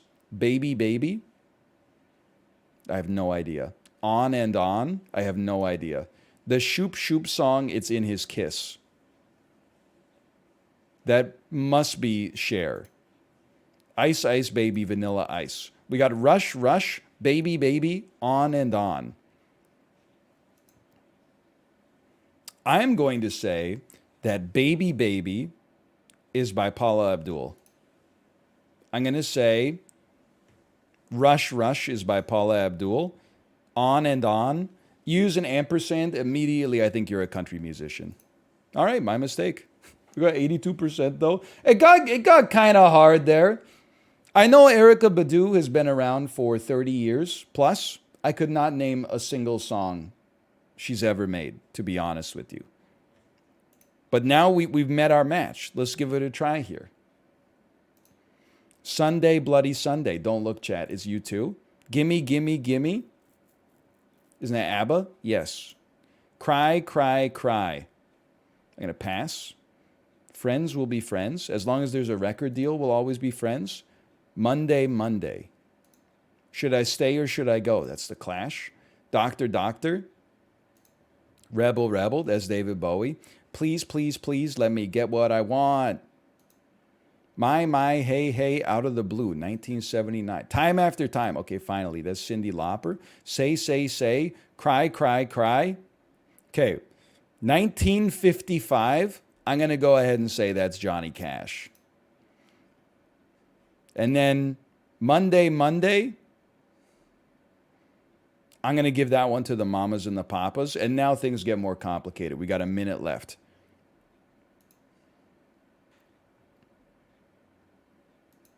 I'm thinking. Friends will be friends. Doctor, Doctor. I'm looking for the Smiths song, right? It's got to be called something like Doctor, Doctor, please, oh no, I've just been diagnosed single. I'm diagnosed a single boy.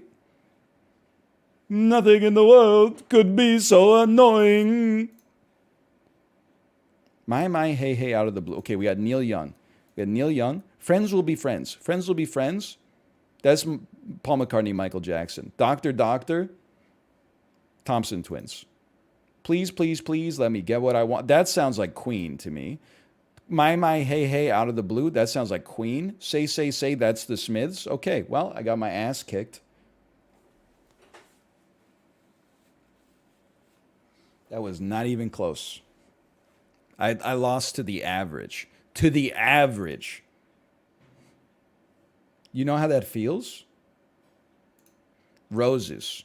I don't need. This is flowers in song titles. Okay, that's Outcast. Iris, that's the Goo Goo Dolls. Dandelion, I have no idea. Blue Orchid, couldn't tell you. Orchid. Wait, Blue Orchid is the White Stripes. Orchid, I couldn't tell you. Daisies 2020.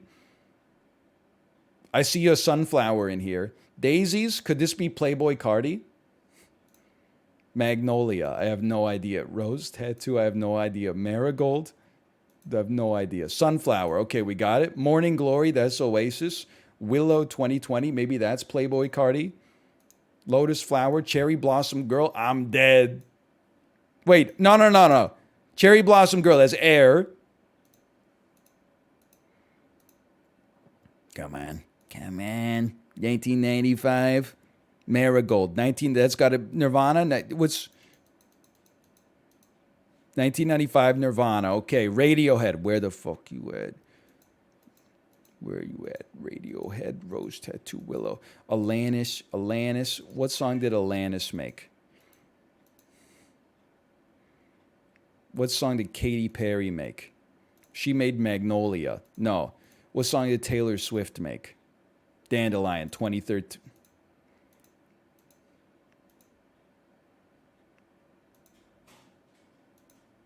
I'm in hell. I am in hell. What would the Dropkick Murphys make a song about? Rose Tattoo. They were at a bar. They met a lady with a rose tattoo. It was in Boston. Okay, the rest is just going to be complete randomness. Daisies. I'm going to say it's Casey Musgrove. I'm going to say Magnolias. I'm going to say Willows. I'm going to say Lotus Flowers. Okay. The average score for the record, 35%. So I'm kind of stoked. I got 64.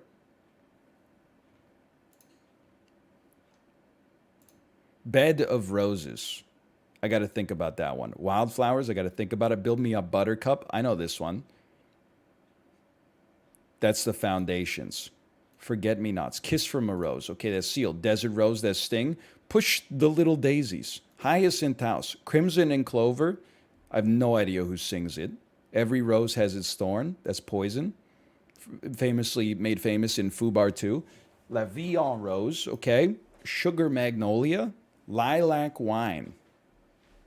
I feel like that could be a Tommy James and the Shondells. You know what? I give up. You got me on this. This is too hard, man.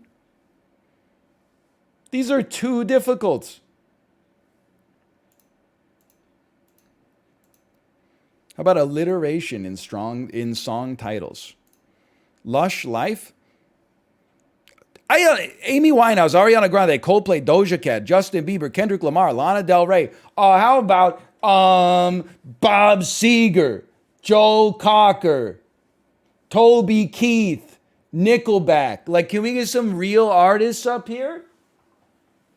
Sorry, let me put on my sunglasses and start streaming from inside of my truck. I meant real music, okay?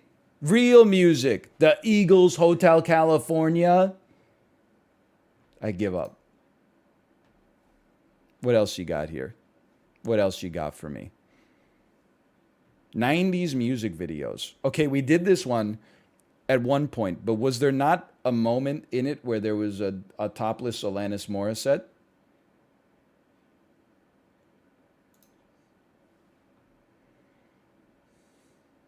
Hold on. I'm scrolling.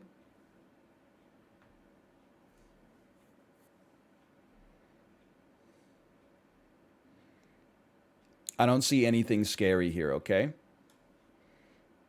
I'm dying from the Dropkick Murphys impression. Look, I really don't like the Dropkick Murphys, and that's fine. But if you think that guessing that the song was about meeting a woman in a bar and then a little fiddle breakdown where they go,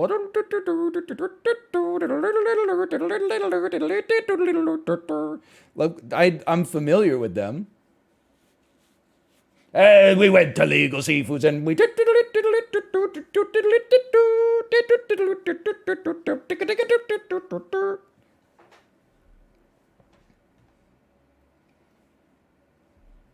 I mean, that's the Dropkick Murphys in a nutshell, as far as I'm concerned. Now, this is music. Okay, check this out. You said Sporkle fell off? Absolutely not. Absolutely not. 90s music videos from a single frame. Get ready for this shit. Vision of Love, Mariah Carey. I honestly thought I was going to have to type them in and I was ready. You ready for this shit? Okay, I don't know you just yet, but I'm going to get you. This is No Scrubs. This is Genie in a Bottle. This is Criss Cross Will Make You Jump, Jump. This is I Would Do Anything for Love, I think. This is Alanis Morissette, You Oughta Know. This one doesn't strike me immediately, nor does this. This is Candle in the Wind. I don't know this immediately. This is Ice Ice Baby. I don't know this immediately. This is Weird Al Yankovic, The Saga Begins. I don't know this immediately. I believe this is Jewel. This is Natalie Imbruglia's Torn. I think this is... I want to say this is Craig Mack, Return of the Mac, but I'm not sure. Obviously, this is Celine Dion. This is I Will Always Love You, okay? You know what? Now I'm realizing that's probably Boys to Men. Genie in a Bottle. The Saga Begins. Candle in the Wind. Sorry, Candle in the Wind 97. You Oughta Know. Truly, Madly, Deeply by Savage Garden. That's you. You're Savage Garden. No, you're Savage Garden. My Heart Will Go On. Loser by Beck. What the hell? Oh, no. Is it the one that I thought was Jewel? I'm not clicking yet. I'm not clicking yet. There's Jump by Criss Cross. No Scrubs by TLC. There's Ice Ice Baby. I Will Always Love You. We're starting to run out of space here. Okay, Ace of Base. Ace of Base is Swedish. I honestly could see... Yeah, this dude in the background, there's no way this is not Magnus. No doubt. 100%. I can see his respect for Peter Forsberg emanating out of the frame right now. I'd do anything for love, but I won't do that. Unbreak My Heart, Torn by Natalie Imbruglia. Tub Thumpin' by Chumbawamba. That's got to be Chumbawamba. I'll Be Missing You, Puff Daddy. That would be this. Macarena, okay. I guess this is... I guess Beck must have hired Jewel to be in the music video for Loser, even though it was like his first song or whatever. Jewel, she did like a feature on that track, I think. Oh, man. No, I wasn't saying this is Jewel. There's like, you can sort of see like an Alaskan woman sitting down over here with an acoustic guitar. You guys can't see that? You should get your damn eyes tested, man. 90s music videos. Hold on. Alaskan? Isn't that Jewel's thing? I thought Jewel's whole thing was that she was Alaskan. I'm just vetting this one, okay?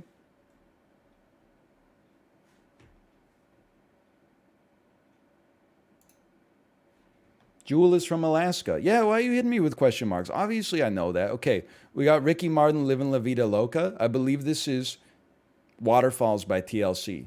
This is Buddy Holly by Weezer. This is Barbie Girl by Aqua. This is Doo Wop That Thing by Lauryn Hill. I honestly don't recognize this one right off the bat. This is Hit Me Baby One More Time. This is Mambo Number 5. This is probably some Oasis song. That's Paul Dano in the middle. This is Gangsta's Paradise. There's a lot going on in this frame. Obviously, this is a Michael Jackson song. This is You Can't Touch This. This is Everybody Hurts. This is Nothing Compares to You. This is Wannabe. This is I Want It That Way. Smells Like Teen Spirit. This is November Rain. This is Bittersweet Symphony. This is Baby Got Back. Okay, no problem. No problem. Okay, I'm going to say it's Michael Jackson right there. Barbie Girl, Aqua. Okay, sorry, it's Losing My Religion. Baby Got Back. You Can't Touch This. November Rain. Wonderwall by Oasis. I Want It That Way. Baby One More Time. Mambo Number 5. Livin' La Vida Loca, That Thing, Bittersweet Symphony, Wanna Be by the Spice Girls, Buddy Holly by Weezer, Nothing Compares to You, Waterfalls by TLC, Creep by Radiohead, okay, Smells Like Teen Spirit, Gangsta's Paradise. This is probably like the easiest quiz in Earth's history. Okay, now this is nightmarish. 80s music videos? I don't know about all that, man. I will say I see Pride in the Name of Love. I mean, I'm just going to skip this, man. None of us were alive for this shit. I don't need to show you this. You don't need to see Billy Idol from the White Wedding music video. Do modern rap? I mean, I would honestly get 0. How about the 2000s music videos? That's more, oh God, what a cursed era, man. 2000s is where we want to be. Okay, so I see Dirty. I see If You Liked It, Then You Should Have Put a Ring on It. All the Single Ladies. I see, that's got to be Pink. That's Holla Back Girl by Gwen Stefani. This is Seven Nation Army. This is an Alicia Keys song. This is Yeah by Usher. This is 99 Problems. This is American Idiot. I hate this single frame. This is Empire State of Mind. This is an Amy Winehouse song. I'm going to guess this one's Bills, Bills, Bills. This is Toxic. This is Something by Coldplay. This is Something by Missy Elliott. I believe this is Work It. This is Music by Madonna. This is Beautiful Day by U2. This is something by Fergie, right? Is this like Glamorous? Hot in Here. And I think this is Crazy by Gnarls Barkley. Why is she holding the flute? Dude, I didn't even notice when I looked at it. Doesn't she in the music video, doesn't she have like a little microphone, like a Bob Barker style microphone? I never noticed in the picture she's holding a recorder. That's so weird. Toxic kind of goes off. I wouldn't disagree. Holla Back Girl, Clocks, Music, Single Ladies, Booty. Okay, so sorry, it's Bootylicious. My bad. Hot in Her. I Got a Feeling. It's got to be this, but I'm passing for now. Get That Party Started. What a cursed era for fashion, man. What on earth is this? Beautiful Day, American Idiot, 99 Problems, Seven Nation Army, Toxic, Fallen, Yeah, Crazy, Beautiful. Okay, I thought it was Dirty. It's Beautiful. They shouldn't call it the dirty era, because it really is. It's a dirty, beautiful era. And that's beautiful. Get Your Freak On. Sorry, I thought that was Work It. My bad. He's insane. 100%. Average score 87. We could do better. Dude, I'll do 2010s music videos next, but it's going to be a shit show. I don't think I've seen a single music video in the 2010s except maybe Royals by Lorde. You know what? That's not true. What about this banger?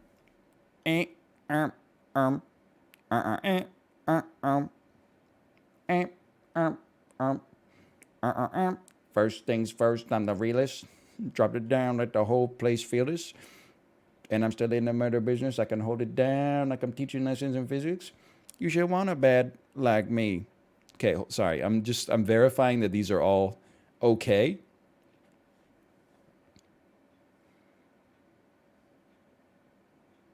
Seems okay to me. We have a Kanye West song I don't recognize right away. We have a Justin Timberlake song I don't recognize. We have Hey Ya. We have Just Dance. We have Umbrella, maybe. We have Lose Yourself. We have Here It Goes Again. We got In the Club. We got Since You've Been Gone, maybe. Oh, come on, man. Really? That's R. Kelly's Trapped in the Closet Part 1? Okay, I don't know what I'm looking at here, but I bet I can figure it out from context clues. We got Mariah Carey's, I don't know. We'll figure it out. it's a, I'm going to say this is White and Nerdy, probably, by Weird Al Yankovic. This is, I don't know, probably a Feist song. This is Pork and Beans. This is Bonnie and Clyde Part 1.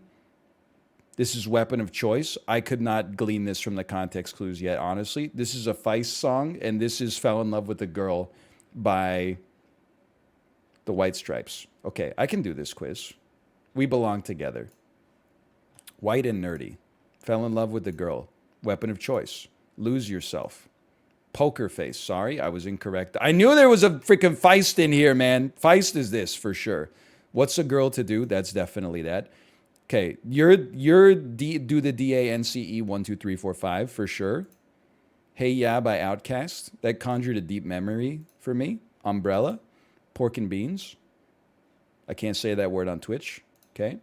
Bad Cover Version by Pulp. That must be you. Here It Goes Again. Trapped in the Closet. Since You've Been Gone. Crazy in Love. There you go. She trapped in my cadmium palace. Now, you ready to see some truly horrible results?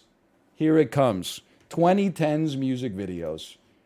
I've probably seen 6 music videos in the whole decade.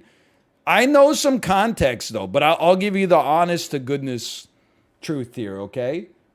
Like, I'll give you the run through without the context clues first, okay? So let me get you started here. This is an Ed Sheeran song. I'm going to say that this is his Pretty Little Galway Girl. This is a Lana Del Rey song. This is Gangnam Style. This is a Pharrell Williams song, which must mean that it's happy because he looks pretty happy. This is David Bowie's Black Star. This is a Rihanna song.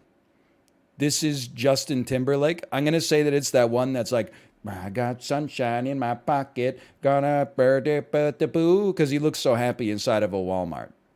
Okay? This is a Maroon 5 song, obviously. This is Gautier's Somebody That I Used to Know. I didn't realize, dude, Gautier's the damn Joker. This is Bruno Mars. I'm going to say that this is Because Girl, You're Amazing Just the Way You Are.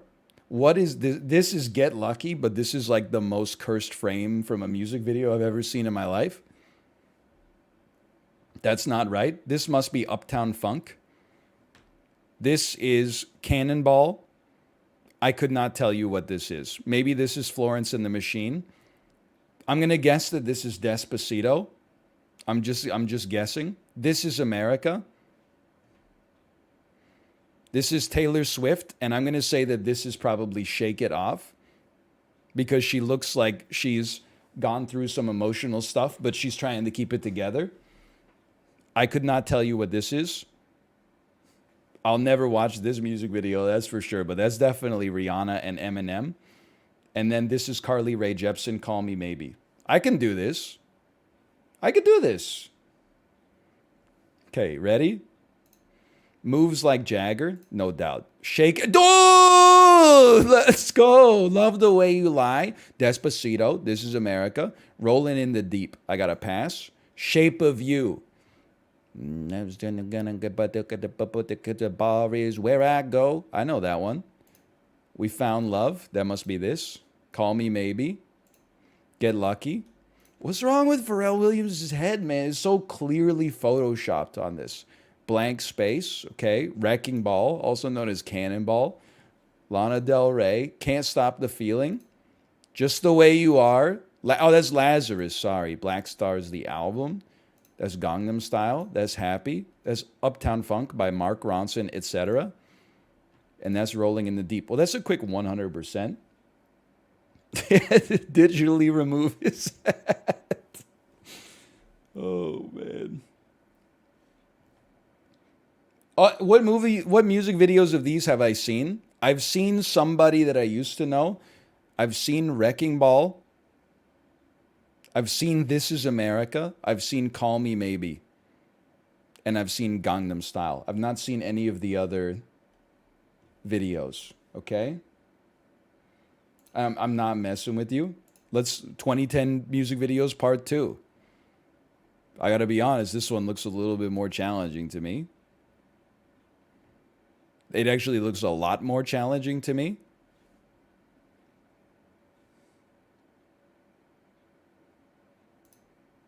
Let's see what we got here. Um, so I could not even tell you who this is. I think that's Taylor Swift again. I have no clue what this is. This is sexy and I know it. This is Lord. This is another Lana Del Rey joint. I have no idea what this is. This is Shallows from A Star Is Born. I have no idea who you are. This must be Coldplay, but for a second I thought it was Mark Zuckerberg. Okay, this is Adele. This is Rihanna. I could not tell you what's going on. I mean, they're rowing, but I don't know what else is going on here. I don't know what's going on here.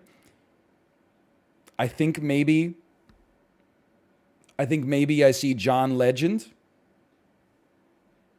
This might be a John Legend joint.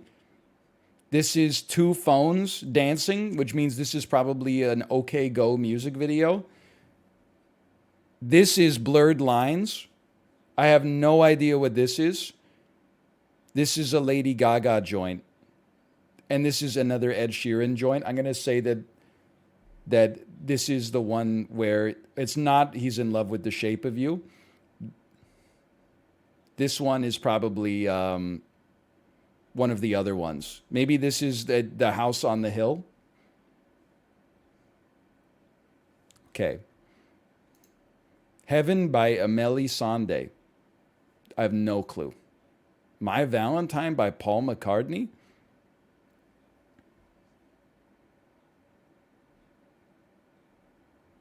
I feel like I got her face right now. Are you My Valentine by Paul McCartney? I got to think about this one. I Knew You Were Trouble. Yeah, okay. Just give me a reason. I think this is Pink. Someone Like You, Adele. Teenage Dream by Katy Perry. That's got to be this. Because he's wearing the skin-tight jeans and your G-string bikini tonight. Party rock anthem. The Flood, Take That. I have no clue. Love Yourself, Justin Bieber.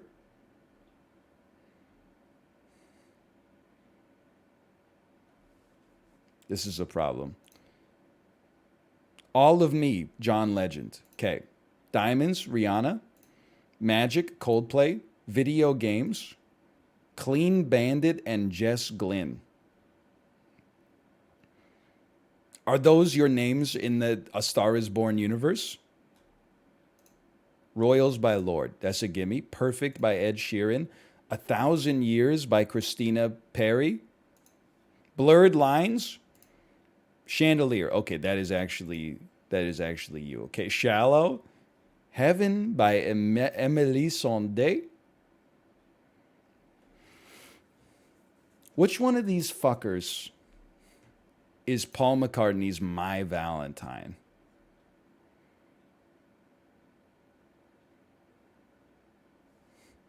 That's what's driving me crazy. I know it's not two phones. I don't think it would be rowing. I think it might be you, but it's just weird. The Flood. Take That. This seems like an indie rock band, and maybe everybody in the indie rock band would be in the same rowing race against a team of actors or something like that. That just makes sense to me. Okay. Rather Be. Clean Bandit and Jess Glynn. Could you be Jess Glynn? Amélie Sondé. I think you're Amélie Sondé.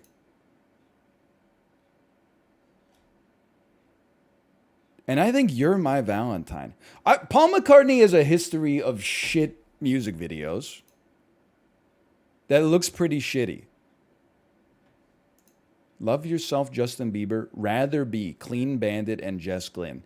My hypothesis, you're Jess Glynn. This is Clean Bandit and Jess Glynn. You're Christina Perri. This is Justin Bieber. He's insane. He's insane. He's insane. It's just that easy. 76%. That is not Jess Glynn. That's just a lady. Well, she's Jess Glynn now, as far as I'm concerned. Please do not call Take That an indie band. Hey, Bixby. Who is Take That? Couldn't find a suitable answer. Seems pretty indie to me. They're huge in the UK. Take That pop group. Formed in Manchester in 1990? That doesn't seem... With Robbie Williams? That can't be the same band.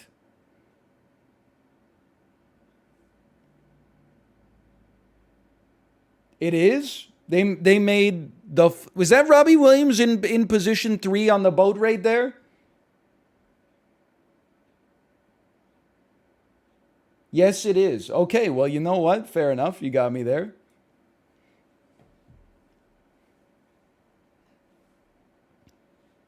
Robbie Williams kind of looks like Dan, huh? My mom has a picture of a calendar of the main dude, and it's disgusting. That's pretty funny. Okay, hold on. I'm looking for more. Those are pretty good. I mean, the 80s, I don't know. I think the 80s, we've just seen too much of it, man. I don't need to see the 80s anymore. Please do the 80s. I'm sick of pretending like the shit that came out in that decade like deserves to be relevant culturally forever, though. Like, can we not just bury it, put it to rest? There's some good stuff. There's some shit stuff. Like, everybody knows, okay? Okay, fine. Let's do it then. Okay, get away. I guess I'll do another pop culture quiz if you're going to twist my arm. So you got Take On Me by Aha. I don't know it. It's a Prince song. This is Karma Chameleon. I don't know it. It's a Bon Jovi song. It's Thriller. It's Guns N' Roses.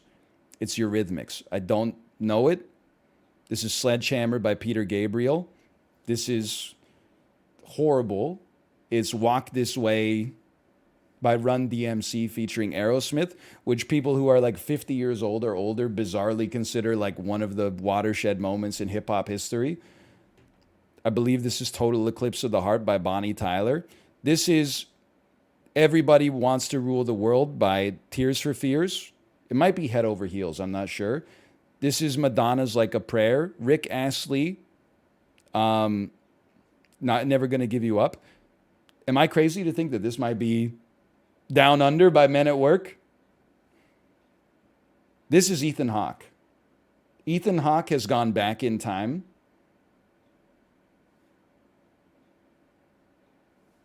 What's he doing here? Ethan, what's going on down here? You're right. This is Duran Duran, Hungry Like the Wolf.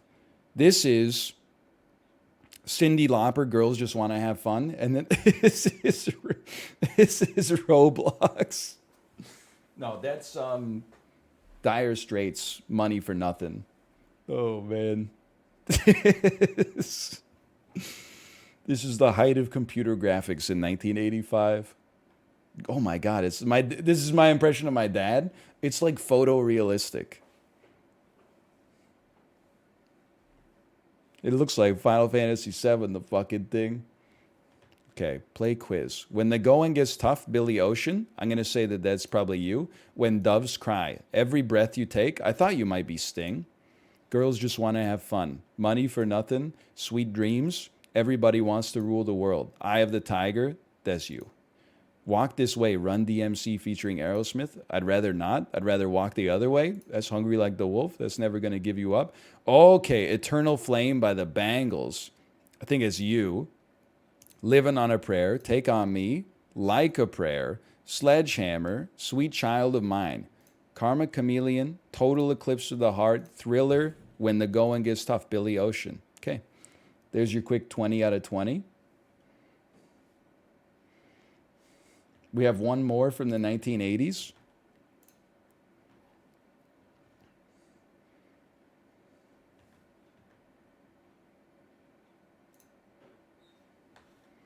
We got Something by Whitney Houston. I'll tell you, this is Pride in the Name of Love.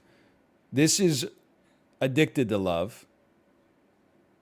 I don't know what this is. I think this is Tommy Wiseau. This is a Bruce Springsteen song. This is an Aerosmith song. This is a Bon Jovi song. This is White Wedding. This is also a Guns N' Roses song, which is causing me some problems. No, wait, we haven't had Guns N' Roses so far. Never mind. This is just a guy. I think this is Art Garfunkel. He's just chilling. I think you might be Pat Benatar. It's literally just two people driving home from the bingo hall. This is how people were driving in the 80s, man. She got her damn knee up next to the steering wheel. You get in an accident, the airbag's gonna blow your damn tibia off. What's wrong with you? Okay, this is Tom Petty. Don't come around here no more. This is another Madonna joint. I have no idea. I feel like this is Wannabe starting something. What the hell is going on? What the hell is this, man? My sleep paralysis demon?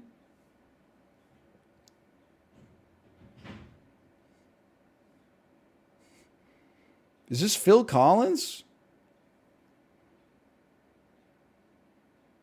Obviously, you're George Michael. Whatever. We can figure this out via context clues. This is no problem.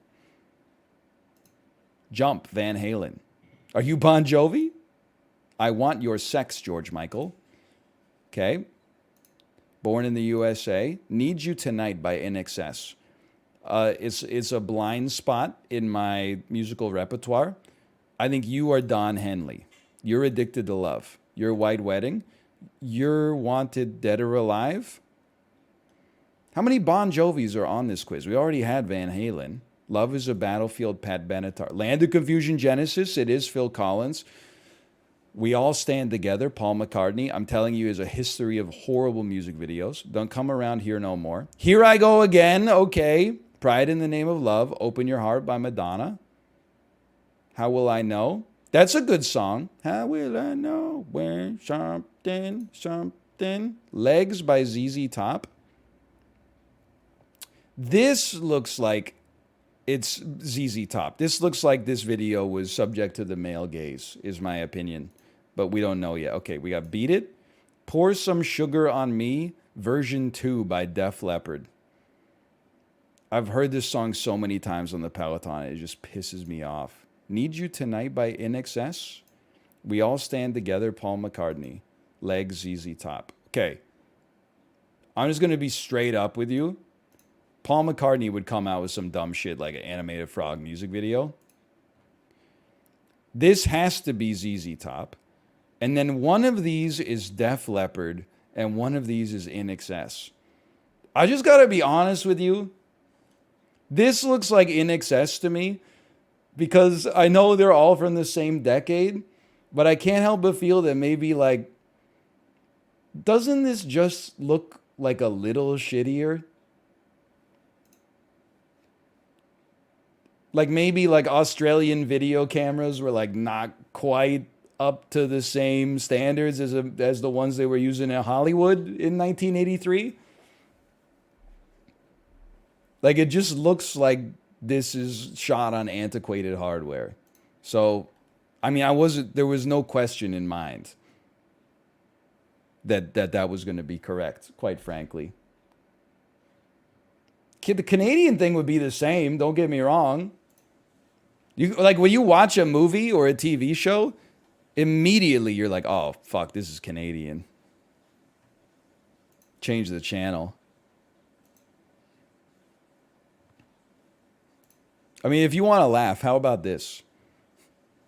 Artist by most popular song. Oh no, okay, I see how this is. Hold on. We could maybe try this. Artist by popular Spotify songs. So this is name the artist from an image of their most played songs on Spotify. I mean, some of them are a little easy, like Dancing Queen. Not, dude, by the way, no Waterloo, no The Winner. Oh, no, The Winner Takes It All is literally third. Never mind. That's ABBA. No Waterloo, though. This is Alice Cooper. This is garbage. This is the Foo Fighters. Pretenders, their most popular, second most popular song, huh? It's Madonna. Okay, it is a little too easy. Aretha Franklin. Run, Rudolph, Run. Johnny Be Good. That'd be Chuck Berry. Some of those are out of order, man. Fleetwood Mac. Okay, it's way too easy. This is Public Enemy. It's Destiny's Child. I thought they would be harder than this. I know that even though I don't know this band, I know this band. Okay. Dark Horse. Never Really Over is Katy Perry's most popular song, even though it's not her most popular song. I don't get it. Borderline, The Less I Know, the Better. Lost in Yesterday, feels like we only go backwards. I'll admit I don't know this one, but I thought Borderline was by Madonna. Okay, I pass on this one. I pass. I'm going to say this is probably the White Stripes. Oh no, he's a boomer. It's true. This is Marvin Gaye. Who's the boomer now? This is Elton John. This is John Lennon. Pardon me. I'm going to guess this is probably Stevie Wonder based on the photo of Stevie Wonder. Sugar Sugar. Isn't this shit by the damn Archies? Some people are going on Spotify to listen to the Archies. Smashing Pumpkins. Okay, I mean, I give up. You got me on that one. That's Tame Impala. Average score 65%. We got the beat. Oh, dude, don't even get me started on the Go-Go's. Our Lips Are Sealed is a classic. You're the One That I Want from Greece. That's Olivia Newton-John. That's Beck. That's Led Zeppelin. Copacabana? That's Barry Manilow. Way better than any damn Tame Impala. I'm going to say this is Prince. I'm going to say this is Kanye West. I'm going to say this is Weezer, based on all the Weezer songs in the list. Say as AC/DC. This is Post Malone. Who's the boomer now? It's Oasis. Salt and Pepper. Guns and Roses. Guns and Roses. Sorry, my mistake. This would be Stevie Nicks. This would be The Chicks. Sorry, my mistake. What the hell is this? I Think I Love You. I woke up in love this morning. I Can Feel Your Heartbeat. Doesn't Somebody Want to Be Wanted? Breaking Up Is Hard to Do. Isn't that song by like that fake band from MTV? Breaking up is hard enough. Say you got nothing but a common love. You got my sweater, my cat, my hat. I can't find my cat. The hardest part of breaking up is getting back your stuff. Yeah, is this together? You plus me, it doesn't equal us. I guess I didn't know my calculus. I have no idea. This is the Addams Family. This is The Clash. Tonight I'm Gonna Rock You Tonight. Come on, dude. This is Spinal Tap. You think I don't know that? That would be Toto. Probably the highest difference between most popular song and second most popular song. Frank Sinatra. Your whole life. Put out music your whole fucking life. Most popular song after death, Let It Snow. It's a sad fucking story, man. Okay, I give up. 19 out of 20 again. The Partridge Family.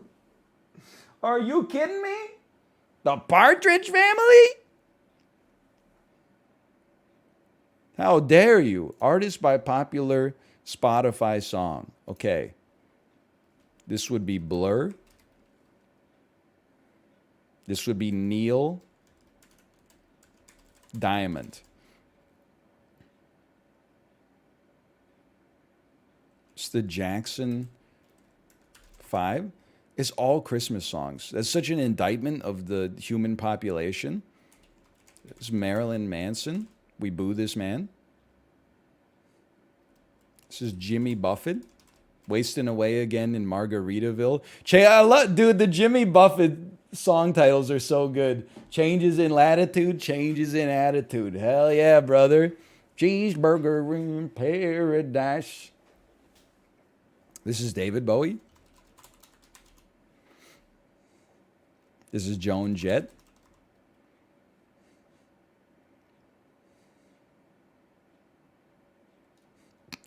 Snoop Dogg. Get me out of there. Oh, this is Nirvana. Thank you, thank you. Always look on the bright side of life. Is this Monty Python? This is the Talking Heads. Dude, I'm glad to see This Must Be the Place in number 2. That's low-key the best Talking Heads song. Let's go, you two. They're still up there. That's the Spice Girls. It's absolutely horrible top 5 for him, but that's indeed Bob Dylan. That would be Carly Rae Jepsen. Oh, fuck. Carly Rae Jepsen. Carly Rae Jepsen. Carly... You know what? Jepsen? Jepsen. There you go. You don't need to type the whole name. This will be the Bangles. No. Video killed the radio star. I know this. The Bungles? The Bungles? I can like see the Buggles. I can see it on the album cover. There we go. The Beatles. It's a tough one. This is No Doubt. Spiderweb's low-key their best song. This is Willie Nelson. I'm going to say that this is Van Halen. It's one of the Bon Jovis. Okay, we got him. Let me see if my wife is ready to stream.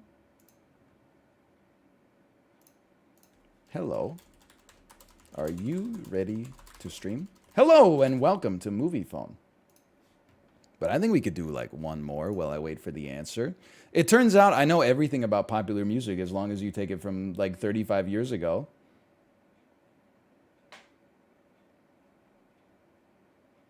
Popular music now, I'm a little bit behind the curve, honestly. But this is the Rolling Stones.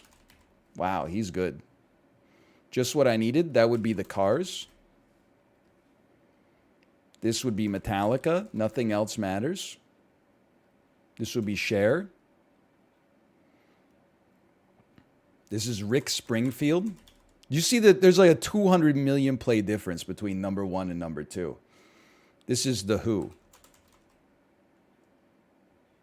This is ZZ Top. They got tush and legs? Holy cow. I don't know. Is this the Everly Brothers or something? It's too... It is... I can't believe that. I'm a Believer. These are the Monkees. You want to talk about a sight read, man. Shallow. This is Bradley... No, come on. This is Lady Gaga. Had 1 billion plays. Holy cow. Blue Christmas. This is Elvis Presley. Alanis Interlude. I know... Well, this is Alanis. Why is her most popular song from Halsey? What's for breakfast at Cozy? This is the Bee Gees. This is Cyndi Lauper. This is the Backstreet Boys. Excuse me, Larger Than Life doesn't even make it into the top 5. It's their best song by far. This is Meatloaf for sure. This would be Weird Al. This would be Dr. Dre. Nothing but a G thing? Am I a joke to you? This is Funkadelic. And this would be Twisted Sister. I mean, this is just... It's like almost too easy. At this point. And yet there's many more. So I guess I'll keep clicking them until I'm told not to. This is not that easy. It's basically like, here's the five most popular songs by a popular artist. Can you name them? It's like, look, I mean, it's 9 Inch Nails. Girl, You Know It's True. I mean, everybody knows that's Milli Vanilli. I'm going to say that this is Christina Aguilera, based on the photo of Christina Aguilera. Dream On, that would be Aerosmith, my favorite band. Be Michael Jackson. Or Drake, possibly. This is Jay-Z. Jay-Z's third most popular song on Spotify is one of the ones that they mashed up with Linkin Park. I know this. This is Cheap Trick. This is Kiss. Come on. The Twist. Let's twist again. This is Chubby Checker. Mashed Potato Love. What the hell? Working 9 to 5. This is Dolly Parton. Come on. I love when you release a sequel to a song. I know this. This is Carrie Underwood. Or the other one. Smash Mouth. Smash Mouth. Call this the B-52s. Dude, every time I hear Rome in public, it brings a smile to my face. It's just I wouldn't describe it as my favorite song ever, but I just enjoy hearing it, honestly. I'm stalling on this one because I'm thinking about the... It's their only good song? Shut the hell up, okay? The ones where the guy sings are good too. Something to talk about. I know, you're one of the Judds or something.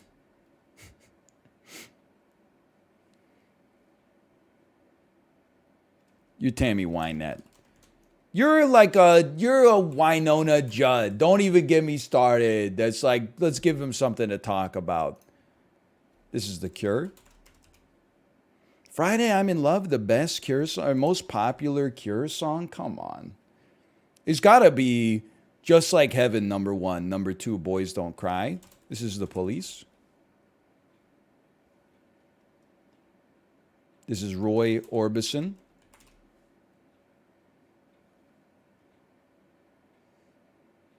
This would be The Flaming Lips. This is Tiny Tim. I don't know it, but I'm upset. Bonnie Raitt, Reba McEntire. Does anyone see how fucked up this is? I mean, we did pretty good, though. How messed up is it there was like no Flaming Lips songs from the Soft Bulletin? One of the Flaming Lips 2 best albums. The other one not Yoshimi Battles the Pink Robots, but rather the one that came out in 2009. Hold on. Flaming Lips discography. Embryonic. Yeah, what the hell? They had no songs off the 2 best Flaming Lips albums?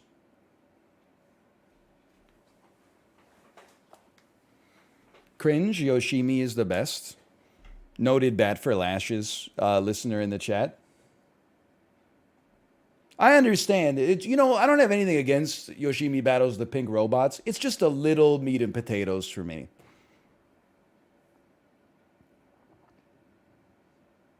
There's nothing wrong with it. The only thing wrong with Yoshimi Battles the Pink Robots is that instead of naming it after like the 3rd best song on the album, they should have named it after the best song at the album and called it Ego Tripping at the Gates of Hell.